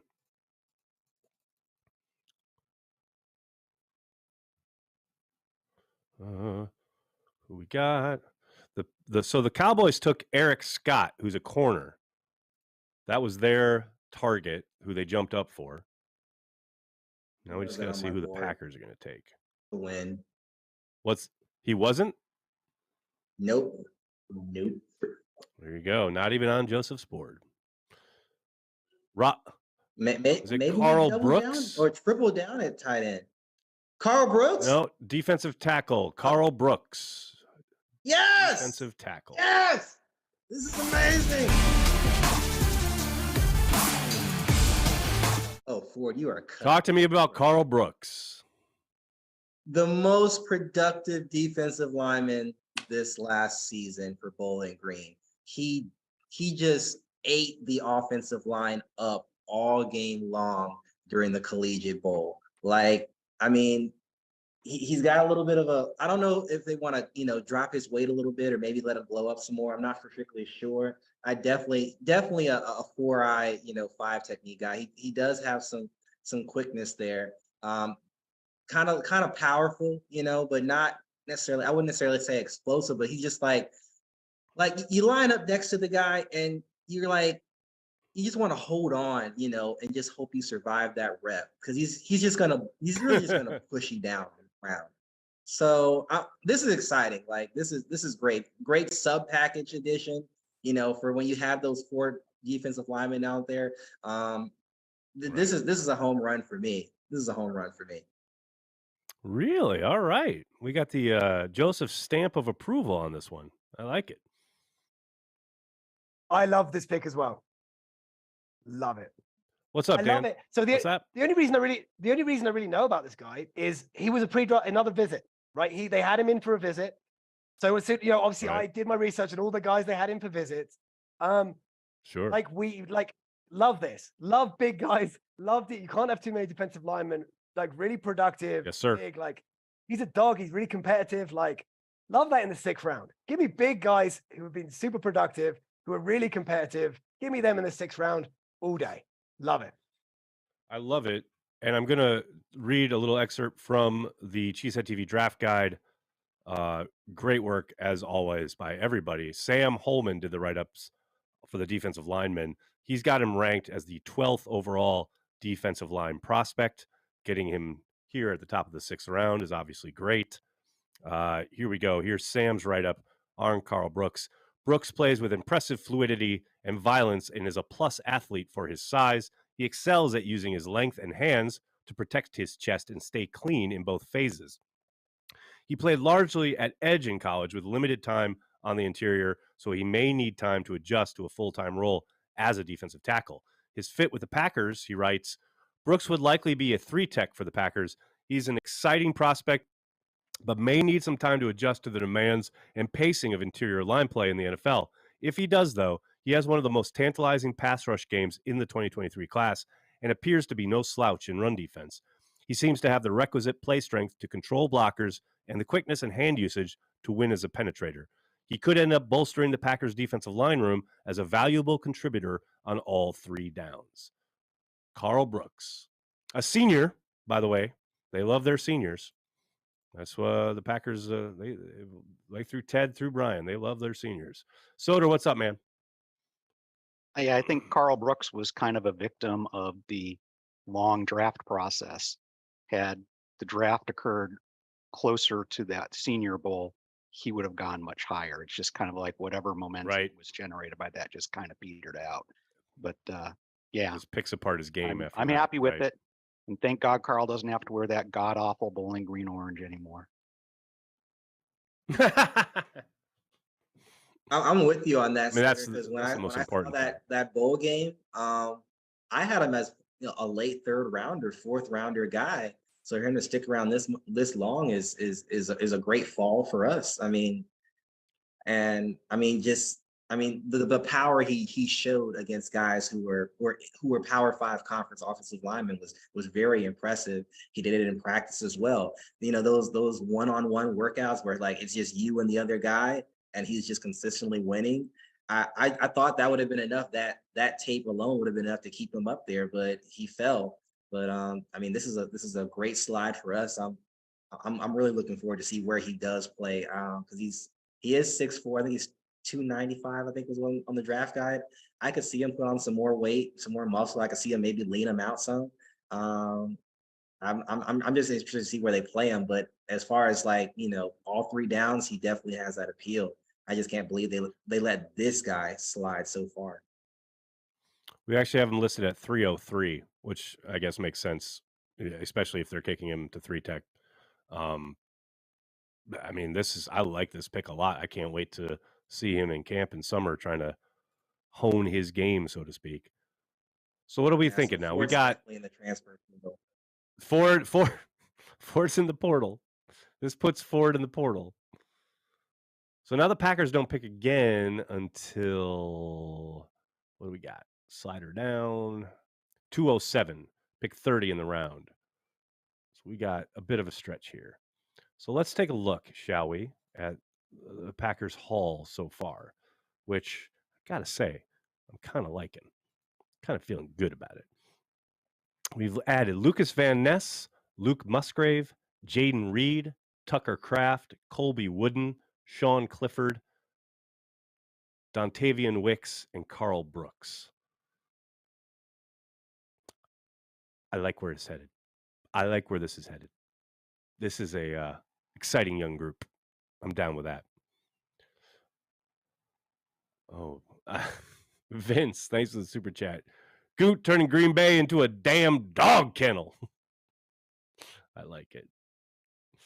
Why are so many people talking about Dean Lowry on the chat? That's all I want to know. Dean Lowry is a member of the Minnesota Vikings. Go find a Minnesota Vikings YouTube channel to discuss Dean Lowry. Our defensive linemen constantly on the ground is no longer our problem. Go discuss it with the Vikings fans. Dan, what's up, man? Don't hate on Dean like that. I ain't hating on Dean. Yeah. I'm just telling it like it is. No, Dean was great, but he's gone. He's a Viking. He gone. He's not the. He gone. He gone. He gone. He gone. No, this Cole Brooks pick. I mean, it's really like it's always so hard to assess value, right? It's hard to tell where's like because we don't know. There's so much stuff the teams know that we don't know. But what's exciting here is if in the 6th round you're talking about a front player, right, a defensive lineman. Normally, at this point in the draft, you're either talking about a run stuffer, like a 1st and 2nd down guy, or like a specialist rusher, like a third, a 3rd down guy. And what's exciting here, you read the description in the draft guide. Then we had Joseph that mentioned all 3 downs, and then Joseph mentioned all 3 downs. Like that's just it's exciting. Like the potentially like I'm looking at Andy Herman just retweeted a clip of like this is the position flexibility here is fascinating, really, because they're probably looking as a 3-tech, but it could be a 5-tech. Andy Herman just retweeted a clip of him, like there's a rush of him. He's a stand-up rusher, and like burst, like honestly, the burst for a guy who's just over 300 pounds on all the sources I can find, like that's ridiculous. That's ridiculous. So you're like, it's very interesting to get a lineman this late, whereby you're not just talking about 1 down, like 1st and 2nd down or 3rd down. You're talking about potentially the ability to develop into a 3-down player like that. That's got to be value at this stage. I just think that's an amazing pick. I'm sorry. This comment is sending me the Dean Lowry Appreciation Society for Open-Minded Cheeseheads. Fair enough, Lightning. Fair enough. I like it. Really like the Colby Wooden and Carl Brooks picks. Lightner, I'm with you, man. I'm kind of shocked, actually. I'm loving them. I'm all in. Let's go.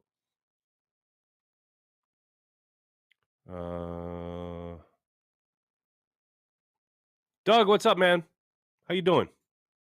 Yeah, baby. See, I think everyone's waking up and realizing what we've been talking about. This team's turning into a bunch of dogs, right? The dog pound. I think they look at teams like the Niners. There you go. Who have that they got that upfront, like gritty mentality. You're just talking about like take them in the deep end and they know they're going to drown. Like we don't even care about the back end DBs. Like you remember like San Francisco the last couple of years, they had like okay DBs. We thought they weren't a big deal. Then you actually play them and you can't even move the ball. Like you have like negative 10 net yards, right? Because you can't even get going. And the guy Moore we got from the Niners, I think is an amazing pickup. I think literally the Packers are like taking a page out of the Niners playbook and saying like, we just need to have an upfront dirty gang that you are super just scared to play against. And I'm here for it, baby, because I have dream at night of the Vince Lombardi era of the Packers. You had agile, mobile, hostile missiles coming at you, baby. Right. And you had just gritty dudes. where, Vince Lombardi's just ran the damn ball and get the hell out of here. Like we need some grit. We need some historical grittiness to this team right now. I'm down with it. I am down. Let's go. Historical grittiness. Now that's a t-shirt waiting to happen. Historical grittiness. I can't believe we have to wait like 1 billion picks until the Packers pick again. Maybe not 1 billion. That might be a stretch. Dogs. Yeah, a lot of dogs. Chris Rosebrook, thank you for being a Carry the G Club member. I love that we have 2 defensive linemen drafted and total on their jersey numbers just hit 36. I love it. I love it. Hey, man, whatever it takes. Whatever it takes. Dan, thoughts on the QB? I think as Jacob's been talking about on Twitter, I think it's a guy who's really smart, knows the game, and will help Jordan develop. He'll be a good mind in the room, somebody who will be able to go each and every day through the practice reps, the tape that they look at, the game reps, help him on the sideline in games. This is what they're doing. This is what we're seeing. And hopefully you help him develop along the way, and who knows, maybe he turns into something. I tend to doubt it, but you never know.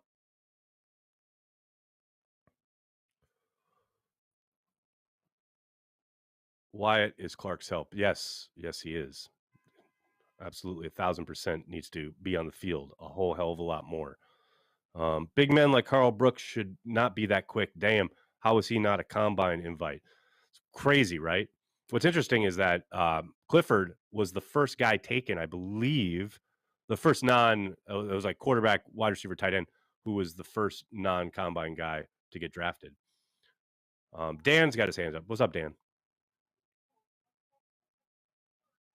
I just want to keep talking about this Carl Brooks pick. Like this is fascinating. Like, just look, I just missed a couple of minutes. You might have just talked about this. This is PFF's number 1 graded player last season on the defensive line.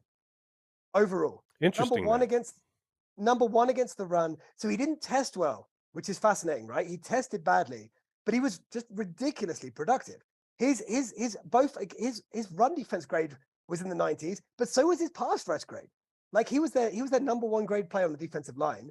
But it's this thing, right? You're not drafting who they are in college. You're drafting who you think they're going to be in the NFL, and he didn't test very well. So, but in the 6th round, who cares? Like, you know what I mean? You take your flyer in the 6th round anyway. There's going to be something wrong with them. They're either not going to be productive or they're going to not test well. That is someone worth taking a gamble on. Someone that productive in college. I'm with you. And that's the thing. It's 5th, 6th round. Your point earlier is correct as far as like, what do they do well? Tell me what he can do. Don't tell me what he can't do. And you're projecting and developing. And man, look, production in college is nice. Doesn't mean a whole lot in the NFL, but you've shown you can do it. And he's shown he can do it against some top flight competition. So yeah. I'm excited, man. I am very excited. What makes him strange, what I think makes him a little unusual is normally at this stage of the draft, you're like, find me a guy who does something really well, something I can potentially use, right. And maybe he develops other stuff and becomes a real player. The weird thing here is normally at this stage, you're finding a guy who's good against the run, and you're like, great, I know he can do that. Maybe he develops as a pass rusher. Or you find a guy who has some pass rush ability, but can't hold up against the run. You're like, okay, maybe he puts on strength. Maybe he ends up being able to play against the run as well. So you find what he does well, and then maybe see if he can develop the rest of his game. The weird thing here is that in terms of production, like Brooks kind of did well against the run and against the pass and rushing. And that is very rare to find this late against the draft. That's rare at this stage. Yeah. What you would expect is like, oh yeah, he's got a great first step, but he gets washed out in every run play. Right. Exactly. That does not jive with what his production has been. No, doesn't at all.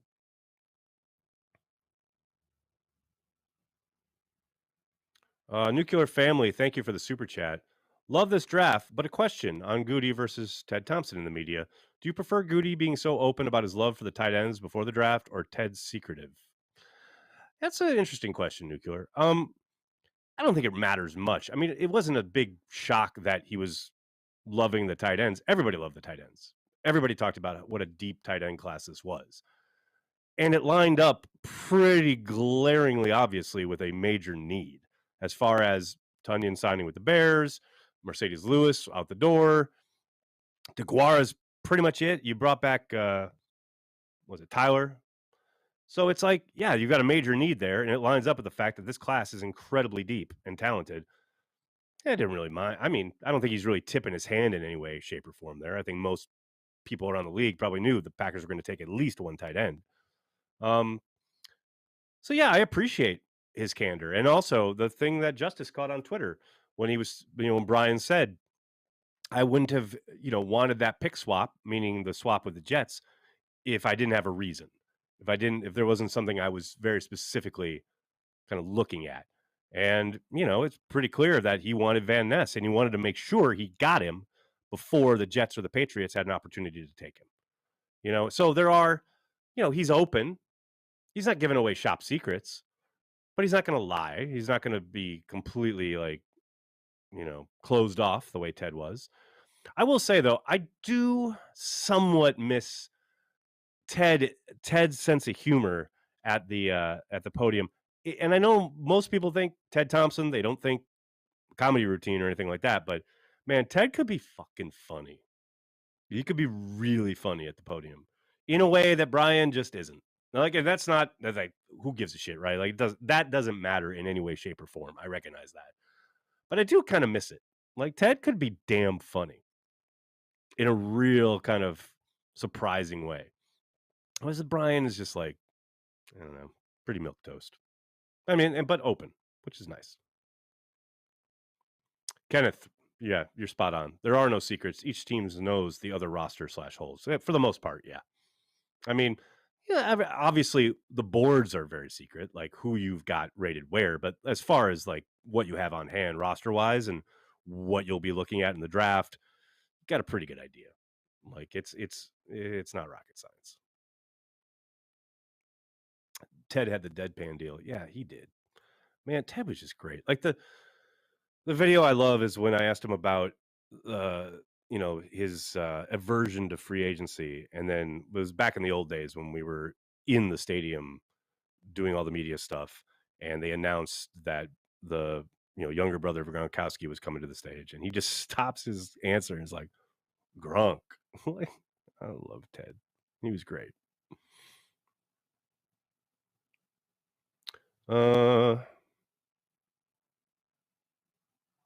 Ted used to play dumb. Loved it. I mean, he did sometimes, definitely. What's that, Joey? Milt Hendrickson just used one of your favorite terms to describe Sean Clifford. He said he's a little bit of a gamer. A gamer. There you go. Yes. Kurt, who else was a gamer? Kurt Benkert. I would agree with that. I would agree with that term. He is a gamer. It's my kind of guy. He may not look like much in practice, but he's a gamer. That's my type of dude. Guys being dudes, gamers. Pretty much said the same thing that Morley said too on his personality and football IQ. Love it. There you go.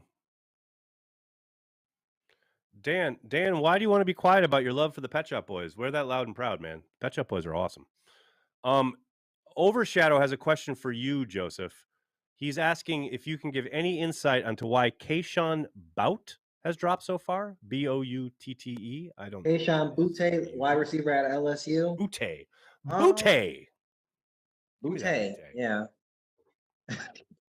Yeah. I liked him last year. He should have came out last year, but this year, I think it's kind of I don't want to necessarily call it a character thing, but he just kind of like fell off, if that makes sense. Like, he didn't have a horrible year. He just the great things that he was doing his junior year or his sophomore year, I think he just wasn't doing them anymore. And it's not like he's in the SEC. It's not like the SEC just suddenly got tougher. The SEC is a gauntlet every year. And it's like, I don't know, he got like junioritis for being an NFL prospect, if you ask me.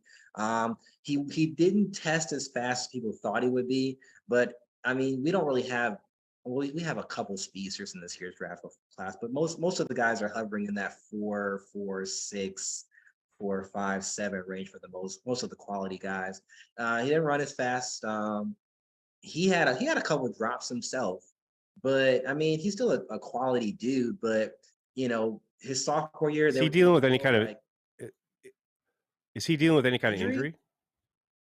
Yeah. No, not to my knowledge. No, okay. Nothing serious, like maybe like a hammy or little baby Right. stuff. But nothing. I just don't, because when guys start to drop, you never know. Like maybe that there's some late breaking thing that we weren't aware of or whatever. And then the other thing that hurt him is LSU was having, they're still having quarterback issues. Like, he started off with Miles Brennan, which is in this year's draft class, got hurt. Then they moved on to another guy. I can't think of his name. He was doing good, and then he was not doing good. So that also kind of hurt his evaluation as well. See, next year I want we need like blurbs like that for every guy in the draft. The draft guy, like just like he was doing good, and then he wasn't doing good. That's it. That's what I want. Like that's perfect. That's kind of how it is. Encapsulation. I love it. And I absolutely love it. Teams are fickle. They are. That is very true. Mr. JJ in the chat, Andy Herman has his own YouTube channel now. Yes, he's still affiliated with CHTV in the sense that we distribute Pack-A-Day each and every day, but Andy's doing his own thing. He's available. He was on yesterday. He was on last night, late into the evening, just because he had some time. But Andy's very much doing his own thing. You should check it out. Pack-A-Day podcast on YouTube. Stay him Michael, what's going on, man?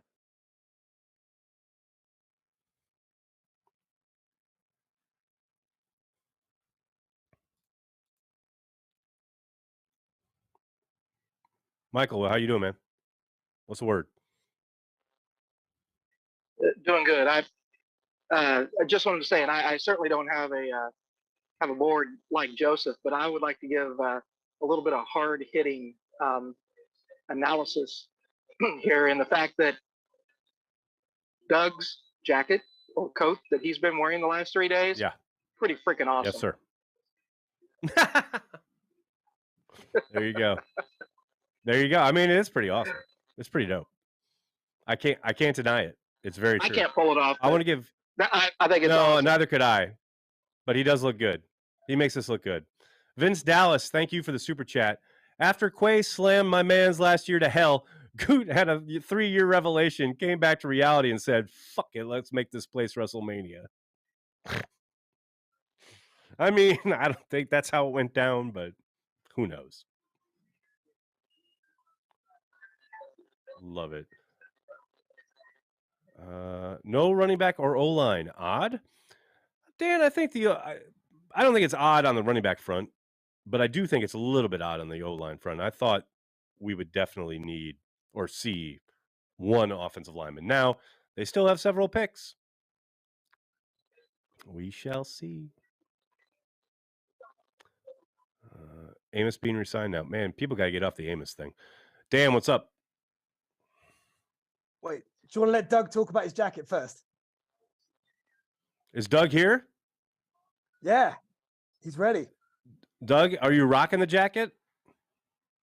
Yeah, I am. I'm here. Sometimes I take it off just so people can see my Packers jersey, a little bit of my drip. But like, I ran back in the room when I heard this because my background, Nagler's in like filmmaking, photography, where I turn people into like the best version of themselves and superstars. Sure. Yeah. Anybody can be this thing, you know what I mean? Like a big version of your personality. And that's like my big thing. I'm actually starting my own YouTube channel and doing all this stuff. But I didn't see who it was that made that comment. But big shout outs, please. It was Michael. Michael, let's be friends. I want to be friends with all this amazing community people here and to have a lot of fun. You know what I'm saying? Like you see the crazy videos behind me and stuff. Like we just want to have awesome, amazing fun. There he is, Michael. What's up, buddy? Where are you from? I actually live in Florida. I'm in Florida a lot for like crypto conventions and stuff. I'm in Denver, actually. I grew up in Racine, but I'm guessing a lot of people here are from Wisconsin right now, but there's so many people all over the world right now online, right? Did you grow up in Wisconsin? Are you from Florida? Where are you from?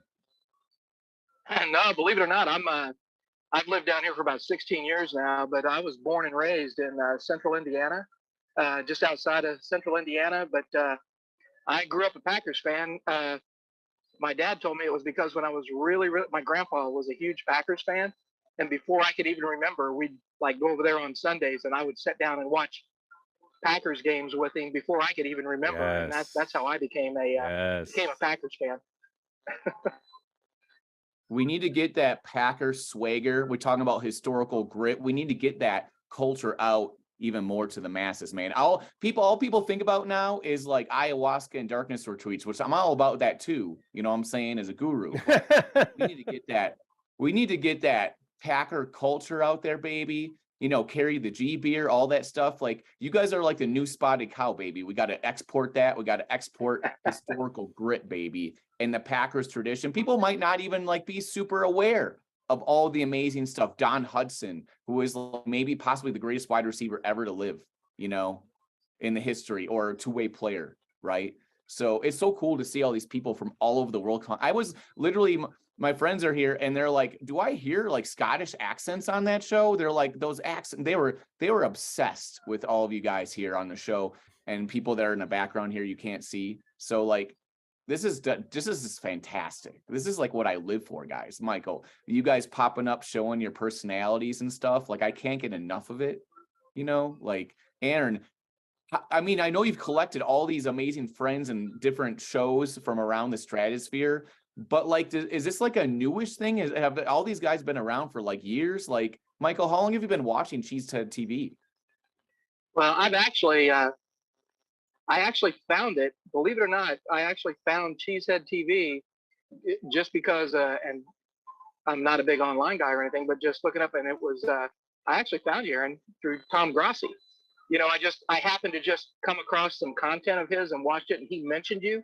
So I pulled it up and watched it, and I've been, so I've probably been watching for a year and a half or whatever. And then I actually sent Aaron I didn't know I sent it, Aaron. I sent an email to Cheesehead TV, and I just said, what is the difference between a Patreon member and a Carry the G member?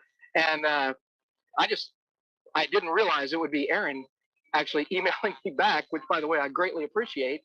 And then became a Carry the G member, which, first of all, I want to thank you for the platform that you've created, because it's pretty amazing now to be able to like come online and just like talk with people that are great Packers fans.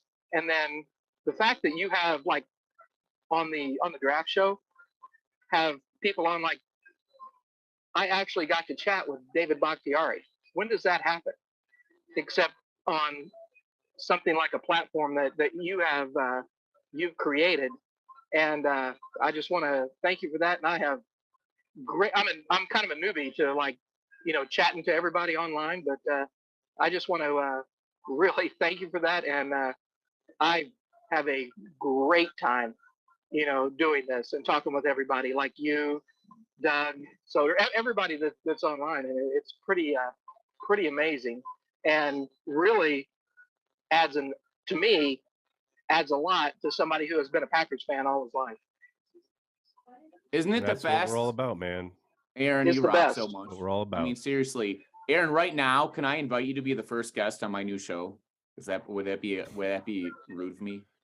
Email contact at Cheesehead TV. As Michael said, I answer. I see them all, and I'll get back to you.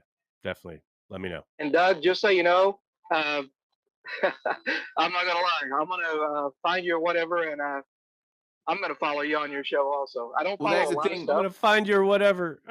Yeah, that's a good thing of whatever. People are always like, Doug, what do you do? I'm like, I just do stuff, baby. You know what I mean? Like, I'm here, number one, to support all of you guys and Aaron and the show, and just be supportive of everyone. Like, that's what makes this community and culture so amazing. Like, everyone here also just lives and speaks from their heart. They love what they're doing and love being part of this. That's like freaking mind blowing, bro. I've been in this game for 20 years. helping people launch huge YouTube shows like Chad Vader and stuff. And it's all been grassroots, amazing, cool stuff. And I work in Hollywood too, but I don't care about any of that stuff. That doesn't mean anything to anyone. This is where it's really at, man. This is like, I love the fact that social media and stuff like Cheesehead TV, where you're broadcasting across the street from Lambeau Field, like, bro, how does it get any better than that? Like, if you told me when I was like a 10-year-old kid running down Don Mikowski at training camp that this is our life would be like this right now, like, I would be so pumped. You know what I'm saying? Like, I would be so just a really, really, really quick, when I still lived in Indiana and I was looking for a new house to buy, when Mikowski went and played for the Colts, I was just happened to be looking for him. They said, hey, the house across the street from us is going up for sale. And I said, okay. And they said, well, we can just get that person they said they'll show you the house. And I said, okay. It was Don Mikowski. So he actually gave me now for Don Mikowski, it would be like me having an apartment, right? It wasn't his main place.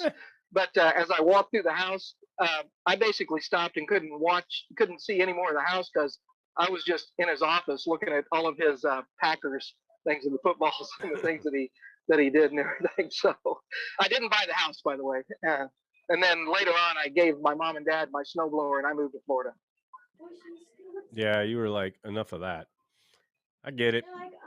Well, thanks, guys. Thanks for chiming in. Really appreciate it. We got, what are we on now? We're on pick 190. Browns at 190 are on the clock. Packers select at 207. So, ways to go yet. Joe, if Gutekunst makes all these picks, believe it's the most Packers have had since 2000. That draft included Bubba, Cliffy, KGB, and Tausch. Word.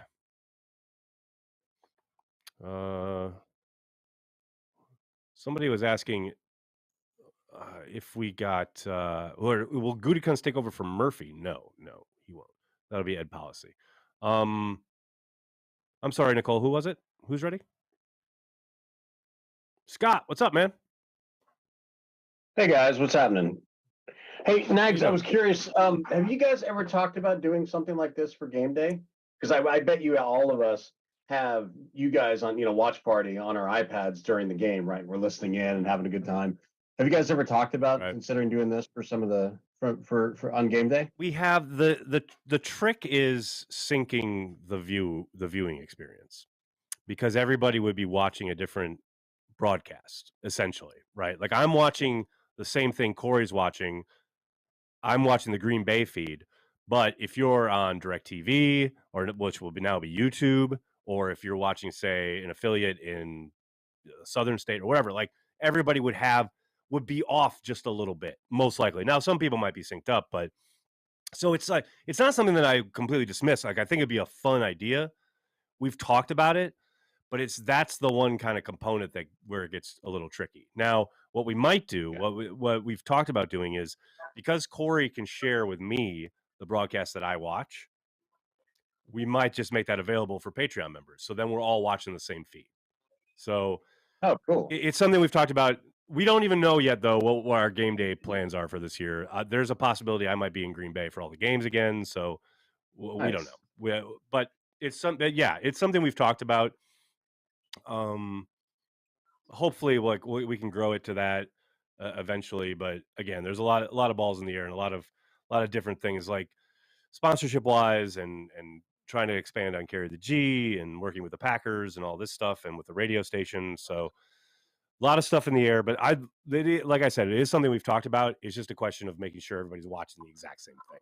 Because otherwise it's like you got one guy in the corner going, yeah, and everyone else is like, what happened? And then like, oh, I saw it. And then it would just kind of be odd that way. We've over the last couple of years have like done that with like 3 or 4 family members, but you can sync 3 or 4. Trying to sync everybody, if possible. Yeah, once you get like 20 people, it becomes a little trickier.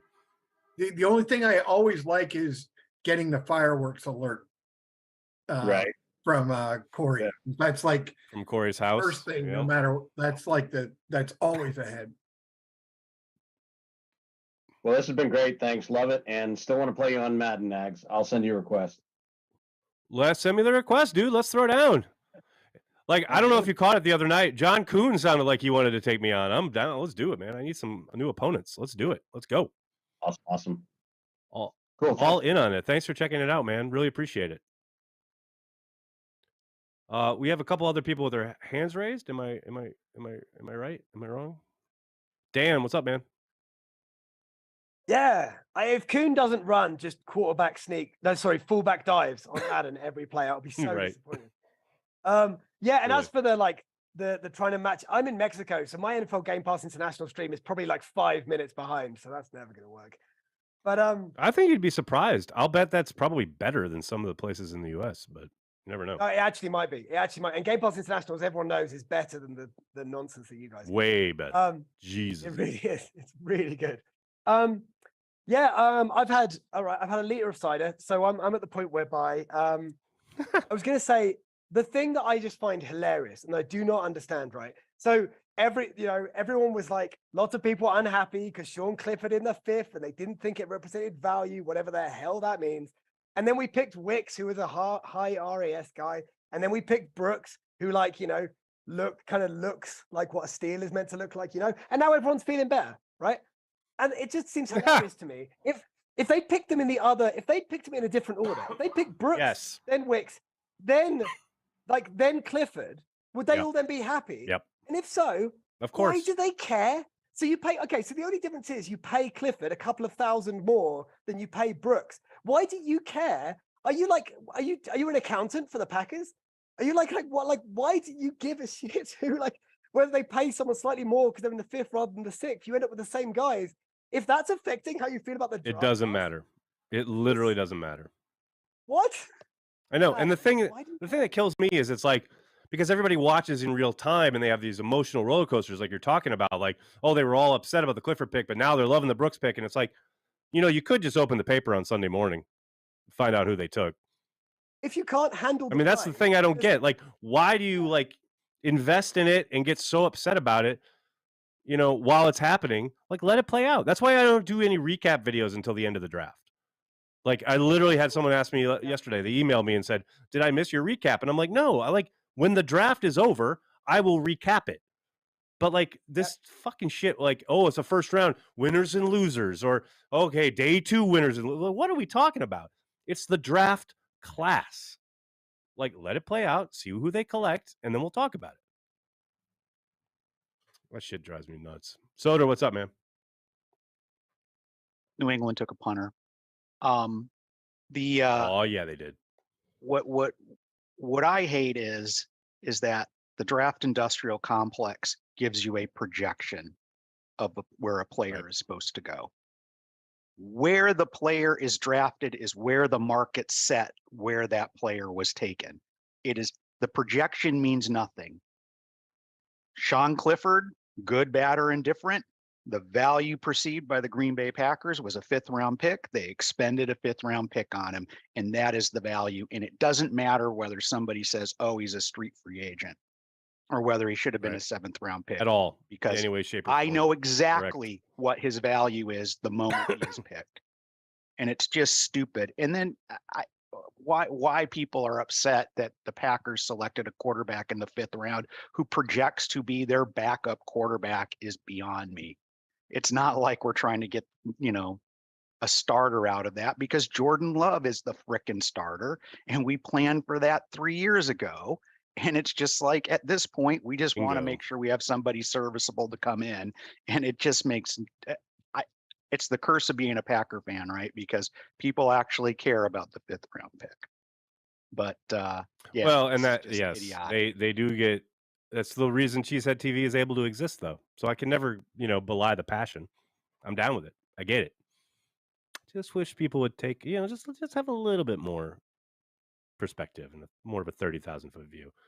Just so we all know, on NFL Network right now, they're showing Aaron Rodgers' introductory press conference. If you want to know how excited we all are by the 6th round here.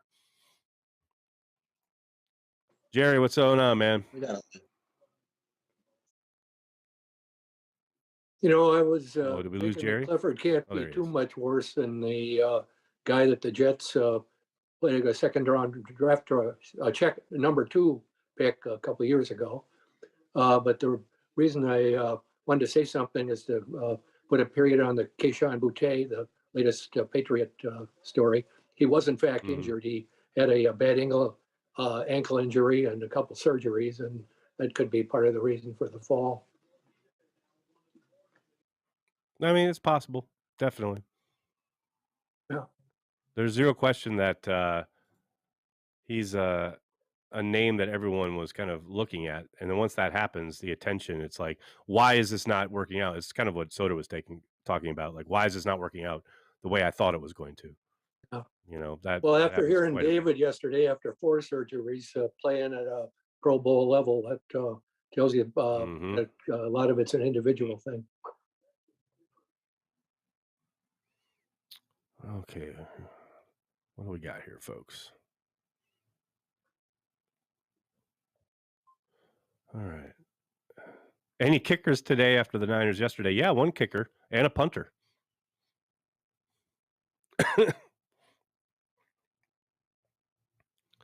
This is where we win the division, boys. I'm sorry, Nicole. What was that?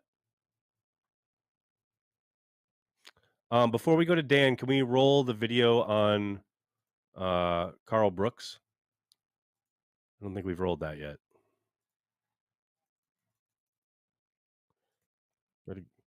Okay.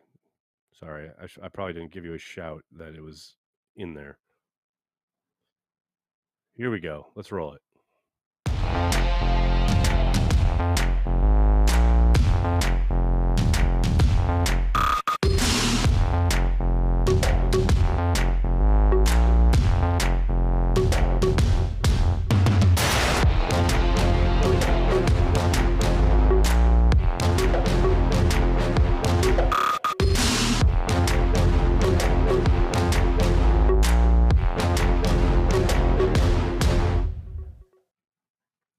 That's what I'm talking about. What's going on, Dan?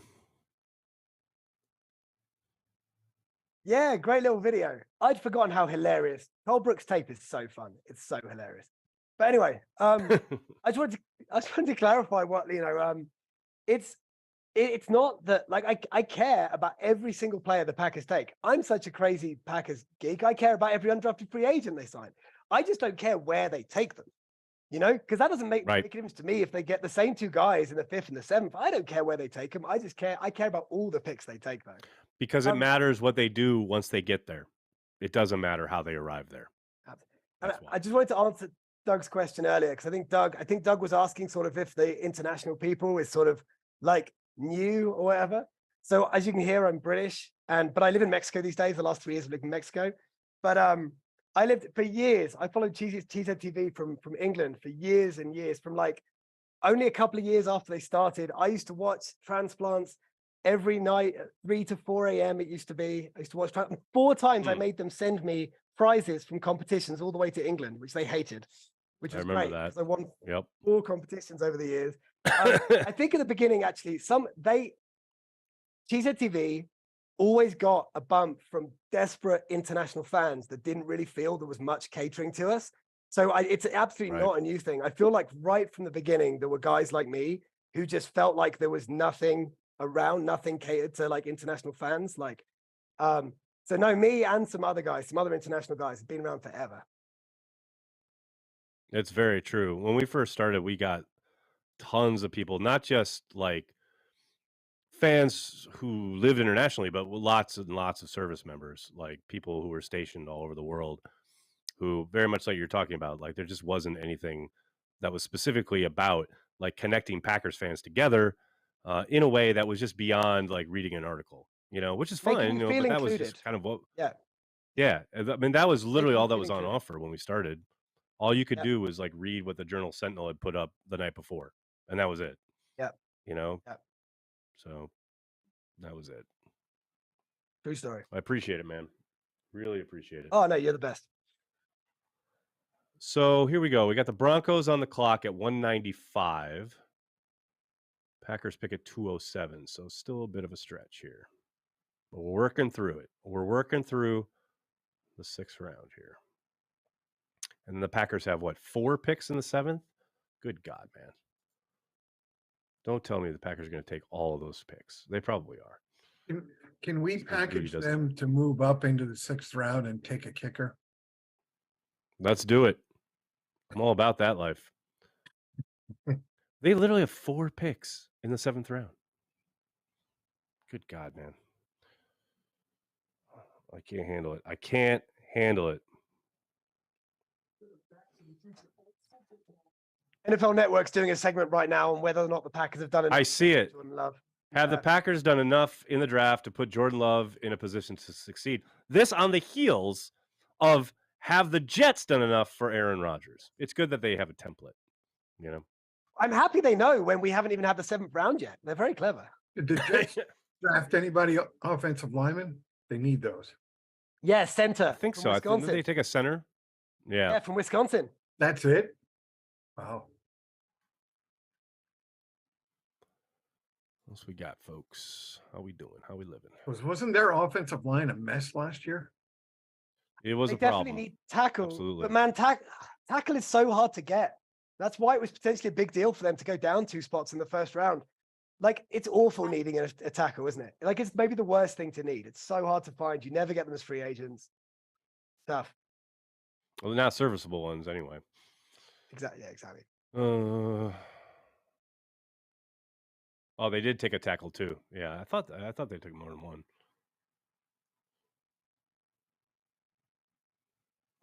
Overshadow. You could care less about the Jets. I hear you. Hey, E, welcome to the Carry the G Club. Appreciate the support. Thanks very much. Ann, how are you, Ann?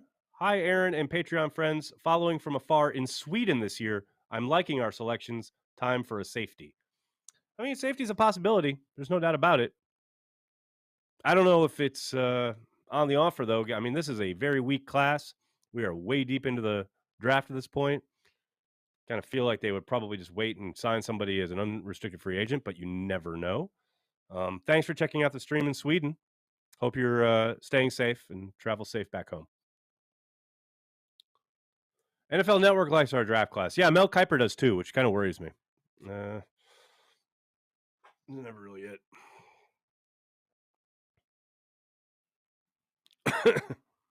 How do you become a Patreon member? Well, if you're a Carry the G Club member, it's kind of the same thing, but the Patreon membership button is at the top of the page on CHTV.com. If you just look on the right, on the homepage, it says become a Patreon member. Show Cheesehead TV some love. Deep down, everyone likes the Packers. I seem to remember meeting a few people who maybe don't fit that description, but you never know. You never know. Some people really hate the Packers. Now, there you go. Now you're talking. That is correct. Oh, my goodness. Let's go. Who's on the clock right now? We got the Buccaneers on the clock. There we go.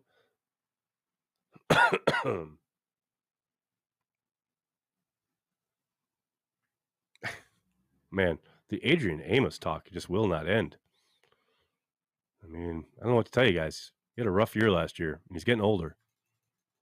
I think the Packers are thinking it's time to move on.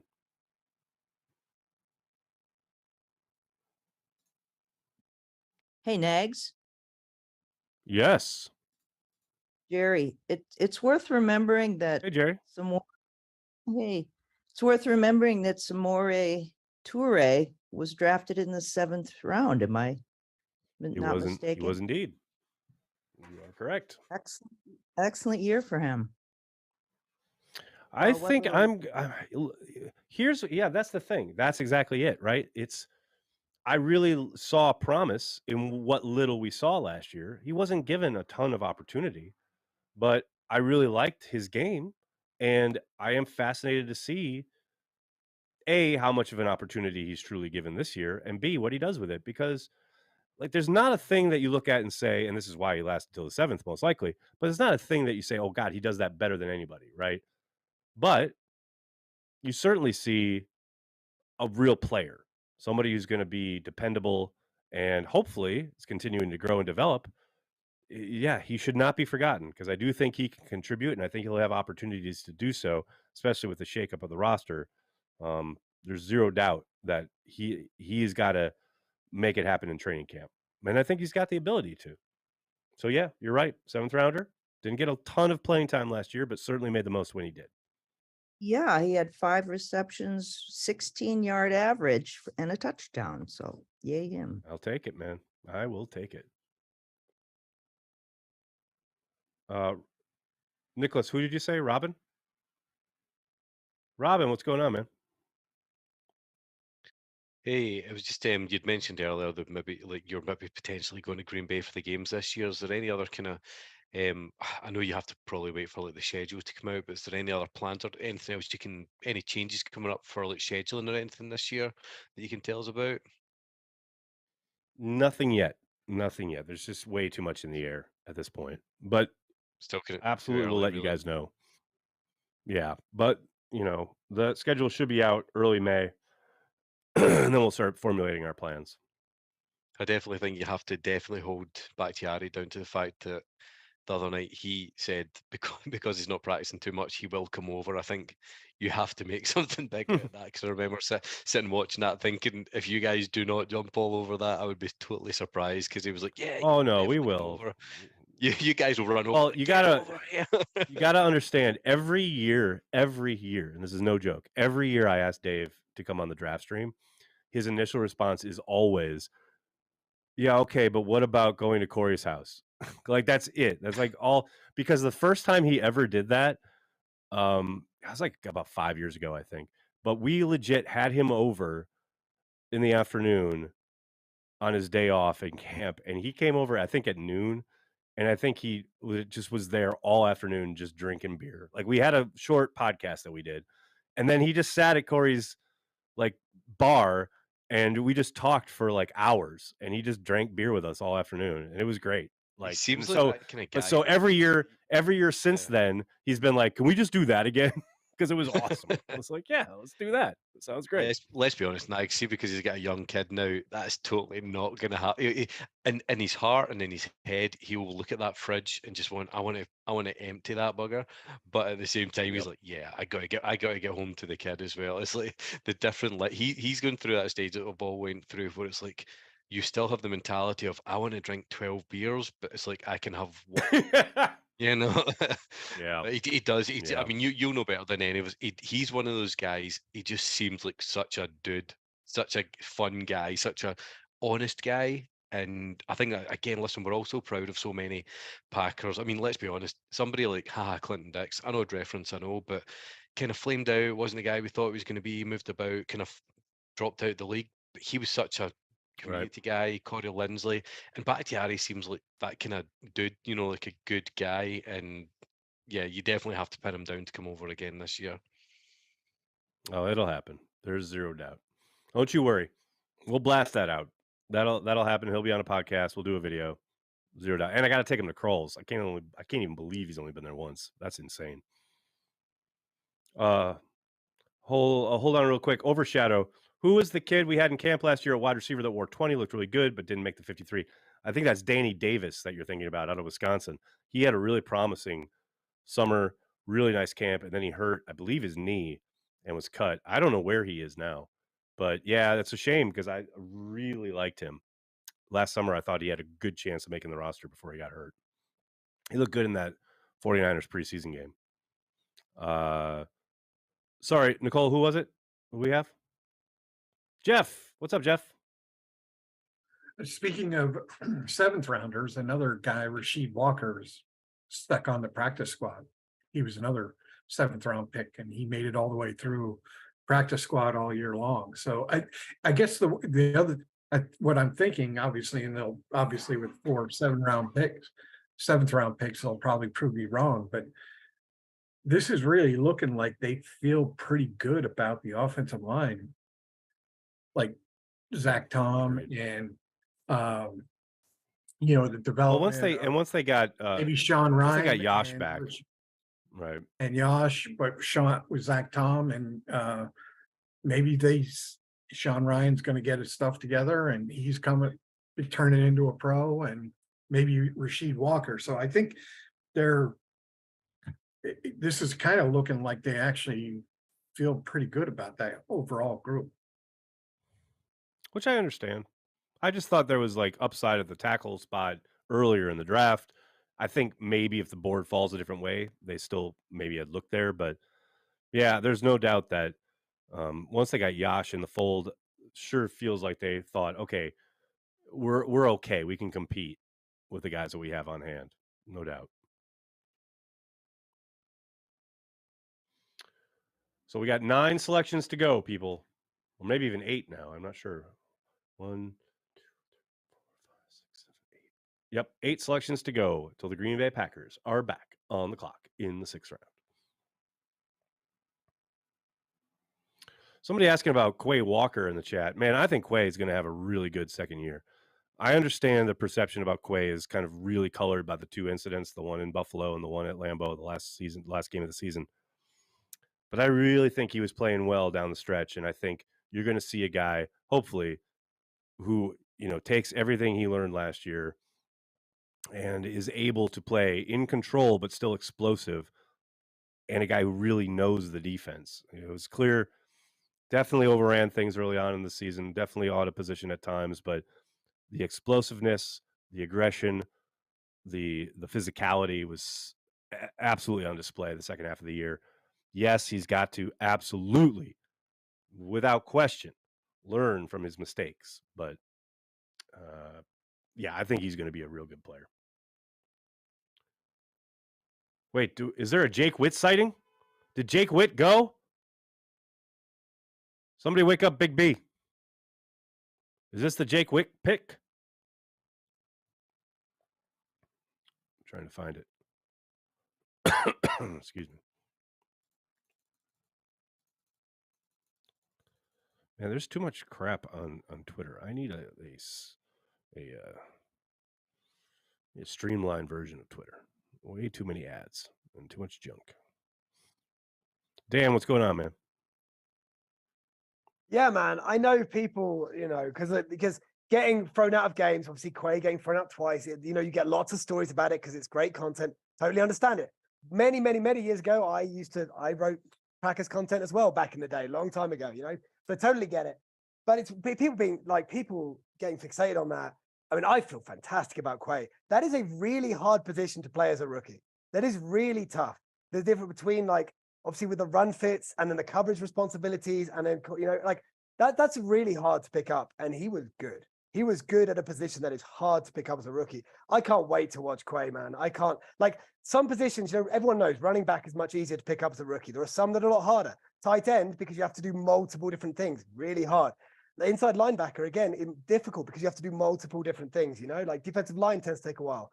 I'm not worried about Quay at all. It's going to be fantastic.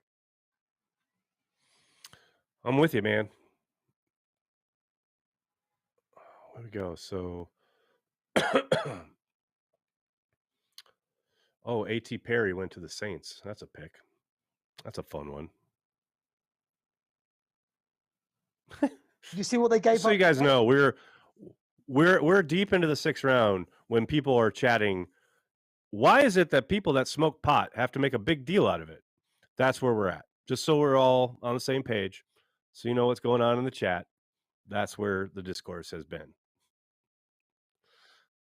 Soder, what's going on, man? Ken was in front of me. Ken was? What's going on, Ken? Soder, you can talk before me. It doesn't matter. I was just going to talk about the Quay Walker thing, and I don't mean to be an apologist for bad behavior because it was clearly bad behavior. But if you really look at the context of what he did, it was the mistake of he turned around quickly and without looking, pushed somebody who he probably thought was another player because he thought he was being pushed both times, which happens all the time in the NFL, right? But he didn't look and see who it was. And so because he pushed a coach and pushed a trainer, it looks horrible, but he knew immediately both times that he'd screwed up. And he's got to learn not to have an instant temper. I agree with it. But I think for people to say, oh, he's a bad guy or something like that, I don't think he is. I think he's actually a very good guy. He just, on the heat of the moment, just made a mistake. I couldn't agree more. I think it's so apparent too. It's just the internet being the internet. needing to blow things up. Soder, what's up? I agree with what Ken said.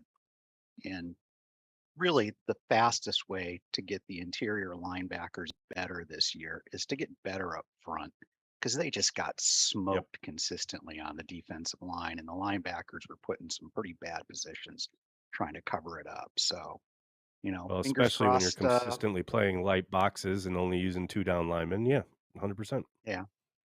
So hopefully the defensive line picks work out and we get a little bit of depth and we're a little bit more stout, because I really think you can keep Quay Walker clean. That would be really awesome to see him flying around. It'd be dope as hell. Yes. I think that's a really good point, because I think when things flowed and he was in position, he made the tackle. He made the play.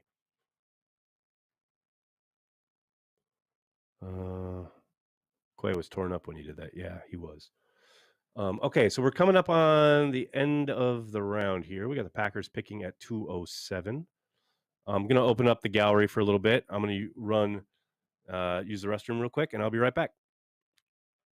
Let the people talk, Nicole. More on the another thing on the Quay thing. What I find is so harsh. Like, you want someone to be like really, you want someone to be violent and aggressive and competitive, right? And then magically just switch it off instantaneously when they suddenly see that it's a ref. Not, it's hard. It's really difficult. Because you want someone being. It's very difficult. It's getting the balance. Let's be honest. They have to be angry to the point of the tackle, to the competition, however you want to put it, but then automatically switch that off. That's not human nature. Yeah. It's literally, I mean, as was just spoken about a second ago, he turned around and probably felt it was a competitor. He doesn't know it's a guy probably half his size that's doing his job. He didn't mean it, and the NFL officials are never going to listen to that. Oh, but I thought this. Oh, but I thought that. They're just going to fine and do what they have to do. Quay is a warrior. He's a battler. You cannot switch that off, and you can switch it off maybe over the course of a few minutes. Not that I can talk from experience, but you could probably switch that off over a period of time, not in 10 seconds.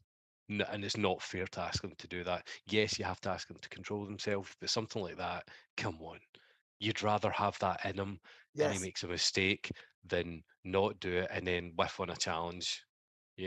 Exactly. From my inside linebacker, I don't want a passive guy who's not. So the first one came right because he was running to the breakdown to try and pull people off his guy, right? So he was kind of like defending his teammate, like, exactly. It's that balance. I want a guy who's in danger of getting in trouble that way.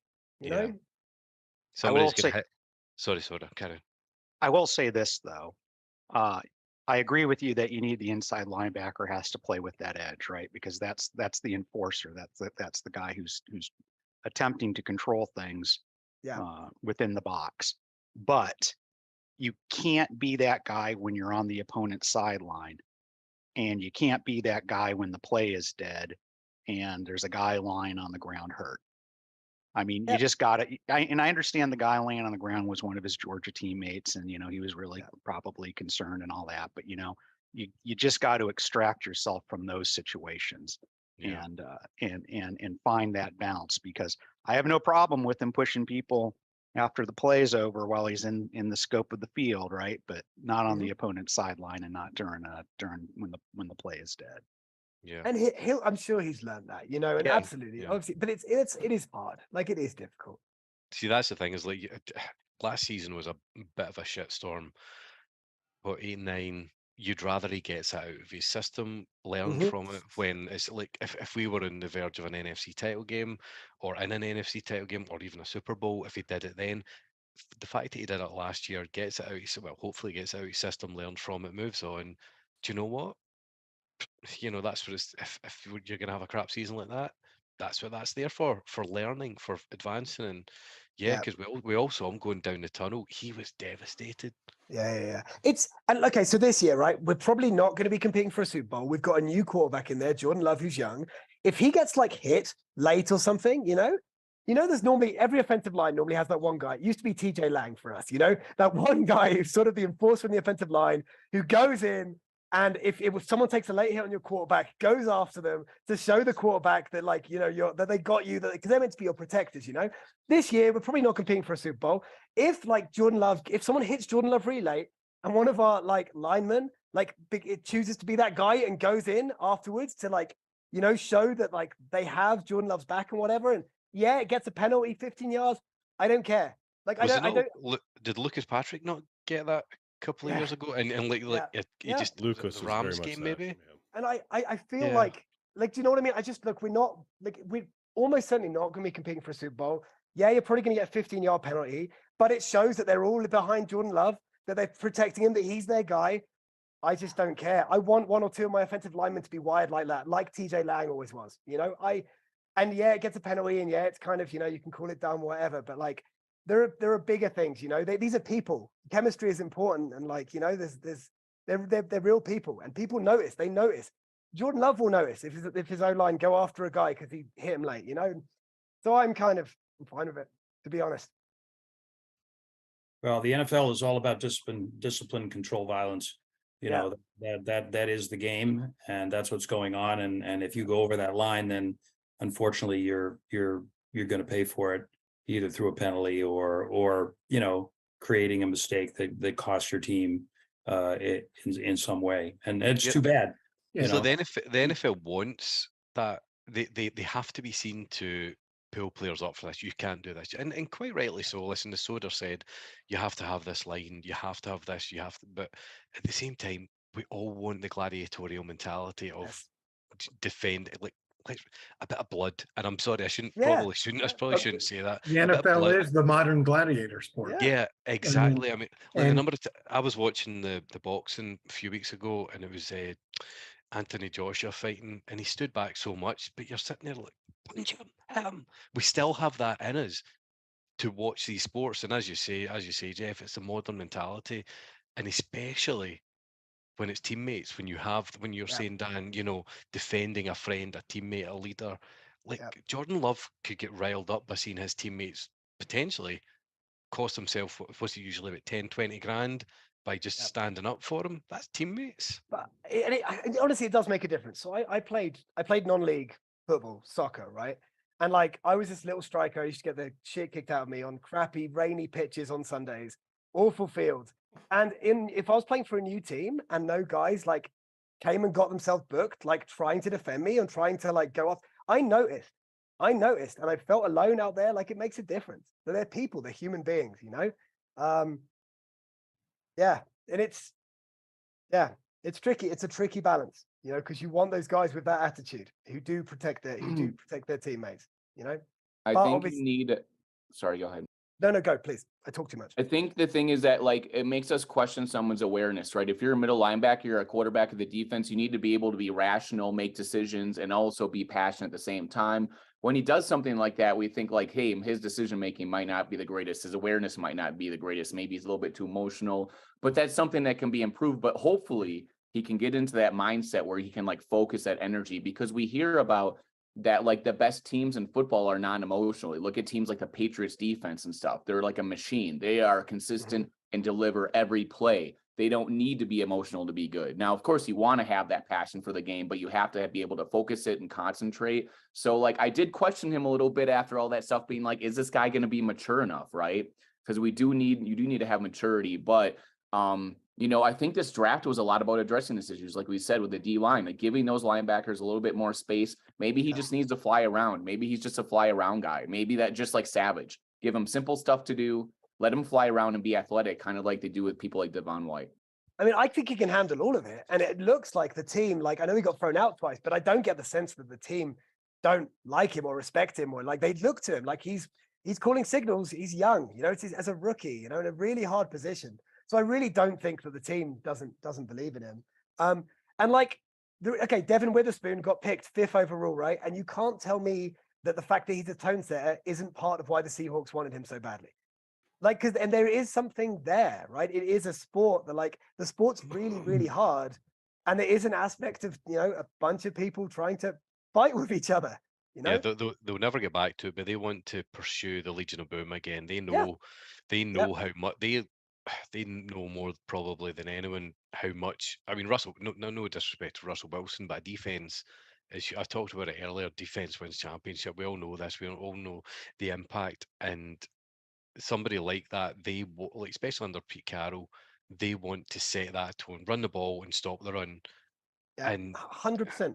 And it makes a difference. If every time you run the ball, they are just like knocking the crap out of you, right? And if every time that you catch a short pass, they are hitting you immediately behind the line of scrimmage, like it's demoralizing. You stop doing it. You start taking deep shots that potentially get picked off or they get whatever, like we were lucky we had Rodgers for years. He didn't throw interceptions, but now no one else has that, like it makes a difference. The Seahawks used to win like that, so setting a tone, demoralizing the opposition, like it's a thing, and so you do want players with a bit of edge, and it's a thing, and it hasn't been a thing in Green Bay forever. Oh, I'm know. down with it. Let's do it. And we have the weather for it, right? Like that's the thing. The team should hate to come up here in January, but we've not built a team that way. Yeah, and right now they love it.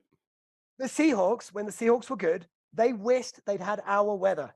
They would have loved to have the weather that we get in Lambeau. The Lambeau has to be a fortress again. You cannot. You basically almost have to go into a season. I know there's now 17 games, but almost counting 8 victories straight away. You have to be thinking that way. Particularly late in the season, like you have to make. You've got this rare. There's so few teams now that have. Obviously, it's us in Chicago, and there's not many teams that have, like, the cold weather advantage in January is the only real home field advantage left. If you look at the rest of the season, there's no home field advantage. It doesn't exist anymore. If you look at the stats, it's 50-50. Last year, road teams won slightly more games. Up until the end, the cold weather is real. So you have an inbuilt advantage. You don't use it. I'm so glad that we finally eventually got the number 1 seed, got the home advantage, and there was no more excuses. Could you have imagined if Rodgers had moved on to the Jets? He would have clung on so. I mean, listen, I don't want to speak down to him. I respect him so much, thankful so much for everything he did.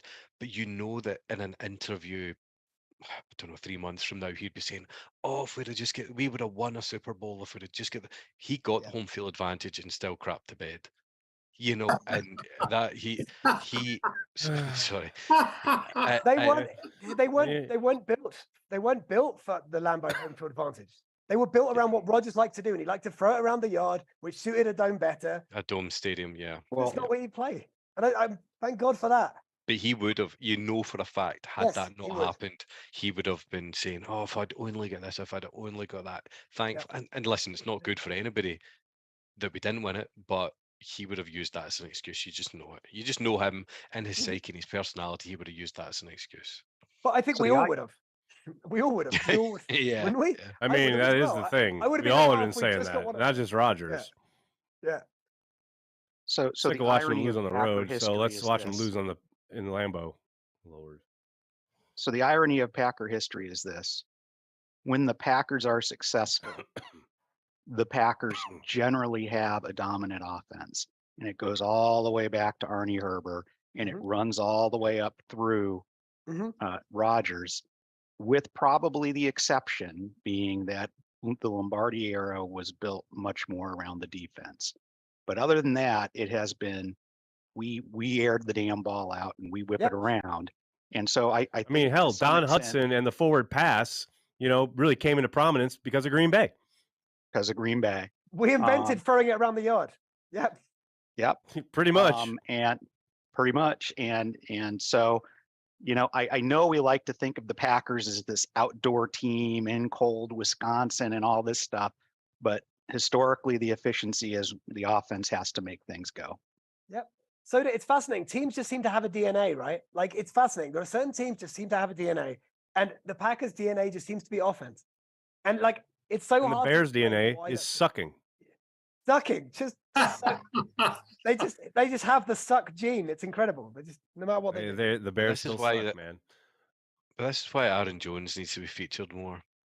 Soda, the numbers? Was it 30? If he runs 13? Oh God! Don't get Soda going on Aaron Jones. Jesus. Sorry. 14 rushing attempts, and they win something like 98% of the time. And even in games in which he did not play particularly, ladies and gentlemen, They still. The Packers are on the clock. Yeah, let's take a running back. We won't get the ball to. It'll be a kicker. It'll be a kicker. Here we go. Joseph, what are we thinking, buddy? Who's best available? What's the word here? My board's decimated. They don't want to take a safety, but that's really who's highest on my board right now. Like, Duncan finally went. Ryan Hayes is still there from Michigan.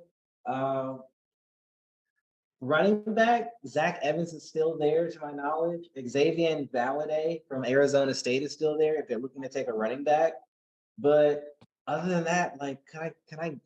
Andre Iosivas just went. He was the last receiver I really wanted on the board. So, yeah, outside of safety, I don't know where they're gonna go. I really don't. I would like a safety. Joseph, we have 5 picks left, man. What the hell? What are you doing? We need 5 more picks here. I'd like a safety, just for camp purposes. Like give the guys some work. Like just give me one safety. Is that the pick, Soder? Because I think we're gonna. That's my guess. I'm throwing out my guess. Pick is in. The pick is in. Come on, Aaron. The pick is in. We got to have an offensive line. I do like Forsythe. I would have preferred Voorhees or Dalcourt. But... Kicker. Yep. They take a kicker? They did. They took Andrus Carlson out of Auburn. Yeah, boy. Get Banky. Where is Corey Banky? They didn't even wait to the 7th. They've got 4 more picks after the kicker. He's Daniel Carlson's brother, too. I love it. My God. And this is my pick. Oh, my gosh. He has a big leg. I do not heavily scout kickers. I scout maybe the first 2 and the first 2 punters. So with that being said, he was not on my board at all. Joseph, you're fired. I'm sorry. Yeah. Oh my God, he's a job we don't pay for. He's 6'5". Big dude. Maybe he can make some tackles on special teams. He is a big dude. Yeah, right. Hey, you got to keep up the grand tradition of Mason Crosby. That dude did not shy away from contact. All right. Hold on. Where did my draft guide go?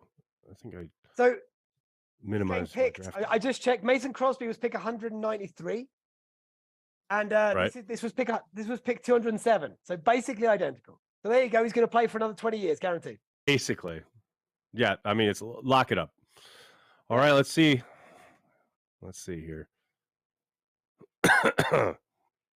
No write-up in the draft guide. No write-up. We only had 8 kickers scouted. So there we go. Big dude from Auburn coming along. Matt's going to have to write a new song. We need a new Matt Mamba track. Well, there you go. We got the kicker. We're rounding it out.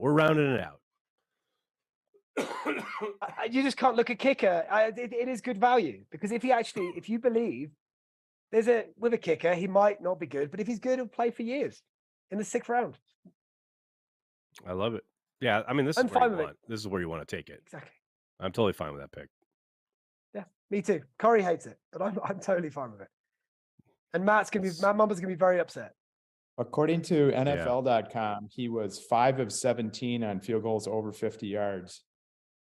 And 0 of 4. Well, that's not great. Yeah. Bisaccia knows the Carlsons well, says Victor Four. So maybe Bisaccia had an input here. I mean, maybe in Lambeau late in the year, you can't kick from over 50 anyway because it's too bloody cold. So maybe they don't care about that. Right. I mean, Matt is going for it more often than not. Kicking in college on the wide hash is a heck of a lot different than kicking in the pros on the narrow hashes. Yeah, very, very true. Camp legs, said somebody in the chat. Well, maybe. Joe, thanks to the super chat. Will Packers sign a vet wide receiver or just go with the kids? I think they'll still be in the market for a vet, but I think for the most part, this is what you're looking at. I think they're going to want the youth to get as much opportunity as possible, but I don't think they're going to be closing the door on the possibility of signing somebody, a vet, probably do a 1-year deal, probably before camp, but we'll see. Corey just flipped a table at the wedding. Yeah, probably. Versace is running the whole show. I heard the cafeteria will only serve pasta this year. There we go.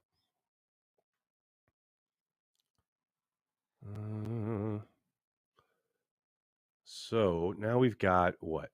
4 picks in the 7th round after this 6th round concludes, which is over in 1, 2, 3, 4, 5, 6, 7, 8 picks.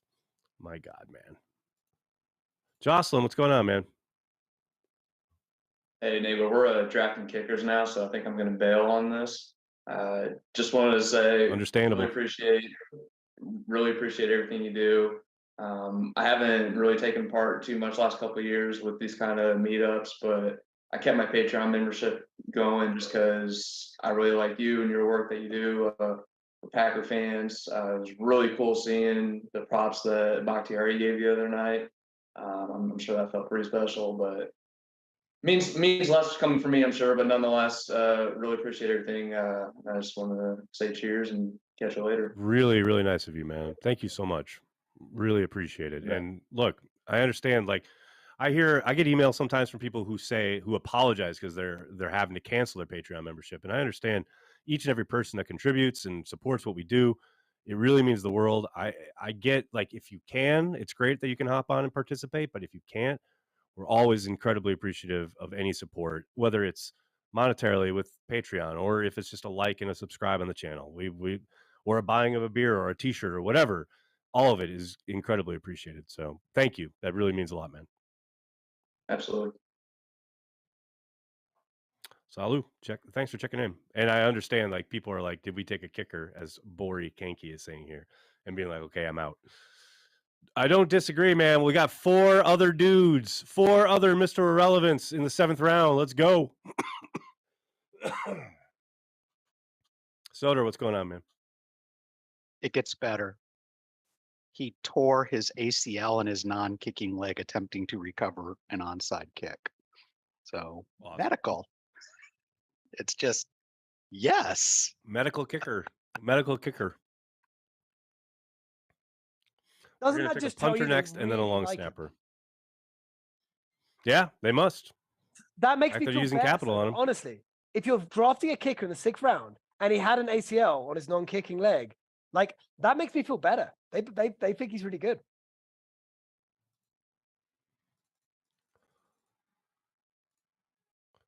It sounds like a really strong rationalization. That's my story, and I'm sticking to it. Best kicker there's ever been, Hall of Fame. He did play for Auburn, so probably the Dr. Andrus clinic did the surgery, so probably scored high. So that helps, right? Oh man! All right, so then what else we got? Whiskey. Round 7 should be all about names. Give me bumper pool or give me death.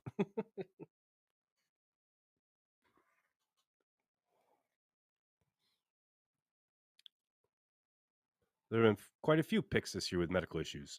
Medicals in the past, yep, no doubt.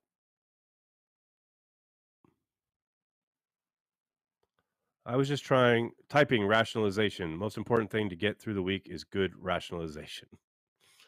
I mean, Dan's not wrong. If you like a guy, draft him. And they clearly like him, so they drafted him. It's not tough. You know, you can talk about value and where he should have been selected or if he should have been selected, blah, blah, blah. But you got your guys on your board and you want to make sure that you get them, pull the trigger. Got no problem with it.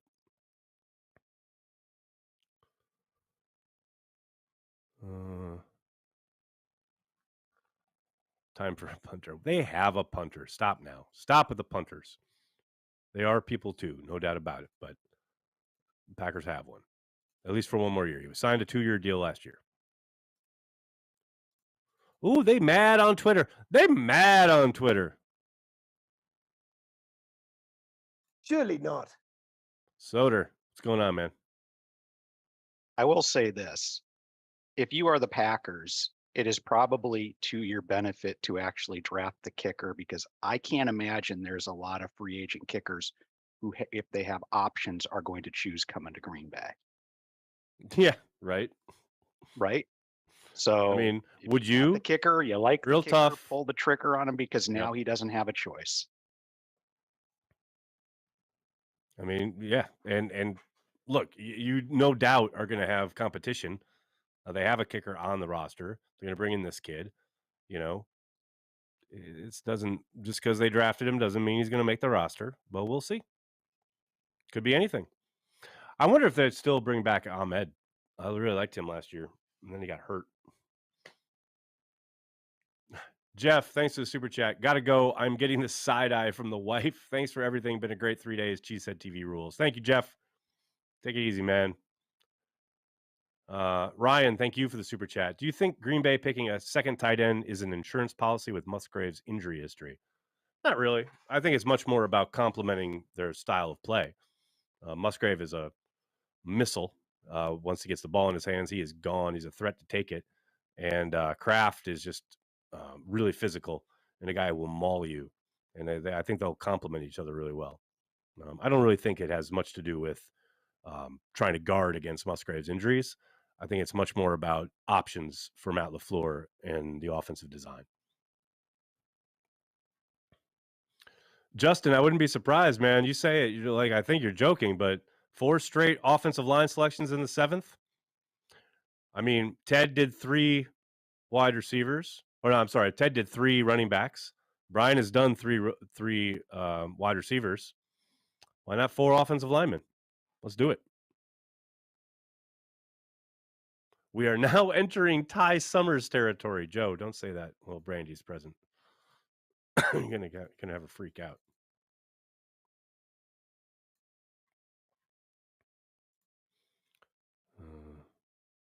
Who do we have for safety? Everybody keeps asking about safeties. All right, let's take a look, shall we? Let's take a look. Who do they have for safeties?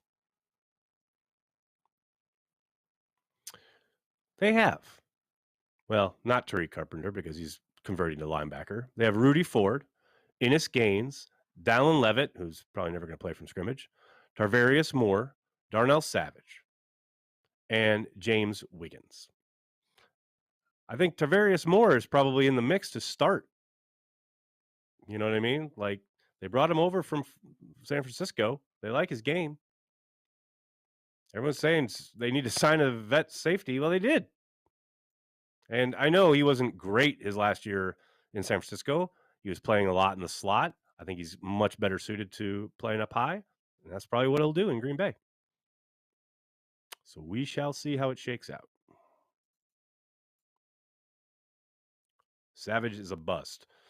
Yeah, it's close. It's real close at this point. Getting benched last year was not his finest hour. Definitely gave up way too many or had way too many busted moments. Well, he looked better once he got back on the field. You know, we will see what kind of rotation they have this season. Joseph, are you there? Tell me what you know about Dan Smith out of BYU. I have no idea who that is. Do you have any inkling of Dan Smith out of BYU? It's not a name. Dan Smith. Good old Dan Smith. You know Dan Smith. You know Dan Smith. I want to say my gut says he's a guard, but I may be off. I did not. It sounds like not scout. I didn't scout BYU. I never scout BYU very heavily because their prospects are kind of like all over the place. The only person I think I had on BYU was Puka, what's his name, Nasua. I think he went to the Patriots, something like that. And then what's his name? They had another lineman that I can't. Maybe I dropped it from my board, but I don't really care for BYU. So when the Jets selected Zach Wilson, I was like, yeah, this isn't gonna go too well. So yeah, you got me on that one. I'm not a big BYU guy. I just they're granted, yes, Jamal Williams, but yeah, he's kind of like the diamond in the rough for that program. I feel you. I definitely feel you. Vex, thanks for the super chat. Can we please retire Curly's number? It should not be worn again. Glad it won't be worn this year. I don't know, man. I don't know if I agree with that. I understand the sentiment, but I think number 1 should be available. You keep retiring numbers, pretty soon you don't have any to hand out. And they've retired a few. But I feel you. Founder, first coach, player, blah, blah, blah. I get it. I understand the sentiment. So is Zach Kuntz, the tight end from Old Dominion, and Max Duggan, the quarterback, still on the board?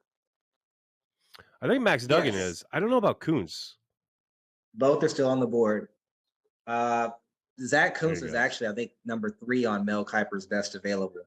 I guess maybe the same thing of Darnell Washington is just maybe the knee, because he definitely tore his ACL for his senior season, but he came back and tore it up at the combine. So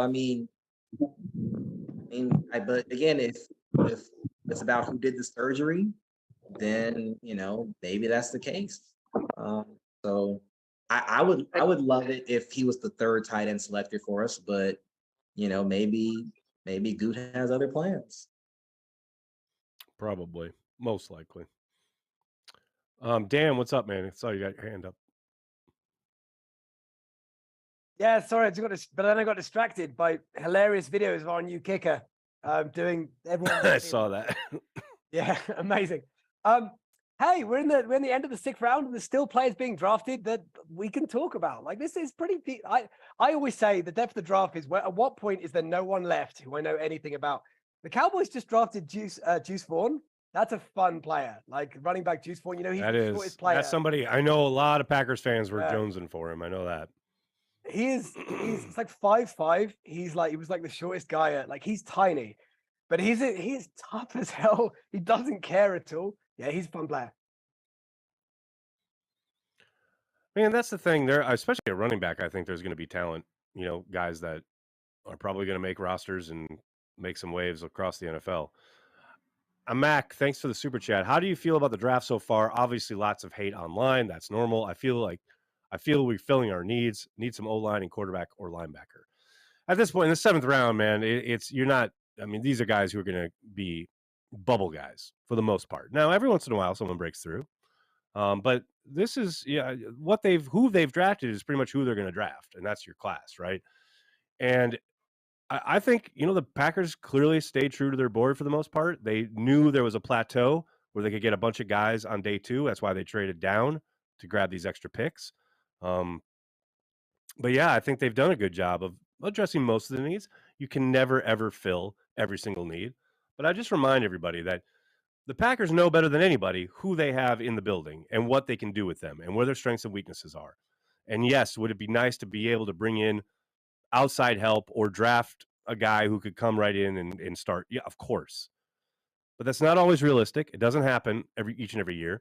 And there's certainly going to be, some guys that they are going to be expecting to take either big leaps or small steps or what have you to fill in those spots, whether it is a dime cornerback or whether it is a 2nd or 3rd safety. There's certainly going to be guys that are going to need to step up. There's no doubt about it. But that's why you draft and develop. And that's why, you have all these selections from previous drafts and I say it each and every year, this draft class is always exciting. This year's draft class, we talk about it, we go through it, we pick it apart, we dissect it. But last year's class is infinitely more important when it comes to success on the field this season. It's about getting development from that class, taking that step from year 1 to year 2 is so much more important than anybody, especially that we draft today in the 7th round. So overall, I like the class. Really excited to see them hit the field. I do think it gives them a nice base to work off of offensively, growing together, a group that is undoubtedly going to play a lot of minutes and reps together. But yeah, it's just the start, the long journey ahead. But I like it. I really like it. Doug, what's up, man? I just want to report a little bit on the fun happening on Twitter. There's some really fun drama on the Twitters. We got Field Yates claiming that Van Ness was such a standout hockey player that he just absolutely bundled dudes on the ice. I didn't know bundled was like a word that you could use to describe sports. But Field Yates hockey play. Apparently he's very apparently familiar with hockey. I don't know, he's from the Pacific Northeast or something, or the Atlantic. But anyways, that was kind of fun that Field Yates tweeted that out. Also, Jason Hirschman, I don't know if he brought this up earlier, but he said when Jordan Reed got the phone call from the Packers, it came up as a scam phone call alert on his phone, which is pretty hilarious. I saw that. Yeah. So, it's like, imagine if you hadn't picked it up. Yeah, that'd be kind of funny, right? And so we got Musgrave is a huge Packer fan, but in his video he made for the Packers, he didn't say go Pack-O, he just said go Packers, which it's almost weird when people just say go Packers, right? Like he's a big Packer fan. So we're gonna have to teach him, right? Go. Well, yeah. I mean, look. He's in the biggest moment of his life. Like, I can forgive the young man for, sure. I mean, possibly I bring this being stuff deer up in the because it's headlights fun. a little bit. It's there. the human side, right? And apparently Van Ness, and when he got his phone call, apparently he had 3 girlfriends already. So apparently, according to reports, he's already an NFL savvy vet. With his 3 girlfriends. There's also a video going around of new Vikings cornerback Mekhi Blackman for the Vikings. He's like, there's video of him going one-on-one with Reed and I think the Senior Bowl practices or something, and he's beating him pretty badly. But the Vikings fans don't actually mention the fact that he's doing insane amounts of pass interference. So they have like a complete disconnect with football. They do not understand how football works. He's just molesting the guy the whole time. And it's just like, watch the Vikings guy, and then they laugh at it like, ha, ha, ha. And it's like, do you understand football at all? Also, there's been some fun jokes by people like Eli Berkovitz saying that, like, we've been calling for a veteran, backup quarterback to mentor Jordan Love. And by the way, how old is Sean Clifford? Apparently he is actually fairly older than Jordan Love with his 8 years of experience. Makes sense. He's been in college forever. Wow, Moonman is in the chat here. Moonman is in the chat here. What can, in all caps, what can you tell me about Bo Melton and Jeff Cotton? I know there are a couple of draft dudes who really liked both of those guys, but Bo Melton in particular, he's fast as hell. I know that. And it's funny because I run into people online who use him in Madden, like specifically for his speed. But he came up, they picked him up off waivers from Seattle last year. We'll see. They'll be in the mix. I don't expect, much from either one of them, but you never know. That's why you let them compete. Those are both dudes who are going to have to make plays each and every day to have a shot, and they're going to have to kill it on special teams. That's what they're going to have to do. Reed seems to be out of the normal for Packers to draft, just his height being under 6 foot. Yes, it absolutely goes against type. No question about it. I'm excited about it, though. The man is a home run waiting to happen. And he's a damn good punt returner. So put him in the mix. I am down with it. My God, we've even got a video for the kicker. Cody killing it today. I'm going to make sure I got this. There we go. Nicole will have that up momentarily. Where are we going? Hold, please. There he is. Carlson. Bam. Ba-bam. Mr. JJ asks, are the Packers going to draft an offensive lineman in the 7th round? The answer is yes. Oh, my God. I can't even believe we haven't even started the 7th round yet. Let me know when you got it, Nicole. Hit it.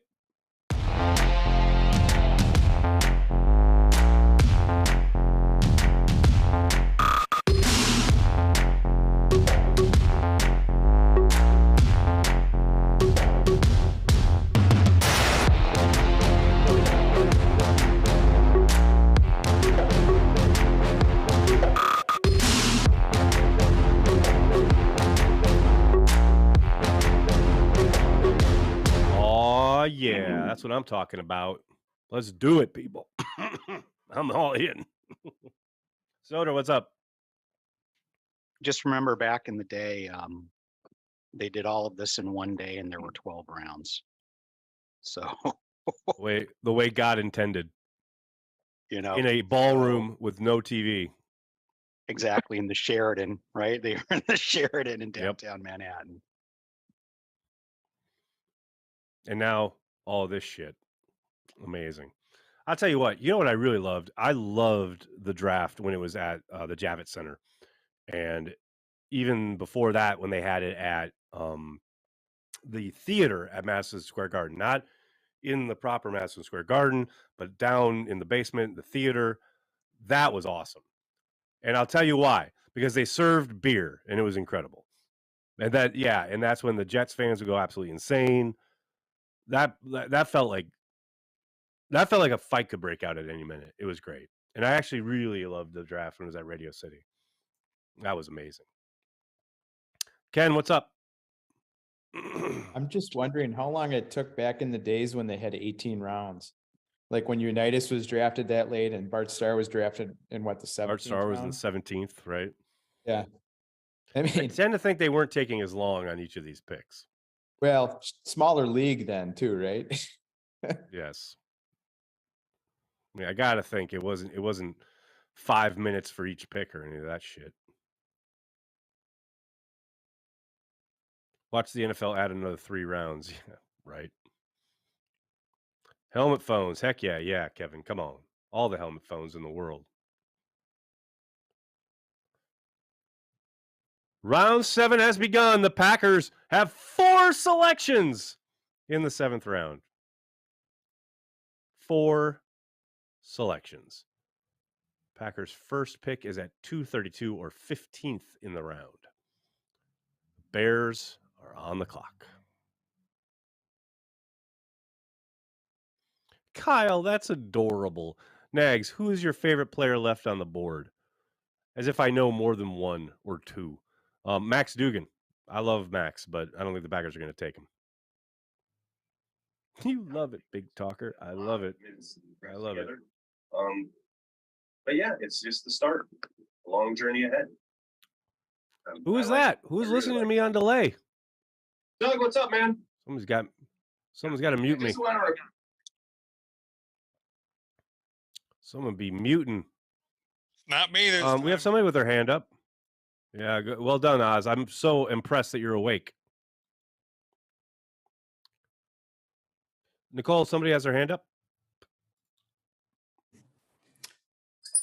Oh, I'm sorry. I didn't expect that. Hey, Aaron, how are you doing today, man? What's up, man? Just got home. Well, how are you?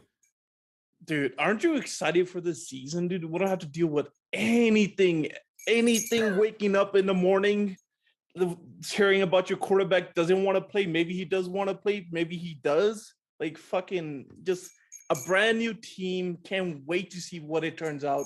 We don't know. It could be shit. It could be good. Fucking, I'm excited, man. This shit's really good, and I'm with you. Doing pretty well too. Fuck, it's so refreshing. Just I agree. So fucking refreshing, man. Fuck, I know. That's all I got, man. No, I hear you, and that's what I kind of had not assumed, but I really thought they were going to trade Aaron last year because of that. Like just the fatigue of the entire organization hanging off of every utterance from this guy, and like every whim and every. This is just an unhealthy way to run your organization. And again, and as Robin has said earlier, it's not because you don't appreciate everything he's done, but it was time, man. It was definitely time.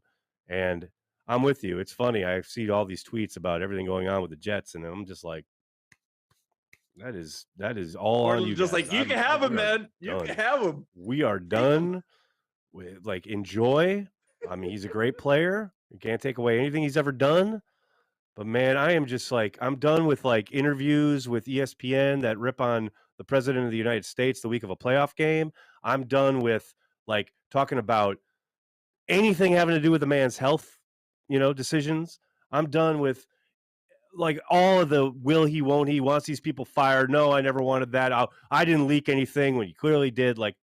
Or the cell service thing. The cell service quote from that presser is the last thing I'll ever have to worry about. That's the last kind of Packers connected thing that we have to deal with.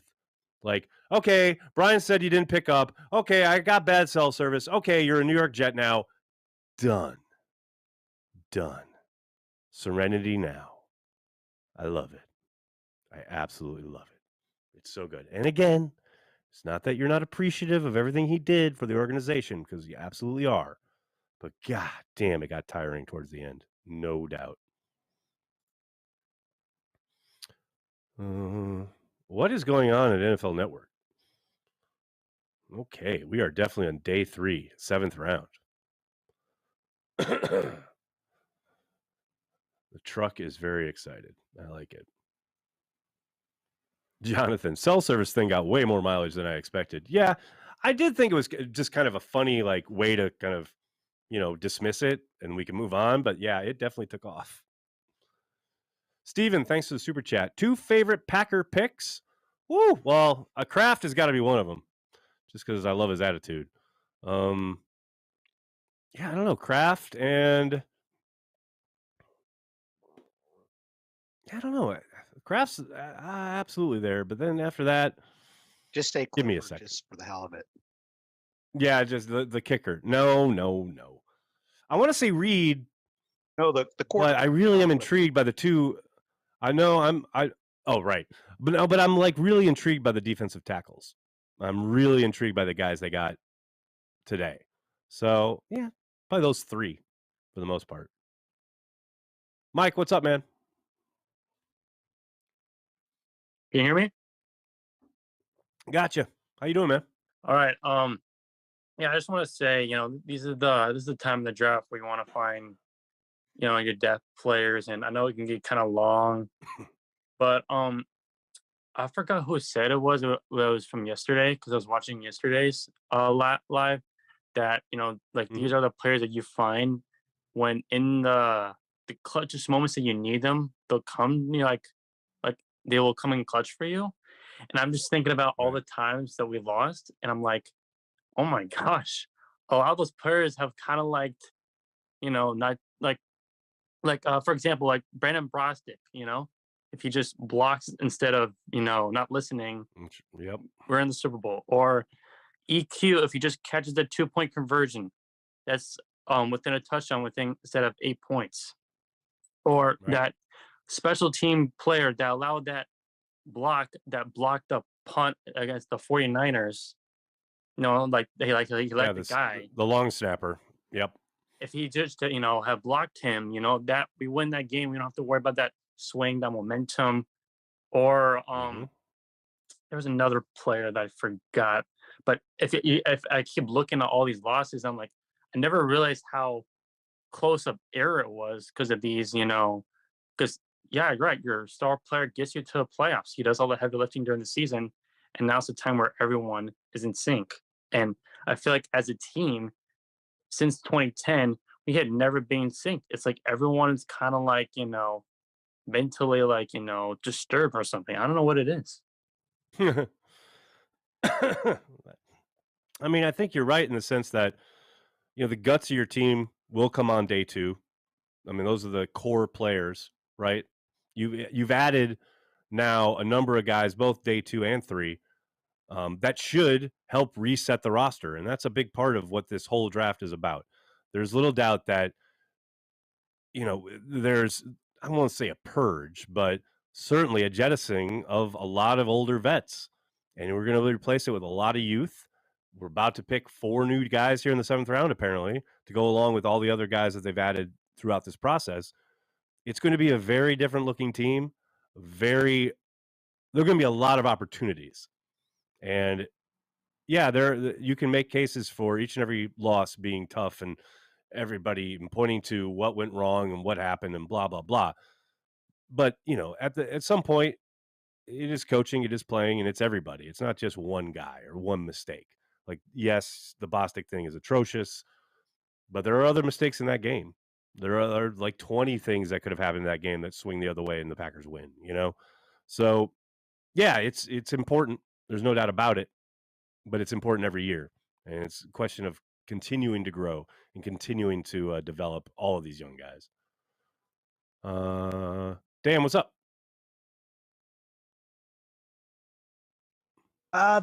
It already got mentioned in the chat. I was just Kunst went to the Jets. It just picked him. Of course. Yeah, so Rodgers gets Kunst. No, that just means Rodgers won't throw to him, so it's all okay. Hey-o! I mean, he's a big fan of throwing over the middle, isn't he? I mean, we all know this, right? He's a big over the middle. I mean, one of the big differences last year was that they were less effective throwing over the middle than the 2 years before, the 2 MVP seasons. And like without Devontae, that made a big difference. Like it really did. A lot less trust there. A lot less trust. Yeah.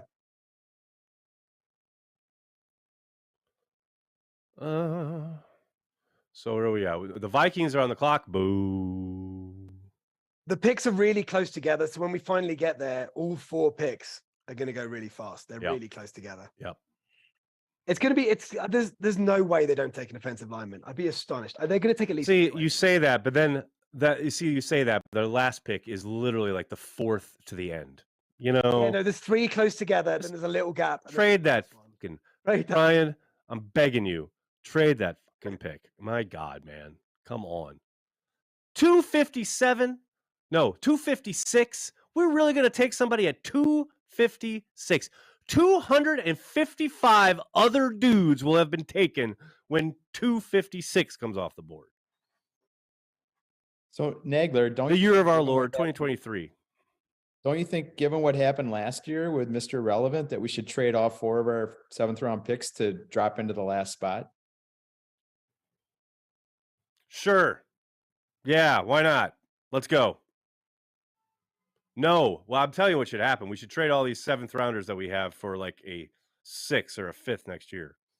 No, I was just thinking that. Trade a couple of these to a team that hasn't had many picks this year in the draft. Trade a couple of them for a 6th next year. That's exactly what I was thinking. Like, there are a few teams that have hardly had any picks. They're going to take it. No, it won't. Look, if the franchise was in a different spot, I think that might be viable. But because of where they are, and you guys have heard me say it a million times, they need cheap labor. This is where you get it.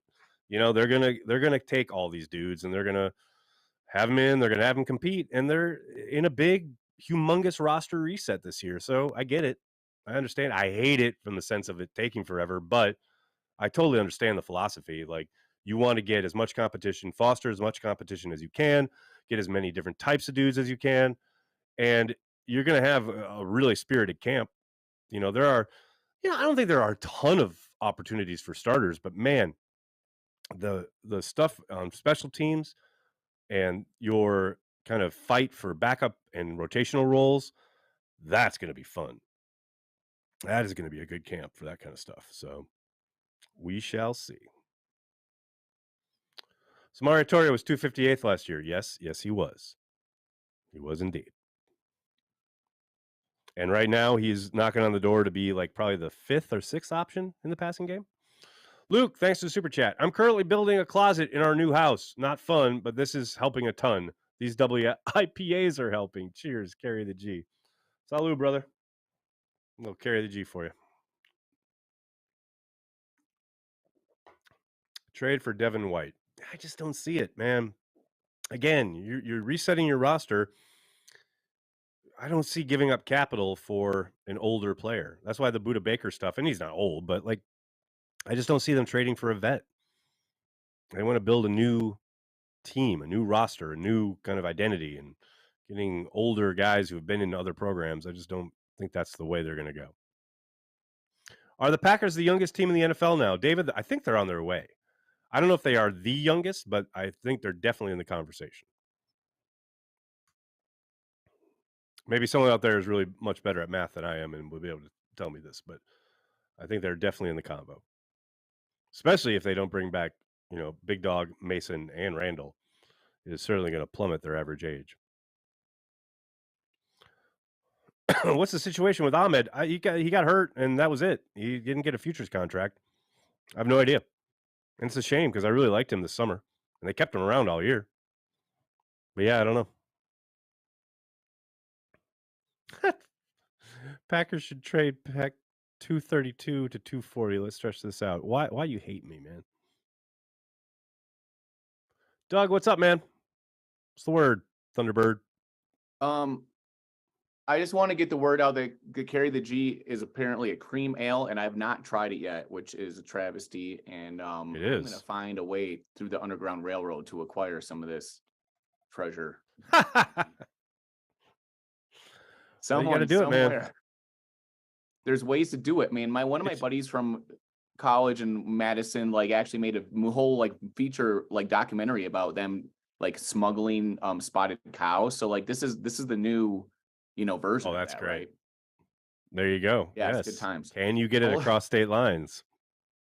I'm really. I mean, we get people. We get people with like pictures with social media and like, oh, it made it to California, or oh, here it is in Texas. So I know people do it. I'm in Denver, Colorado, and I'm gonna figure out a way. I'm literally in New York City drinking one right now. Yeah, there you go. So we have a whole network of people here. This is like Illuminati level type stuff. You know what I'm saying? Like, this is good. I am part of the Illuminati, but this is better than that. But also, Aaron, I have a lot of my friends who are blocked to their Bear fans on my phone trying to contact me right now through like Instagram and other means and the back channels, because they're like all watching right now Cheesehead TV, and their minds are blown. They are just very jealous of the whole culture and everything happening here, and they can't handle it. That's what they do. They try to get at you and contact you, and I'm like, sorry, buddy, I'm busy. I'm in the green room at Cheesehead TV. I'm sorry, too busy for you, sir. Too busy, way too busy. Chris, thanks for the super chat. I think we're going to see some inside offensive line competition drafted here. Outside of Elton, open competition is needed. Let the cream rise. I mean, it's possible. I think you're really discounting Runyon Jr. there. I don't think he's Elton's level, but I don't think he's bad, and I think he's probably going to be your starter. But yeah, bring in competition. I'm for it. I'm all about it. I'm sorry, Nicole. Say again. Dag, what's up, man? How we doing? I was gonna say to Doug, next time I'm in Wisconsin, I'm taking a load to Denver. Maybe I could sneak some out just for the right money. Yes. There we go. There we go. We could get that underground network going. Don't worry. We're gonna get this everywhere, baby. Oh, hell yeah. I love it. Okay, so we got what? Falcons are on the clock. 1, 2, 3, 4, 5, 6, 7 picks away. Here we go. Yeah, we have lots of O-linemen. They do. It is true. I mean, hell, they have a third rounder from last year who we don't know anything about. Anything's possible. There will be competition. Of that, there is no doubt. Why? See, this is the problem when you have like 3 monitors, like your what do you call it? Your mouse thing disappears.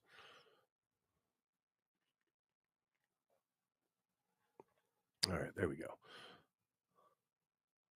How come Pax What She Said is not in the house? David, I know Perry is traveling this weekend, and Maggie was in last night, but they're doing their own thing. See, this is the thing. Like, Cheesehead TV, we're all about trying to help people get exposure, help them develop, much like the Packers, draft and develop. We draft people, we find people, we bring them in, we develop them, and then they go on and do their own thing. That's happened again and again and again and again and again. I mean, it's so funny looking around the blogosphere and the media around the Packers and seeing how many people have come through Cheesehead TV. Like, Pax What She Said is a perfect example. That was something that we really liked, both of them. Maggie's a great writer. We wanted to find someone to pair with her for a podcast. Found Perry here in New York, put them together, and now they've gone on and made their own thing. Love it. Very happy for them.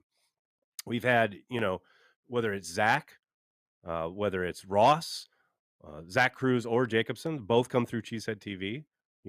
Like, there's so many people covering the Packers, or we're, doing content around the Packers that have come through here. And it's like, we love that. That's what we want. We don't want, because look, when you work at Cheesehead TV, quote unquote, it is kind of funny. We do get emails sometimes every once in a while from people who are like, I'd really like to work for you. It's like, I don't really think you know what that means, because the writers don't get paid a whole lot. They do get paid, and it's not done for free. But, you get a very small kind of bit every quarter, a couple $100, maybe. And it's not a lot, but people do it because they love it. It does give them a platform. And often, as we're talking about with the Packers and their competition, the cream will rise. And if you're really good, you'll get noticed and you will get a gig. You will get a job that pays you an actual salary. And we don't hide that fact. It's just how we operate. It's how we always have been. Paul Brettel, another great example. Paul does great stuff at Dairyland Express. He was here working, doing stuff for us, and now he's getting paid by Packers Wire. It's that's who we are. It's what we do. We're never going to be paying writers like salaries that make that this is their living, but we want to give exposure to people who are really passionate about the Packers and who have, an ability to look at the game and analyze it, and hopefully, and then what they do with that platform is up to them. That's the whole idea. That's the whole gig.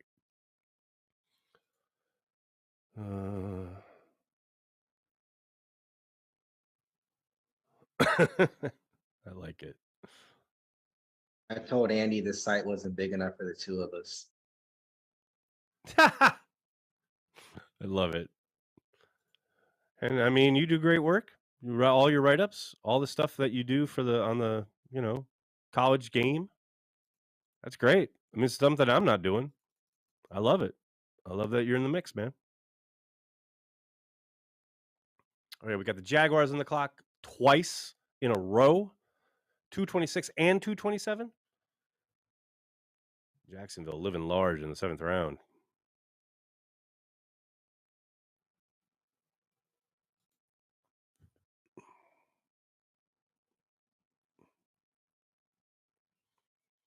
Was Andy Herman part of the Cheesehead TV circle? Yeah, absolutely.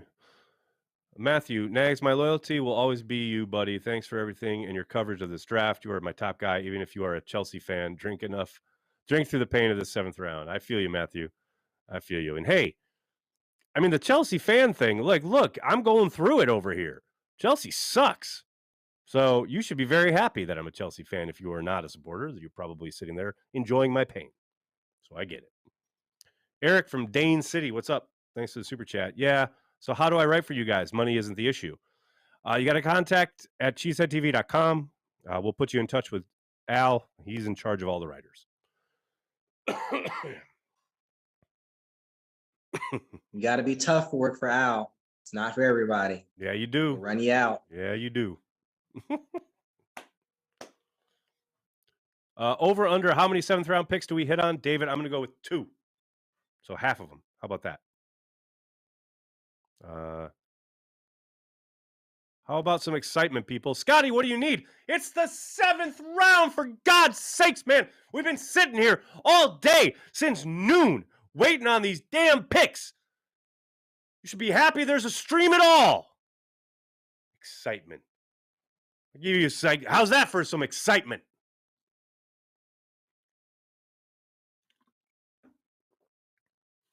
Mike. Finally, we got a rant. Mike, what's up, Mike? I just remembered recently after like when finally like the trade happened with Rodgers, and I was finally put to rest because I was really annoyed. I saw Richard Sherman like on the volume thing, and they all said like, I saw that. Oh, the Packers are going to mediocrity, like no one fears them anymore. No one fears them anymore. It's kind of like, shut up, you hater. It's like, like that was like such a talk. Like, you don't have to like them, you don't have to cheer for us, but to go out of your way and just say that we're just gonna be so bad. You have like, I could tell you have some like angst in your tone of voice, like there's something you don't like about us, and it was really weird to see. I mean, I know that it's like we shouldn't worry about it, but it's like, I don't know. I was wondering if you saw that from Richard Sherman. Yeah, I saw it. And look, I think there's no doubt that there's a large swath of fans and media members, former players, what have you, who are, in the parlance of our times, preying on the Packers' downfall. And I did a little mini rant about this earlier this offseason. It's like, I get it. This is your chance. This is your moment to kind of do your mini dance on our grave, so to speak. It is a reset year. No one's blind to this fact, right? The idea that the Packers, no one's scared of the Packers. Was anybody scared of the Packers last year? Because I'd love to talk to them about what kind of nonsense they were thinking. Nobody's been scared of the Packers for a while. So this idea that, oh no, like you've totally like fallen down to earth. And yes, this year is going to be a big transition. There is no doubt about it. But I hope the haters enjoy 2023, because then starting in 2024, the ascension begins. And I just know these same people who have buried the Packers this offseason, like Richard Sherman, etc. You fast forward 2 years, suddenly they're going to be talking about the hot young Packers and Jordan Love looking really good, blah, blah, blah. When they all want to bury the Packers right now, I get it. They're sick of how much the Packers win. They're sick of watching the Packers in prime time all the time. They're sick of Aaron Rodgers throwing touchdowns every week, and I get all that. So this is their little moment. Let them have it. Long term, Packers will be back sooner than you think. That's where I'm at with it. I think we're back next year. I'm predicting 10-7. Now I don't even know the schedule. Go, buddy. I mean, they've got talent. That's the other thing. People keep saying like, they're like this lack of talent. It's like, wait, have you even looked at the roster? There's plenty of talent. I mean, I was convinced, when we played Philly and Jordan came in, and even I can't think of who was commentating. Was it Collinsworth or someone? Even they commented on how Jordan was throwing the ball, and we lost the game by 7 points. If Barry had been, halfway, coherent, we probably could have won. Well, what's funny is that what everyone forgets, they lost by 7 points. And they went down 14-0 in the beginning because of an interception that Rodgers threw. I think it was the first pass he threw in the game. I think so. And they had the ball inside the 20, 5 minutes into the game after scoring a touchdown. Yeah, Joe Barry was pretty particularly awful that evening. There's no doubt about it. That's the game where they ran for a record number of yards. So bad. So bad. Ken, what's up, man? Well, speaking of the record next year, I was just doing an informal poll in our meeting chat, but last year everybody says, "Oh, well, you lost Rodgers," but I can't tell you how many games last year I said to myself, we would have won that game if we had decent quarterback play. He did not play well, and let's not forget that. Wow. He had a lot of games where he did not play well. That's what I mean. That's the other thing. It was just time. And it's hard because it's really impossible to know how much, because so many factors that go into it, right? Like in any football game. But then you throw in the fact that the man was playing with a broken thumb for a good stretch of the season.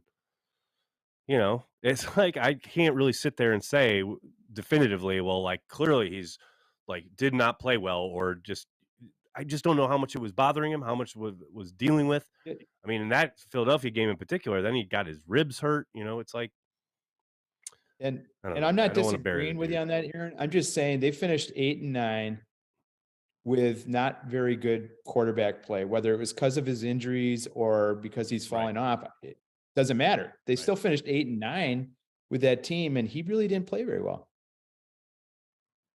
I feel you. You're not incorrect. I do not disagree. Packard, man. How many times have we screamed at the TV to hit the wide open guy coming across the middle? I am fascinated to see if we get a lot more shallow crossers. I mean, mesh for days, baby. Let's go. Bills are on the clock, and then the Raiders, and then the Packers are on the clock. We are 3 picks away, people. Yes, Gary. Broken thumb scooped by Big B. Big B. Who's sending me emails in the year of our Lord 2023? Oh, my goodness. All right.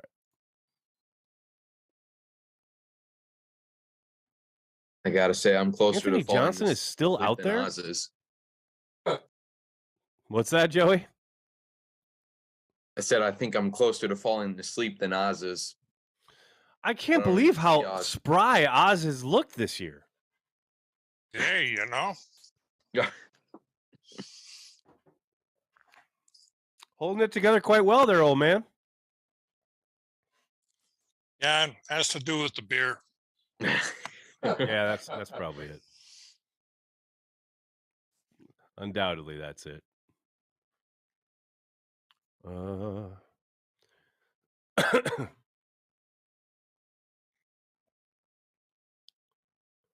How can't you not be excited about next year as a Packers fan? That would be our oyster. Patrick, I don't know what any of that means, but I'm with you.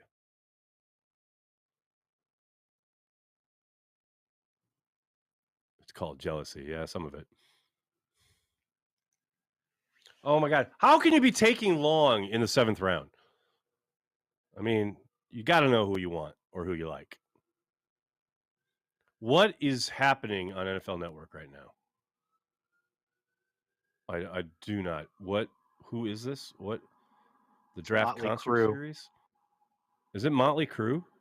It's Motley. Get out Well, of town. Holy shit. That's amazing. Matthew, thanks for the super chat. Sending you pint money, Nags. Huge thanks again. Thank you, sir. Really appreciate it. Carry the G, my brother. Cheers. Smash the like button, all. Yeah, smash the like button. Don't just click it. Smash it. Oh, you know what? I got to start doing. My Olive's favorite. One of Olive's favorite YouTubers always goes, if you're here for the first time, hi, how you doing? And if you're here again, hi, how you doing? Welcome back. See what happens when you subscribe? You get an extra greeting for every video.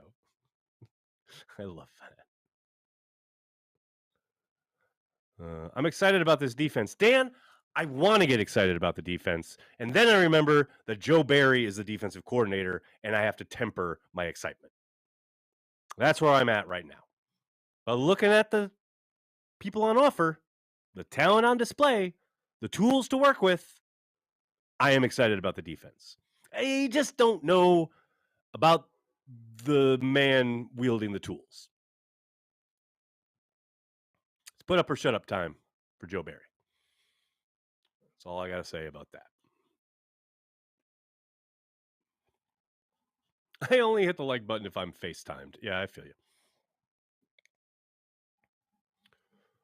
What do we got? Okay.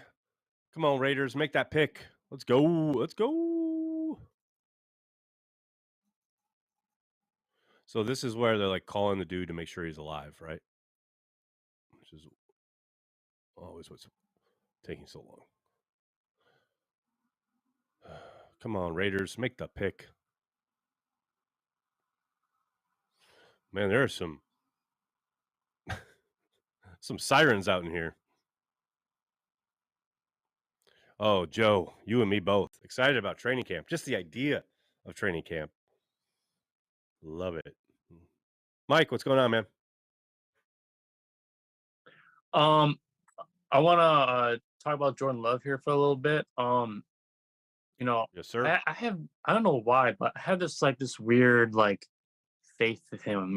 Like he has all the tools that you need to be great. Like his arm talent's pretty good, his composure is pretty good. He's also a good human being. So that's pretty solid. Right. And plus, when the Chiefs game happened, when Rodgers got COVID and he had to come in there suddenly. People tend to forget with that game, he outplayed Patrick Mahomes in that game. He outplayed him. And if Mason Crosby, and I love Mason Crosby, I love you, but if our special teams just makes all their field goals and no blocked punts, we win that game. And I don't hear any of this crap about how Jordan Love does not, come in the clutch or whatever, And even when in that last drive, I remember even during that last drive, I remember was when he scored that touchdown with Lazard, he was gaining some momentum in there. And then you saw it again with the Eagles, I'm telling you, man, if our defense just makes the stops when they need them to, I'm not gonna be surprised if Jordan Love is a Pro Bowler at least. Packers are on the clock. Packers are on the clock. I agree, man. I think Jordan Love, no doubt. He's got it. He's got what you need. It's just a question of continuing to develop a very young quarterback who's going to be a first-time starter, is going to have defensive coordinators working up plenty of plans to try and take advantage of him. But I'm with you, man. I think there's zero doubt in my mind that he has the ability and the upside to become a really good quarterback. What's the limit? I have no idea. But that Kansas City game is so tough to watch too, because it's so clear that Spagnuolo is just like, I'm going to blitz the shit out of this kid. And the other thing that people forget, you talk about, game circumstance or whatever. The other thing people forget is that offensive line for the Packers that day played like garbage. The entire kind of front, whether it's the offensive line, whether it's the running backs, the tight ends, everybody involved in protection was damn terrible. It didn't give Jordan much of a chance. So, and look, I get it. He didn't light it up and people get kind of down on him for it, but there was a lot of components there. I don't think Matt did a very good job helping him. There's all sorts of stuff going on in that game. And, they had a chance to win it. Like you said, if everybody does their job, they probably do. So the Packers are on the clock. Joseph, what are we doing here? What do you think? This is the final nail in the coffin of the safety position. What are we doing? The pick is in. The pick is in.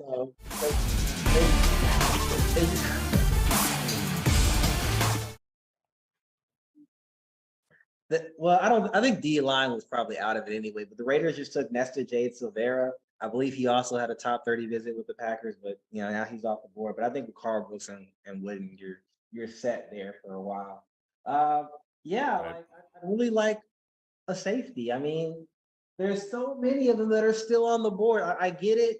You're not high on them, but this is the 7th round. But it's the 7th round. Okay? 7th round. What do you have to lose? Anthony Johnson's still there. Brandon Johnson's still there. Trey Dean is still there. Jason Taylor's still there. Daniel Scott's still there. Brandon Hill's still there. Rashad Torrance is still there. Just burn one, homie. Just pick it. If it's an offensive lineman, he's definitely not on my board outside of Darian Dalcourt out of Alabama. I think my offensive line board is gone. It's decimated. Phil Strom out of Illinois. I'm sorry. Wait, Big B, Jake Witt is still available. But is he? He didn't get taken. I mean, he killed it in his workouts. I mean, I think he had a 9.8 RAS. So I mean, possibly, but I just don't know. Because when you're from those really super small schools, I mean, the right regional scout's gonna have to find you. I mean, they say it all, even in the Legacy Bowl. If you do it, somebody's gonna find you. Now, whether they convince the GM to take you, that's another thing. But if you do it well enough, you can get a camp invite at least or something to that nature. But at this point, I'm expecting him to go way off my board at this point. Yeah. Oh, and to the fans watching, just because they're not on my board, that doesn't mean they're a bad player. My board is a mix between what I want, what I think. Carrington Valentine. They took a corner out of Kentucky. Carrington Valentine. That's a great name. He's still there? Oh gosh. He just got the Packers just took him. I hope so. He's not there anymore. Okay, so he is on my board. He is on. All right, there we go. Talk to me. So another RAS guy. What's his story? I want to say he's about 6'1", 6'2", physical, good man guy. Maybe a safety conversion, maybe, but we'll see in the camp. But if you were looking for a nickel, somebody to kind of add some competition in the room, I like the pick. Hey man, special teams. It's all about special teams in the 7th round. We'll see if he can contribute. Carrington Valentine. He definitely wins the name competition. Dan, what's up? Hey, look, let's talk about Valentine because we just picked him. I was going to say, yeah, I mean, he runs well. He's a decent size. He profiles quite well. I don't know much about him. Good name. I was just going to say, I was just going to annoy you by pointing out, I think one of your guys is still available. Didn't you say on a couple of podcasts that you wanted Landers out of Arkansas? Yeah, that's my guy. He's still available, which means that he's still there. Definitely won't pick him, even though they've got 100 7th-round picks left because you like him. It was never going to happen. He's still there. Not going to happen. Yeah, he's a souped-up MVS. I love that kid. Anyway, I like Valentine because one of my draft crushes. You can't have too many corners. Can't. Why would you not want corners? I mean, I think, like Joseph said, I think possibility they look at a conversion to safety. No doubt about it. What do we got here? Oh, Jim, thanks for the compliment. Really, really appreciate it. Oh man, we are here on what is it? It is April what? 29th? What's the date today? April 29th. And someone just entered into the chat the name Jim Leonard. People, let it go. Let it go. Let it go. Jim Leonard had his chance. He didn't take it. Bye-bye. You had your chance. I gave you a chance to be the defensive coordinator of the Packers, and you blew it. Name the movie. Juan Garcia, thanks to the super chat.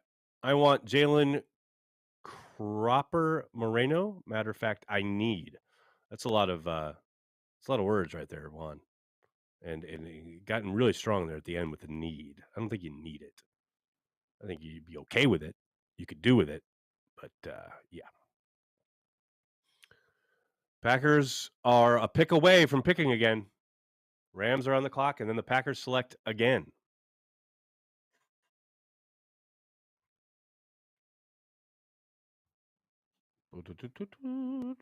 Valentine was another nice high raz guy, of course. Mm-hmm. Carrington Valentine. That is just an awesome name. Chris White, thanks to the super chat. Copland, you are correct. You win my eternal admiration. Yes, sir. That was from Copland. I gave you a chance to be a cop, and you blew it. What's up, Soder? Also, the book on Valentine is that he's a pretty solid blitzer off the corner. Ooh. Now we're talking. Packers are on the clock. The Packers are on the clock.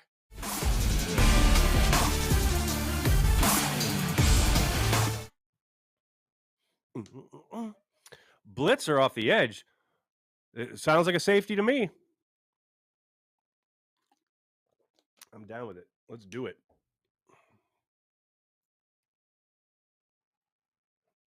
Let me see what else we got. Nick, the Packers are under the radar. I hope all teams put a W on the schedule before the start of the season and watch the media eat crow when they make the playoffs. So playoffs? Playoffs? I just hope we can win a game. Another game. Packers are on the clock. I'm stoked Nagler is done with Barry. Didn't say I was done with Barry. Didn't say the man should be fired. I did say there's no more excuses. There are no more excuses. None. Zero. Ryan, thanks for the super chat. Love, Romeo, Valentine. What's Goody building? What's he building in there? What's he building in there? Scotty P, thanks for the compliment. Herculean effort. Thank you, sir. Is that a Tom Waits quote? Well done. Well spotted. What's he building in there? Frank's Flat? What's he building in there? I love that album. The whole album's amazing. That track in particular, I absolutely adore. That's Goody and the Draft. What's he building in there? At this stage, I'd make a pick on the basis of whether they're played electric football. Man, you don't know life if you didn't play electric football growing up. That's my jam right there. I spent hours playing electric football. I am talking hours. Electric football, man. Guys just going around the board. I like this new thing this year where the Packers and the NFL teams have the instant headshots in the jerseys, like Photoshop for the win. Good stuff.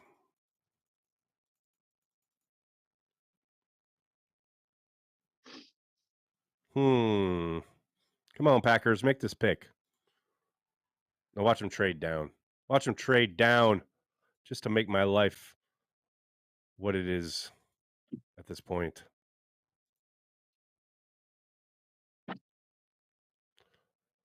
I don't even want to address this text I just got from Olive. Oh my God.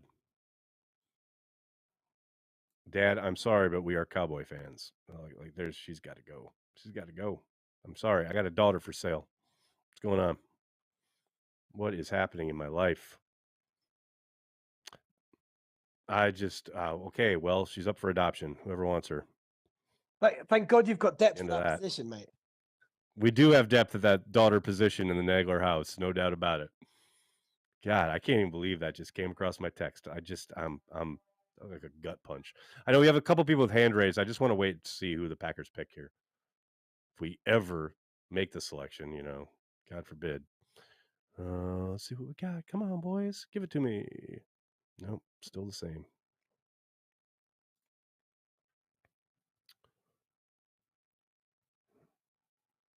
Send her to Chicago. Yeah, no doubt. Lord. Can't even believe I can't. This just happened. It's just in front of me. Like, wait, what? I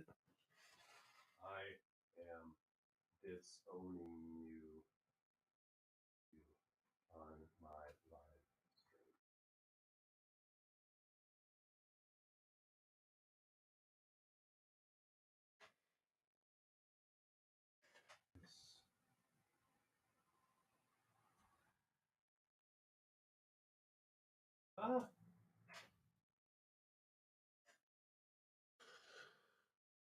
Come on, Packers. Who we got here? Come on now. Are they going to make a pick? Oh my God, they're trading, aren't they? Don't tell me they're trading again. Running back. A running back. They're taking a running back, people. I can't find out which one right now. Excuse me. Lou Nichols out Central of Michigan's Lou Nicholas.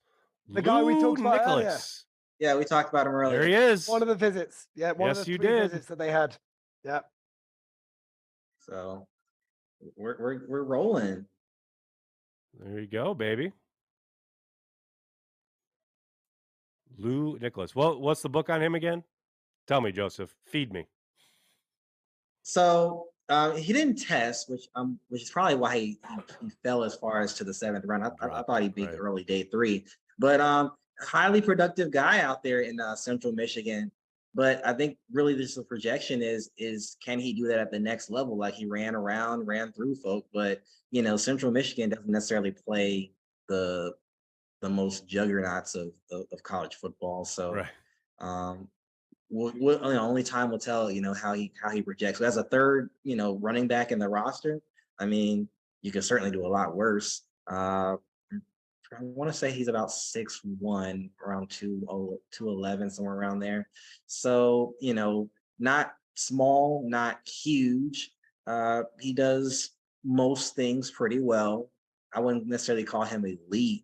And that's probably where we'll see, the projection is how can he manifest that production that he had at a lower level at the NFL. But for a third running back on the roster, you could definitely do worse. I like the pick. He was on my board for sure. Hey, get that guy in there, see what he can do. I mean, they've had success in this round and in day 3 in general with running backs, and bring him in, put him in the mix. You got to think Goodson and Patrick Taylor are probably sweating a little bit, but that's why they have the competition. That's why they have training camp. I am down with it, man. Let's go. Lou Nichols. Dan, did you have anything else? Sorry, I know you had your hand up earlier. Yeah, sure. Well, firstly, Lou Nichols, he led the nation in rushing a couple of years ago. So he's had serious production. There's some talent there. I think he had injuries last year, which is why I think he didn't end up being the draft prospect that people expected after he led the nation in rushing 2 years ago. But, so there's some serious production there. There's some talent there. It'll be interesting to have him in for a visit, which is why we talked earlier. We really thought we were going to have one of those 3 backs that they had him for a visit, that they'd take one, and they did. Makes sense. Valentine, Kuiper loves Valentine. Kuiper just went on a little speech about, he's convinced that he'll be a starter. So, why not? Which means he'll probably stink, but you never know. Yeah, probably. Yeah. You never know. But hey, like we've talked about, AJ's contract coming up. They always look ahead. They're always drafting a year early. So anything's possible. Soder, what's up, man?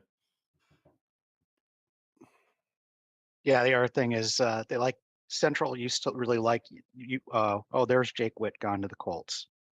Too bad. Anyhow, Central Michigan liked to use Lou Nichols in the screen game a lot too, so he has some receiving skills there. Now you're talking. Do you remember the Monday Night Football game where you had those strips and you would line up your defense and your offense, and then the board would light up and tell you what the outcome of the play was? That was the most awesome game ever.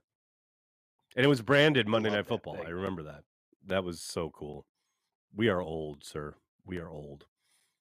Like, it's amazing when you think about like what you can do with Madden now and all the graphics and everything. And like back in the day, I was literally in my basement with a board of electricity that I would put little plastic dudes on with magnets on their bottom of their feet, and then just have them like buzz around and play football. That was Madden before there was Madden.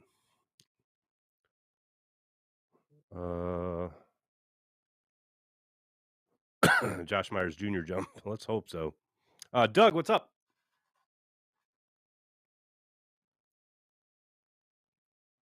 Uh-oh. Doug, you there? We lost Doug. Is there like a Cheesehead Madden league yet?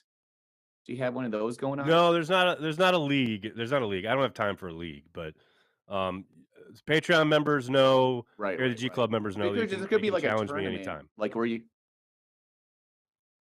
Well, I will challenge you. The problem is everybody's got to be on the same like tournament thing or something. So everybody's got to be on the same system, in the same like version of the system. Like that was my problem with Tyler. Like Tyler has the newer Xbox. I got an old Xbox because I'm a dad and I can't afford to buy a new one. So it's like, everybody's on a different system. Everybody's on a different kind of platform, blah, blah, blah.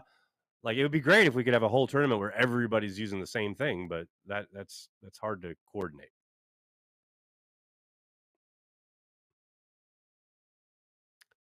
Is there a limit to how many you undrafted free agents a team can draft after the draft is over? We have a 90-man roster limit in the offseason. The top, there's what's called the rule of 51, where only the top 51 contract amounts count towards your salary cap. However, 90 is your limit. So you can sign as many undrafted free agents as you want, as long as you don't go over 90 dudes. That is your limit.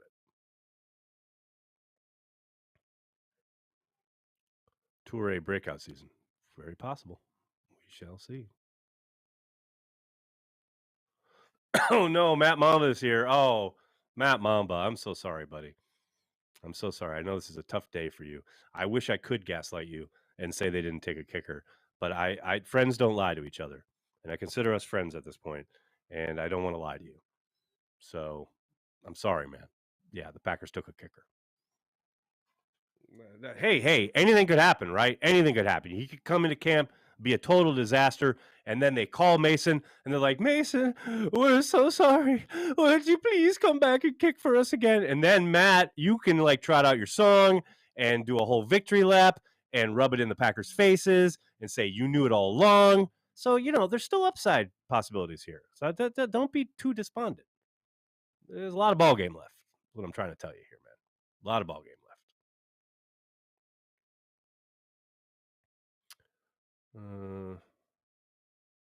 Going to be a lot of competition in camp this year. Can only make the team better. Oh, you are not lying about that. It is going to be probably one of the more competitive camps we've seen under LaFleur so far. That there is no doubt. Lou Nichols. That's a good name. They're going all name team here in the 7th round. Between Carrington Valentine and Lou Nichols, we got something cooking. Something's cooking here in the 7th round. There's a foot of snow coming to northern Wisconsin? What? Sorry, boys and girls. Holy cow. So the Packers have another pick in 2 picks, and then we wait like an hour for their last pick at 256. What do I think of trying to sign Taylor Lewan? I don't think they can afford him. Maybe if he sits out there and he wants a gig, but I can't imagine that the Packers would go that route.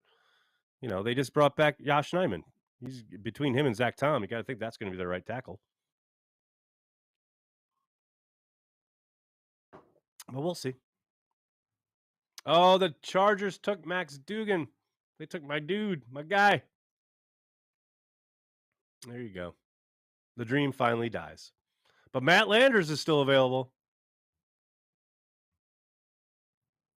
Another hour. Please, no Motley Crue. No more Motley Crue.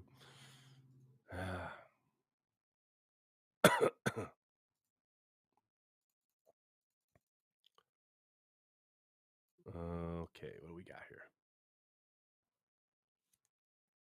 Lou Nichols looks like he is 38. Hey, man. I don't care as long as he runs like he's 28 or 25. Thoughts on Jace Sternberger come back to Green Bay? I think that ship sailed. Love that he's balling out in the USFL, though. Godsmack, thank you for the super chat. Hopefully we can make a postseason push and get these youngsters some big game experience. It would be very beneficial, especially for Jordan Love. Well, that's what I'm kind of interested to see what they get schedule-wise, right? Like how many – I don't think they're going to have their usual allotment of primetime games, but I kind of think they'll still be in primetime a little bit. We'll get like probably 2, maybe 3. Because people are going to be curious. But yeah, they're not going to be playing a whole lot of big, high pressure situation type games this year, most likely. But you never know. But yeah, get that experience for the young guys. I'm all about it. Let's see what else we got. Oh my goodness. Steelers are on the clock. That means the Packers are 1 pick. Oh, wait. Nicole, in moments you will see a new video for Valentine uploaded, and you can roll that whenever you got it.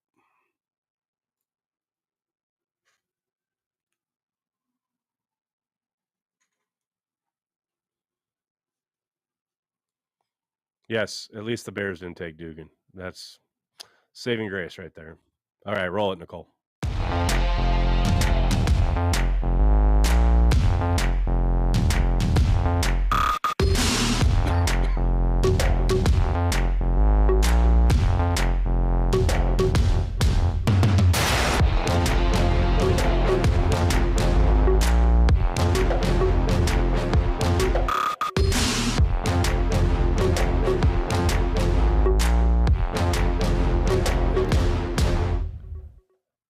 Yeah, like and subscribe, you heathens.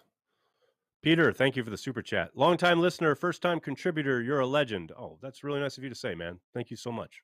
Really appreciate it. Really do. And hey, you're here at the bowels of the 7th round. God knows this isn't like premium programming going on, but I really appreciate it. Thank you so much.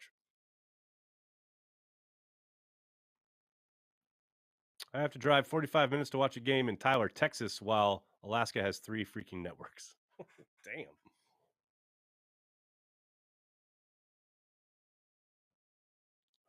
Can we trade pick 256? God, I wish.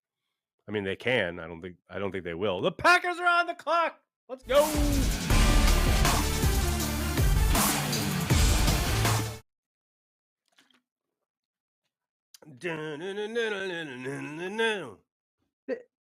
Did I just see rightly that the Jaguars just took someone who's a D lineman stroke running back? I like it. Yeah, that's what I saw too. Is that true? Yeah, that's true. Hell yeah. I want some of that. He looks more like he would be a defensive back, maybe. I don't know. I need to do some research on this guy. What was the name? Yeah, I need to find it. Hang on, let me do some. Let me look this up. This is interesting. It's Derek Parrish. He's edge. Oh yeah, we talked about Derek. little undersized for Derek Parrish. But they played him at fullback in the Senior Bowl, and he looked good. Dope. Are we ever going to draft O linemen? Yeah, Martin, for like the last 3 drafts. They've drafted a ton of O linemen.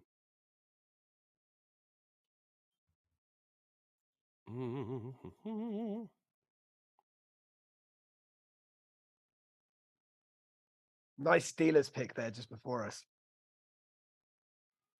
Corey Trice. Yeah, it's interesting guy. Interesting guy. All right. Well, the pick is in. The pick is in. Don't know who it is.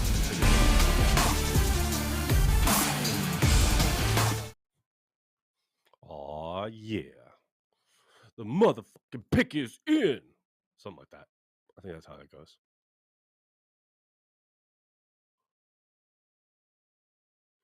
Come on.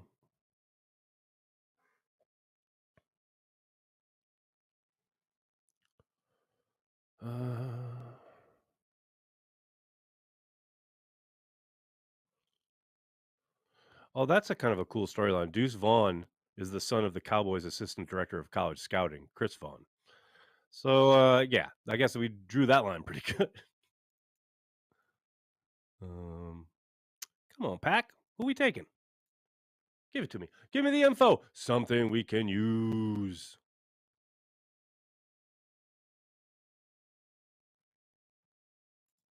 Man, come on now.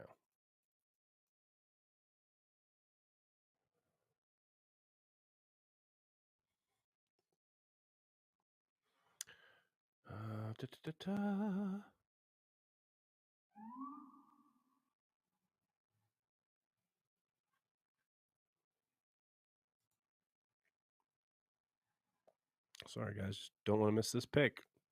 Let's go.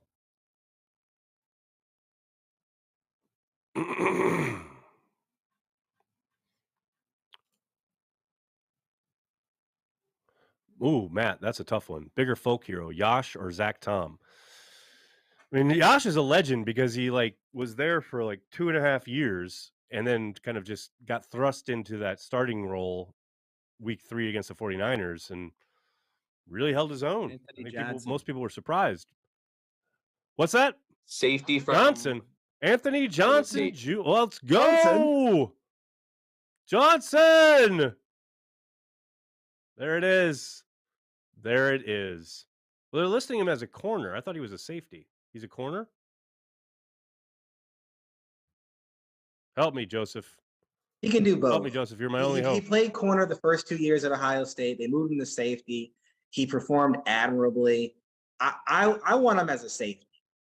I want him as a safety. I think between him and Carrington, they're like, look, worst case, we got some corners and maybe, maybe Gene Charles doesn't last, another year. I mean, they'll definitely push him, day one. Right. But then, if there's injuries on the back end of the roster at the safety position, these guys could definitely step in and play. Especially Johnson with his range, very rangy kind of guy. When you have a guy that moves from corner to safety, that means he's got the speed to recover, and he's got the speed to get back down to the offensive line and defensive line and make plays. So this is a great pick. Finally, we get our safety. Safety has happened. The safety has landed. There you go. Soda, what's up? I'm getting concerned that there's no replacement for Jake Hansen. Man, Jake Hansen ain't making this roster. Just stop now. Just stop. That's why they drafted Sean Ryan. Just relax. Just relax right now. Okay? Won't be bringing that weak ass sauce up in here in the 7th round, Soder. I don't want to hear it. There's all sorts of options.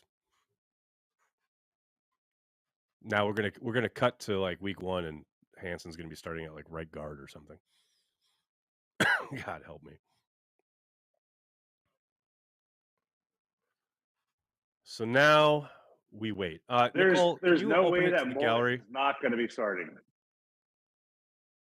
Sorry, who? I said there's no way that mullet's not going to start. That Sean Ryan mullet looks amazing. Oh, it's got to happen. It's got to happen. I'm going to run to the restroom real quick. Nicole, the floor is the floor.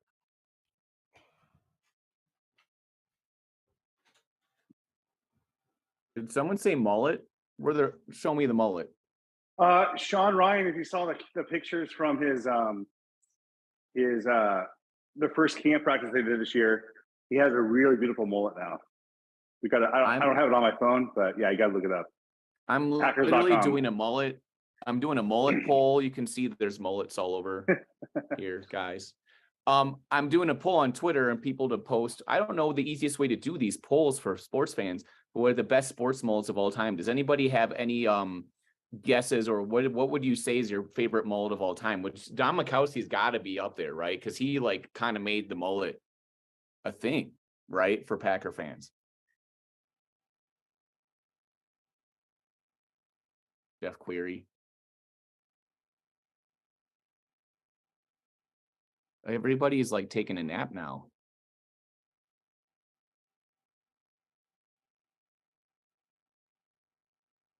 I can't believe I'm trying to find the photo, so that's why I'm not talking. I'm gonna find that photo of Sean Ryan. I don't know if I can tweet it or I'm trying to find the photo for you. I'm just looking at reactions. I can't believe they took Anthony Johnson Jr. because people have talked about that pick a lot. It's weird to get someone in the 7th that people have talked about as much as that. What round was he expected to go in? It's not really that. I don't know. I think I know. If Joseph's still here, I think Joseph's had him top of his board for a little while now. I think it's a little late, but it's more that people talking. It's just such a weak safety class, right? That people had legit been talking about Anthony Johnson Jr. just because there's not many other people that seem to fit what the Packers want in terms of being long enough, being fast enough. He did play corner for 4 years and then played safety, but it's just surprising to get guys late that the people had talked about it. Do you guys think this is a good idea where we did this before, or we draft in bunches, right? Like 3-4 receivers at a time, defensive linemen, tons of them at a time. It seems to be going after like the strengths of the draft, sort of, right? At least a little bit. Joseph is here. What do you think about that, Joseph? Do you like this strategy of drafting bunches at a time in drafts, of like each draft they kind of just go on specific positions almost? I think it's a tried and true strategy so far. I mean, you got a choice. You can take a very premium guy, and then you hope he solves the issue you have on the roster. But then if he's a bust, then boom, you got to go right back to the well next year, in the 1st or 2nd round. Or we kind of take this good, better, best approach where okay, we'll take a stab here. But then if he doesn't work, we'll go here. And then if he doesn't work, then there's this guy here, he's probably not going to work. But if he sticks, it's all good. So you kind of see that really today with the defensive front 7, Van Ness, which we think are probably going to go back and forth between 5 technique and outside linebacker. And then you've got Brooks and Wooden who can shuffle anywhere between 3 all the way out to 5. That's 3 darts on the board to like, hey, we need to solve this run defense problem. Hey, we need to continue to pressure the passer. Like that, out of all those 3, and both of them, all 3 of them have very solid floors, in my opinion. That should solve the equation right there. And then now we're here at the defensive back position, Carrington Valentine and Anthony Johnson Jr. You've got 2 guys that are physical, 2 guys that have speed. We don't even need necessarily a high end guy. When you've got the best corner in the league, you got another guy who has probably some of the better man coverage skills across the league, who is a ball hawk. So, we don't need we didn't have to hit a home run at the defensive back. We just needed guys who maybe raise the talent level just a little bit. We don't need we didn't have to hit a home run. Are you tweeting about this, Joseph? Can we follow your Twitter to see any of this in-depth expertise? Sure. It comes in waves. It comes in waves. What is your Twitter handle? It's Joey Ray all day. That's Ray spelled with an E. So I made my Twitter when I was like 10, so I'm just sticking with it. Brandy's hubby, you've been awfully quiet today. I don't know, man. What's going on? Yeah, I'm good. I'm just soaking everything in. I'm not a big. I don't know a lot about football, as it were. I like to hang back. Randy's more of the expert. in the matter. And I'm just taking it all in. The 2023 draft never comes again. So I'm trying to pay attention to what people are saying and what's going on, and just trying to chill out and enjoy the vibe. Man, that's such a healthy attitude. We need 20 of you. So what are your thoughts of the draft so far then? Brandy's husband. I think, if somebody who knows way more about football has selected these players, I'll root for them on game day, and hopefully they'll turn out. Will there be issues? Of course, but there's no victory without going through that. So it's all the course we take, and we're starting over this year. So I'm excited. Love that. Until the point Brandy gets irritated and she starts screaming, and the whole minutia is thrown off. And at that point it's something else, It's certainly. I'm laughing. That's so good. Rocky, thanks for the super chat. For Doug, I'm in Rocky's country, but Charlie Blackman's mullet is pretty legendary. He has international doppelgangers. I didn't even want to know what was going on while I was going. I don't even want to know.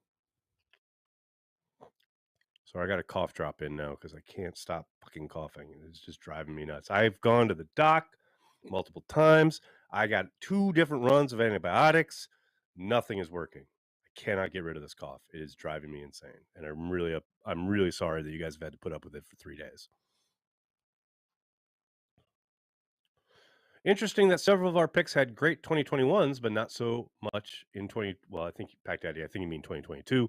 And that's how they found Brett Favre back in the day. Ron Wolf going back and looking at the tape before the car accident. But yeah, sometimes that's what will drive a guy down, right? Whether it's medical or a dip in production after a really promising year. It tends to mean there's a probably good chance that they're good football players. They're just stuck in a certain circumstance. I know Milt Hendrickson was talking about, was it Wicks earlier? And, how things around him changed his final year in college. And that can handle a lot. That can happen a lot. So hopefully we'll see if they have a nice introductory moment in the NFL camp, show what they can do. And I think a lot of that will be forgotten, most likely. The last pick is like passing a kidney stone. All right, easy now. Easy now.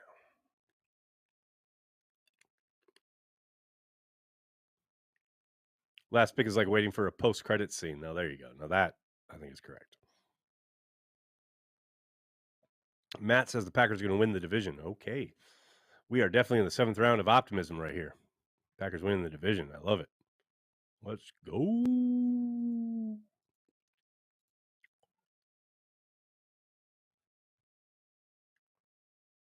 I love it. All right. Who we got here? I tell you what, Maggie Loney is all about that Anthony Johnson pick. Holy cow. And she just tweeted out, Anthony Johnson is going to make Packers fans so happy. Corner converted to safety, team captain, all-star human, a ton of experience in the box and slot. Love it so much. Go get it. Come on now. I'm sorry. Say it again, Nicole. Lund? What's up? Len. Len's here. What's up, Len? Hey, Nags. How you doing, bud? I'm doing all right, man. Hey, hanging in? Yeah, I'm hanging. Yeah, he'll talk after everything's wrapped up. Okay. I know we saw like other people step up in like player personnel office, and I wasn't sure if we were going to hear from Woody or not. Oh yeah, they'll do that throughout the draft where they have like, Milt and some of the other guys talk, and then after the draft is over, we'll hear from Matt and we'll hear from Brian, no doubt. Nice. I think we did pretty good. We got some good value in some later round picks, and 13 picks. That's we're they don't want to say crazy rebuild, but we got the blocks there to help contend the next couple of years. No doubt. I mean, I keep saying it's a reset of the roster, right? And you can call it a rebuild if you want. Although it's hard for me to call it a rebuild when you've got so many pieces already in place. Like a rebuild to me would suggest that you are completely starting over. And that includes the most important position of the game, which is quarterback, right? But the fact that you've planned ahead and you have your quarterback and you have a tackle who's an all pro and you have a running back who's an all star and you've got a lot of talent in Kenny Clark on defense and Jair Alexander. You've used 2 premium picks along the defensive line and the running linebacker spots. I just don't see it as a rebuild. Now, you can call it that, and that's great. That's fine. I get it. But to me, it is a major reset of the roster with this infusion of not just last year's selections, but definitely, like you're saying, 13 picks this year. You're going to see a lot of competition. You see a lot of young guys that are vying for, backup roles and rotational roles. There are a few starting spots available, but it's going to be the most competitive camp we've seen in Green Bay in a long time. Of that, there is zero doubt.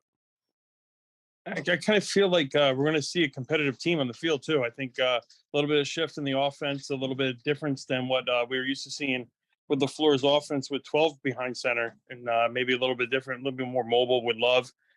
Exciting. I think it's going to be exciting to see this team this year. Totally agree. I think it's going to be noticeable, very noticeable.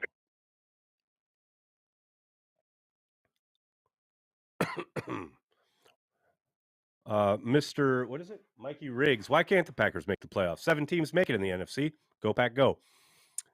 They have every chance to. There's no doubt about it. They could look like the Eagles did 2 years ago, right? Where they get in and then they get trounced by the Buccaneers, but then obviously come back strong. And you saw what they did this year. I do not doubt for a moment that could be a possibility, right? No doubt about it. The Chiefs are on the clock. There we go. Do the Packers get the next season Hard Knocks? It's a possibility if they don't make the playoffs. The NFL could force them to do it. The league could 100% compel them to do Hard Knocks if they do not make the playoffs this year, because the requirement is you have to be a non-playoff team for 2 years in a row, and the only way you can beg off is if you're hiring a new coach. If Matt LaFleur were to be fired and they hired someone else, then they wouldn't have to do Hard Knocks. But I don't see Matt getting fired this year. So, yeah, if it's no playoffs for the second year in a row, there's a decent chance that the Packers will be on Hard Knocks, because there's no way the NFL would pass up that opportunity.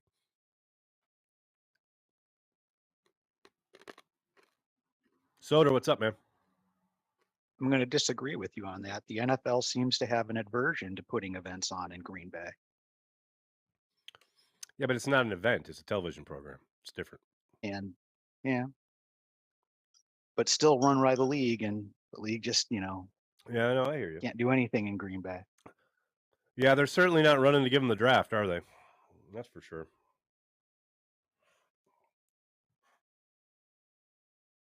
The Bears still suck. The Vikes still blow. Okay, there we go. Now we just need to find something for the Lions, and we'll be good. Rocky, thanks again. Way too many unknowns to look at the playoffs now. Dude, it's the 7th round of the draft. Let people talk about the playoffs. It's fine. What's it hurting? The draft is about hope. It's about promise. It's about the future. It's about what you're going to do in the future. And let's talk about the playoffs. That's fine. Now, is there a long way to go? Is there a lot of ball game left? Yes, of course. But there's nothing wrong with just talking whatever in the 7th round. What do you want to talk about in the 7th round, Rocky? What should we be talking about? Oh, ye of the policing of people's talking. What should be spoken of in the 7th fucking round of the NFL draft after we've been sitting here for 3 days? Please tell me.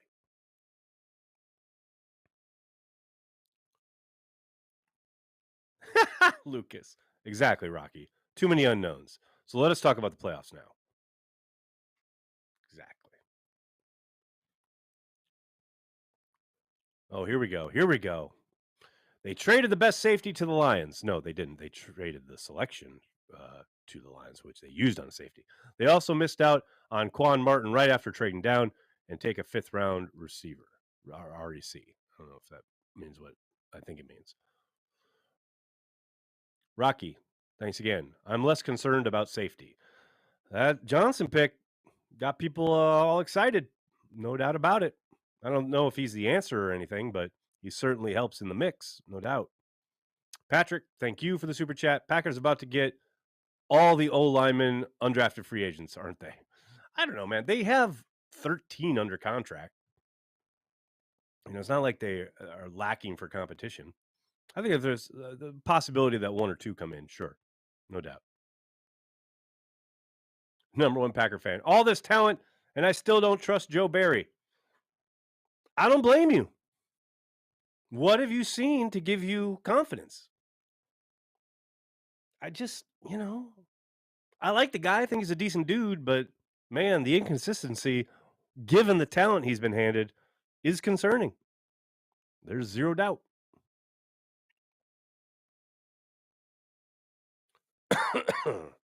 What about Tariq Carpenter on defense? I think he's mostly a special teams guy. There's zero doubt that he'll be getting opportunities now, especially since he's switched positions, but I don't see him probably coming to the fore in that regard. I think he's mostly going to be a special teams contributor. But hey, guys have surprised before. You never really know. Steelers are on the clock. We're 1, 2, 3, 4, 5 picks away. We're so close, people. We are so close. Tyler, I hear you on Ennis Gaines. Really think the answer at safety is Ennis Gaines. I think people make fun of me now because every summer I'm in camp and people are like, I tweet out like once every week that, Ennis Gaines looks pretty good. And then like Ennis Gaines finally gets in the regular season and looks terrible. I really like his game. I think he's physical, not afraid of contact. He does have a problem with his angles at times. But yeah, you never know. You never know when the light might go on. I think he'll be definitely in the mix. You talk about a position that's wide open for competition. It's one of the few spots on the roster that you can go grab a spot. No question about it. Oh my God. Make your picks, people. Make your picks. Let's go. Oh, now here's a proper 7th round conversation to be had. Nagler, what do you think about Warner Brothers doing more Tolkien movies? Suspect. Highly suspect. Feels like a money grab, but they all kind of are at this point. I don't know. I didn't love the first season of the show on Amazon. I got to see who's involved, what kind of route they take. Highly suspect. Nags, are you going live after the draft? Yes, I will. When I shut down, I'm going to listen to Brian, I'm going to listen to Matt, and then I'll come back and do a kind of a wrap-up chat. Kind of extra cheese, if you will. Carl, thank you for the super chat. If we play with greater consistency on both sides of the ball, we can make the playoffs. I swear, inconsistencies killed us last year. Thanks, Nags. I do not disagree. It was a frustrating year all around. And for me, it's something that I was harping on for weeks last year was the lack of complementary football. The amount of times that one side of the ball would have at least a game worth watching and the other side of the ball just shit the bed was maddening. Was absolutely maddening. If they can play complementary football, they'll have a shot. And yes, 100% consistency. Finding consistency is a big, big component.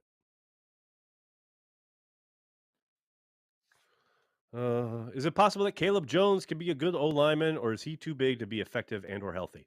That's a really good question. The first time I ever saw him, I thought, how in the world is he going to, be able to move and do the stuff in the zone scheme that they like? But I'm telling you, he looked good last summer. He looked good in preseason too, and he's intriguing. I mean, and they kept Yash around as long as they did before they finally put him out there in an actual game. Maybe they hold him for a while too. They clearly like him. And the fact that they didn't take any offensive tackles in this draft would suggest that he's going to be given every opportunity to make the squad. But yeah, there's nothing about him that you look at and think, yep, that makes sense as an offensive tackle in the NFL. But damn, if he doesn't look the part when he's on the field. And he just does a very, very good job of never overextending himself. He moves so much better than you'd expect for a man that size. I'm intrigued. I can't wait to see him.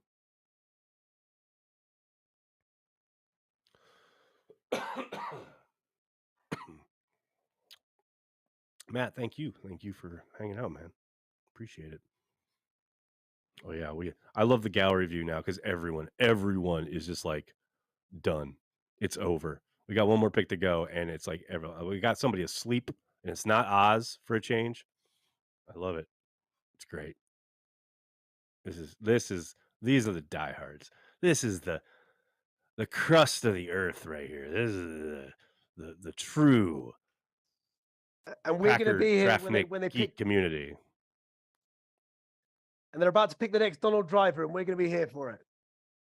There you go. See that Corey says that every year. Like this is the next whatever, and then it so rarely is. But it's good shit. Good shit. I love that we had 3 people just pop on right now. Like, yo, let me check out the stream 6 hours into it. Next, is Lambeau Field hosting some real football games this summer? I see Chelsea is making a USA Summer for you this year. I do not think so. I know Mark was asked about it earlier this offseason. Doesn't sound like any of the scheduling is going to be able to line up. It's a shame, too, because I would love to see another soccer match at Lambeau, but doesn't sound like it's going to happen this summer.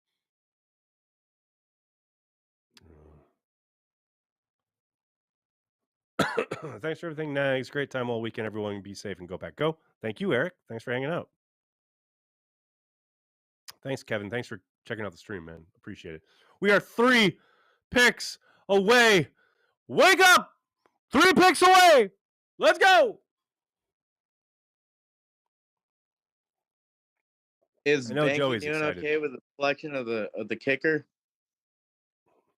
No, he's not happy. He's not happy. Unfortunately, we didn't. The 1 year he's not here is the 1 year it happens because he would have gone ballistic. Hey, at least it wasn't the 3rd round this time. No, that would have been bad.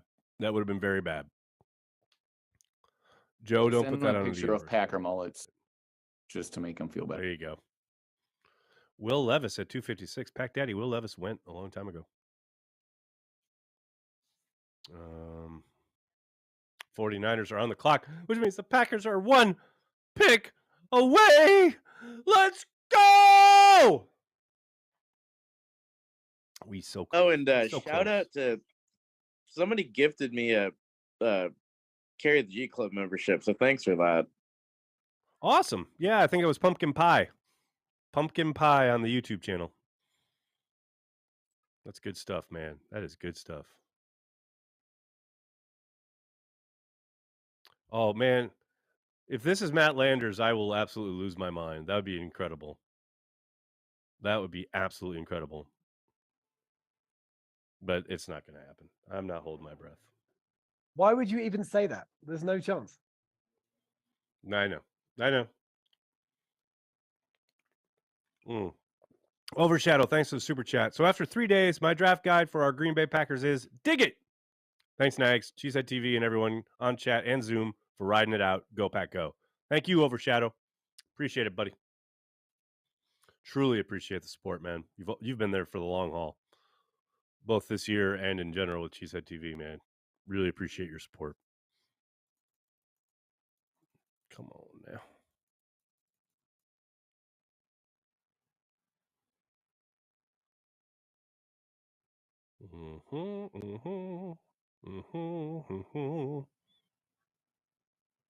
Nope, that's not it. Ronnie Bell going to the 49ers.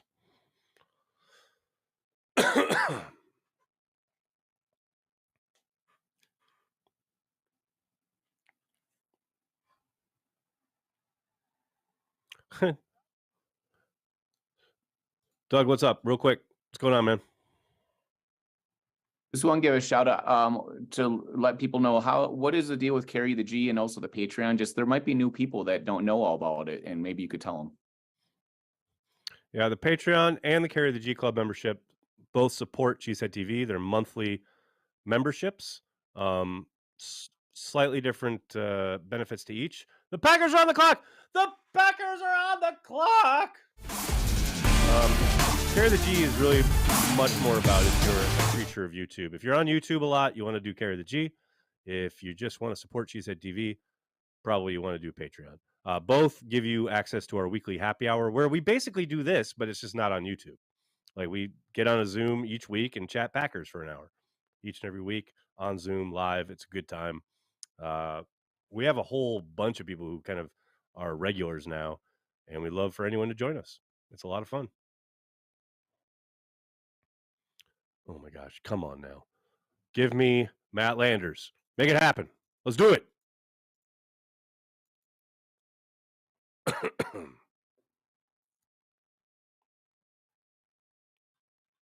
on, people.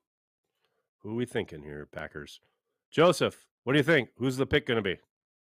Talk to me, Goose. Maybe they keep going with safety. Maybe this is their triple dip in safety. I like Trey Dean III out of Florida or Daniel Scott out of Cal. Hopefully, Trey Dean's the more physical guy. He can definitely play in your sub package as a linebacker. And Daniel Scott's more of your pick is in. Free safety. The pick is in. They didn't trade it. The pick is in. I love it. I love it. Yeah, let me get another safety. I'm down with that. I mean, why not? Why not double dip right here at the end, right? I'm down with that. Long snapper. Oh, boy. Good boy. The pick is in. Oh, boy. Here we go. Oh, nice of Brandy to join us. Hi, Brandy. Good to see you. Pick is in. This final compensatory pick will yield the Packers what? I love it. We've already got reports of guys signing undrafted free agent signings. That's hilarious.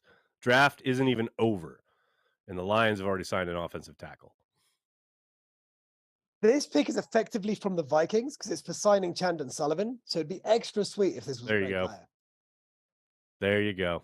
That'd be hilarious. It's Grant Du Bois. Nice. That's hilarious. That's who Zach Cruz was thinking. Boom. Yeah. Another wide receiver. Let's do it. There you go. I mean, it's not my wide receiver, but it's a wide receiver. There you go. Hey, look at that. Another pass catcher. What's the story on this kid, Joseph? So I actually had him on my day 2 targets, so I can rub that in on somebody who heckled me last night. So, but I mean, I didn't expect him to slide this far. But basically, I can't think of what school he used to play for. He played for a bigger school, I think, pre-pandemic. Pandemic happened. He was out of football. He was working at a grocery store. Another friend, got him onto another team, and then he just showed out. Like, he is a mismatch in the open field, will make you fall type of dude. Like, he's a baller. Like, he's a football player. Rass is, I think, somewhere in the high 8s, not 9s, but still, like, this is a guy not that quite the 9s, like, right. You just don't want to bet against him. He's a competitor. Like, he gets out there, he runs the route with the idea that he's gonna beat you, and that he might even embarrass you. And that's the kind of attitude that you want to have as a receiver. Like, hey, like, this ball is mine, and then I'm gonna put you on the Sports Center highlight when I'm done. I love it. And now he's a official member of the Green Bay Packers. Let's do it, people. All right, folks. Well, that was the Packers draft. All 7 rounds of it. Like I said, I'll be listening for Goody and Matt, and then I'll come back on later today and kind of wrap things up. We'll have a final chat. Can't thank you guys enough for hanging out with me today. It's always a slog, but it's always good to do with Packer fans worldwide. Thank you so much for the support. Really appreciate it. If you are a Carry the G Club member or a Patreon member, we really appreciate it. And hey, if look, everybody's in a different situation. If you can't join, I totally understand, but please do the easiest thing in the world, which is hit like on this video and subscribe to the channel. Thank you so much, everybody. Thanks to Joseph for doing yeoman's work with all the prospects. Really appreciate everybody hanging out. See you soon. Go Pack Go. Great job, Nags. Go Pack Go. Thank you, Cheesehead TV.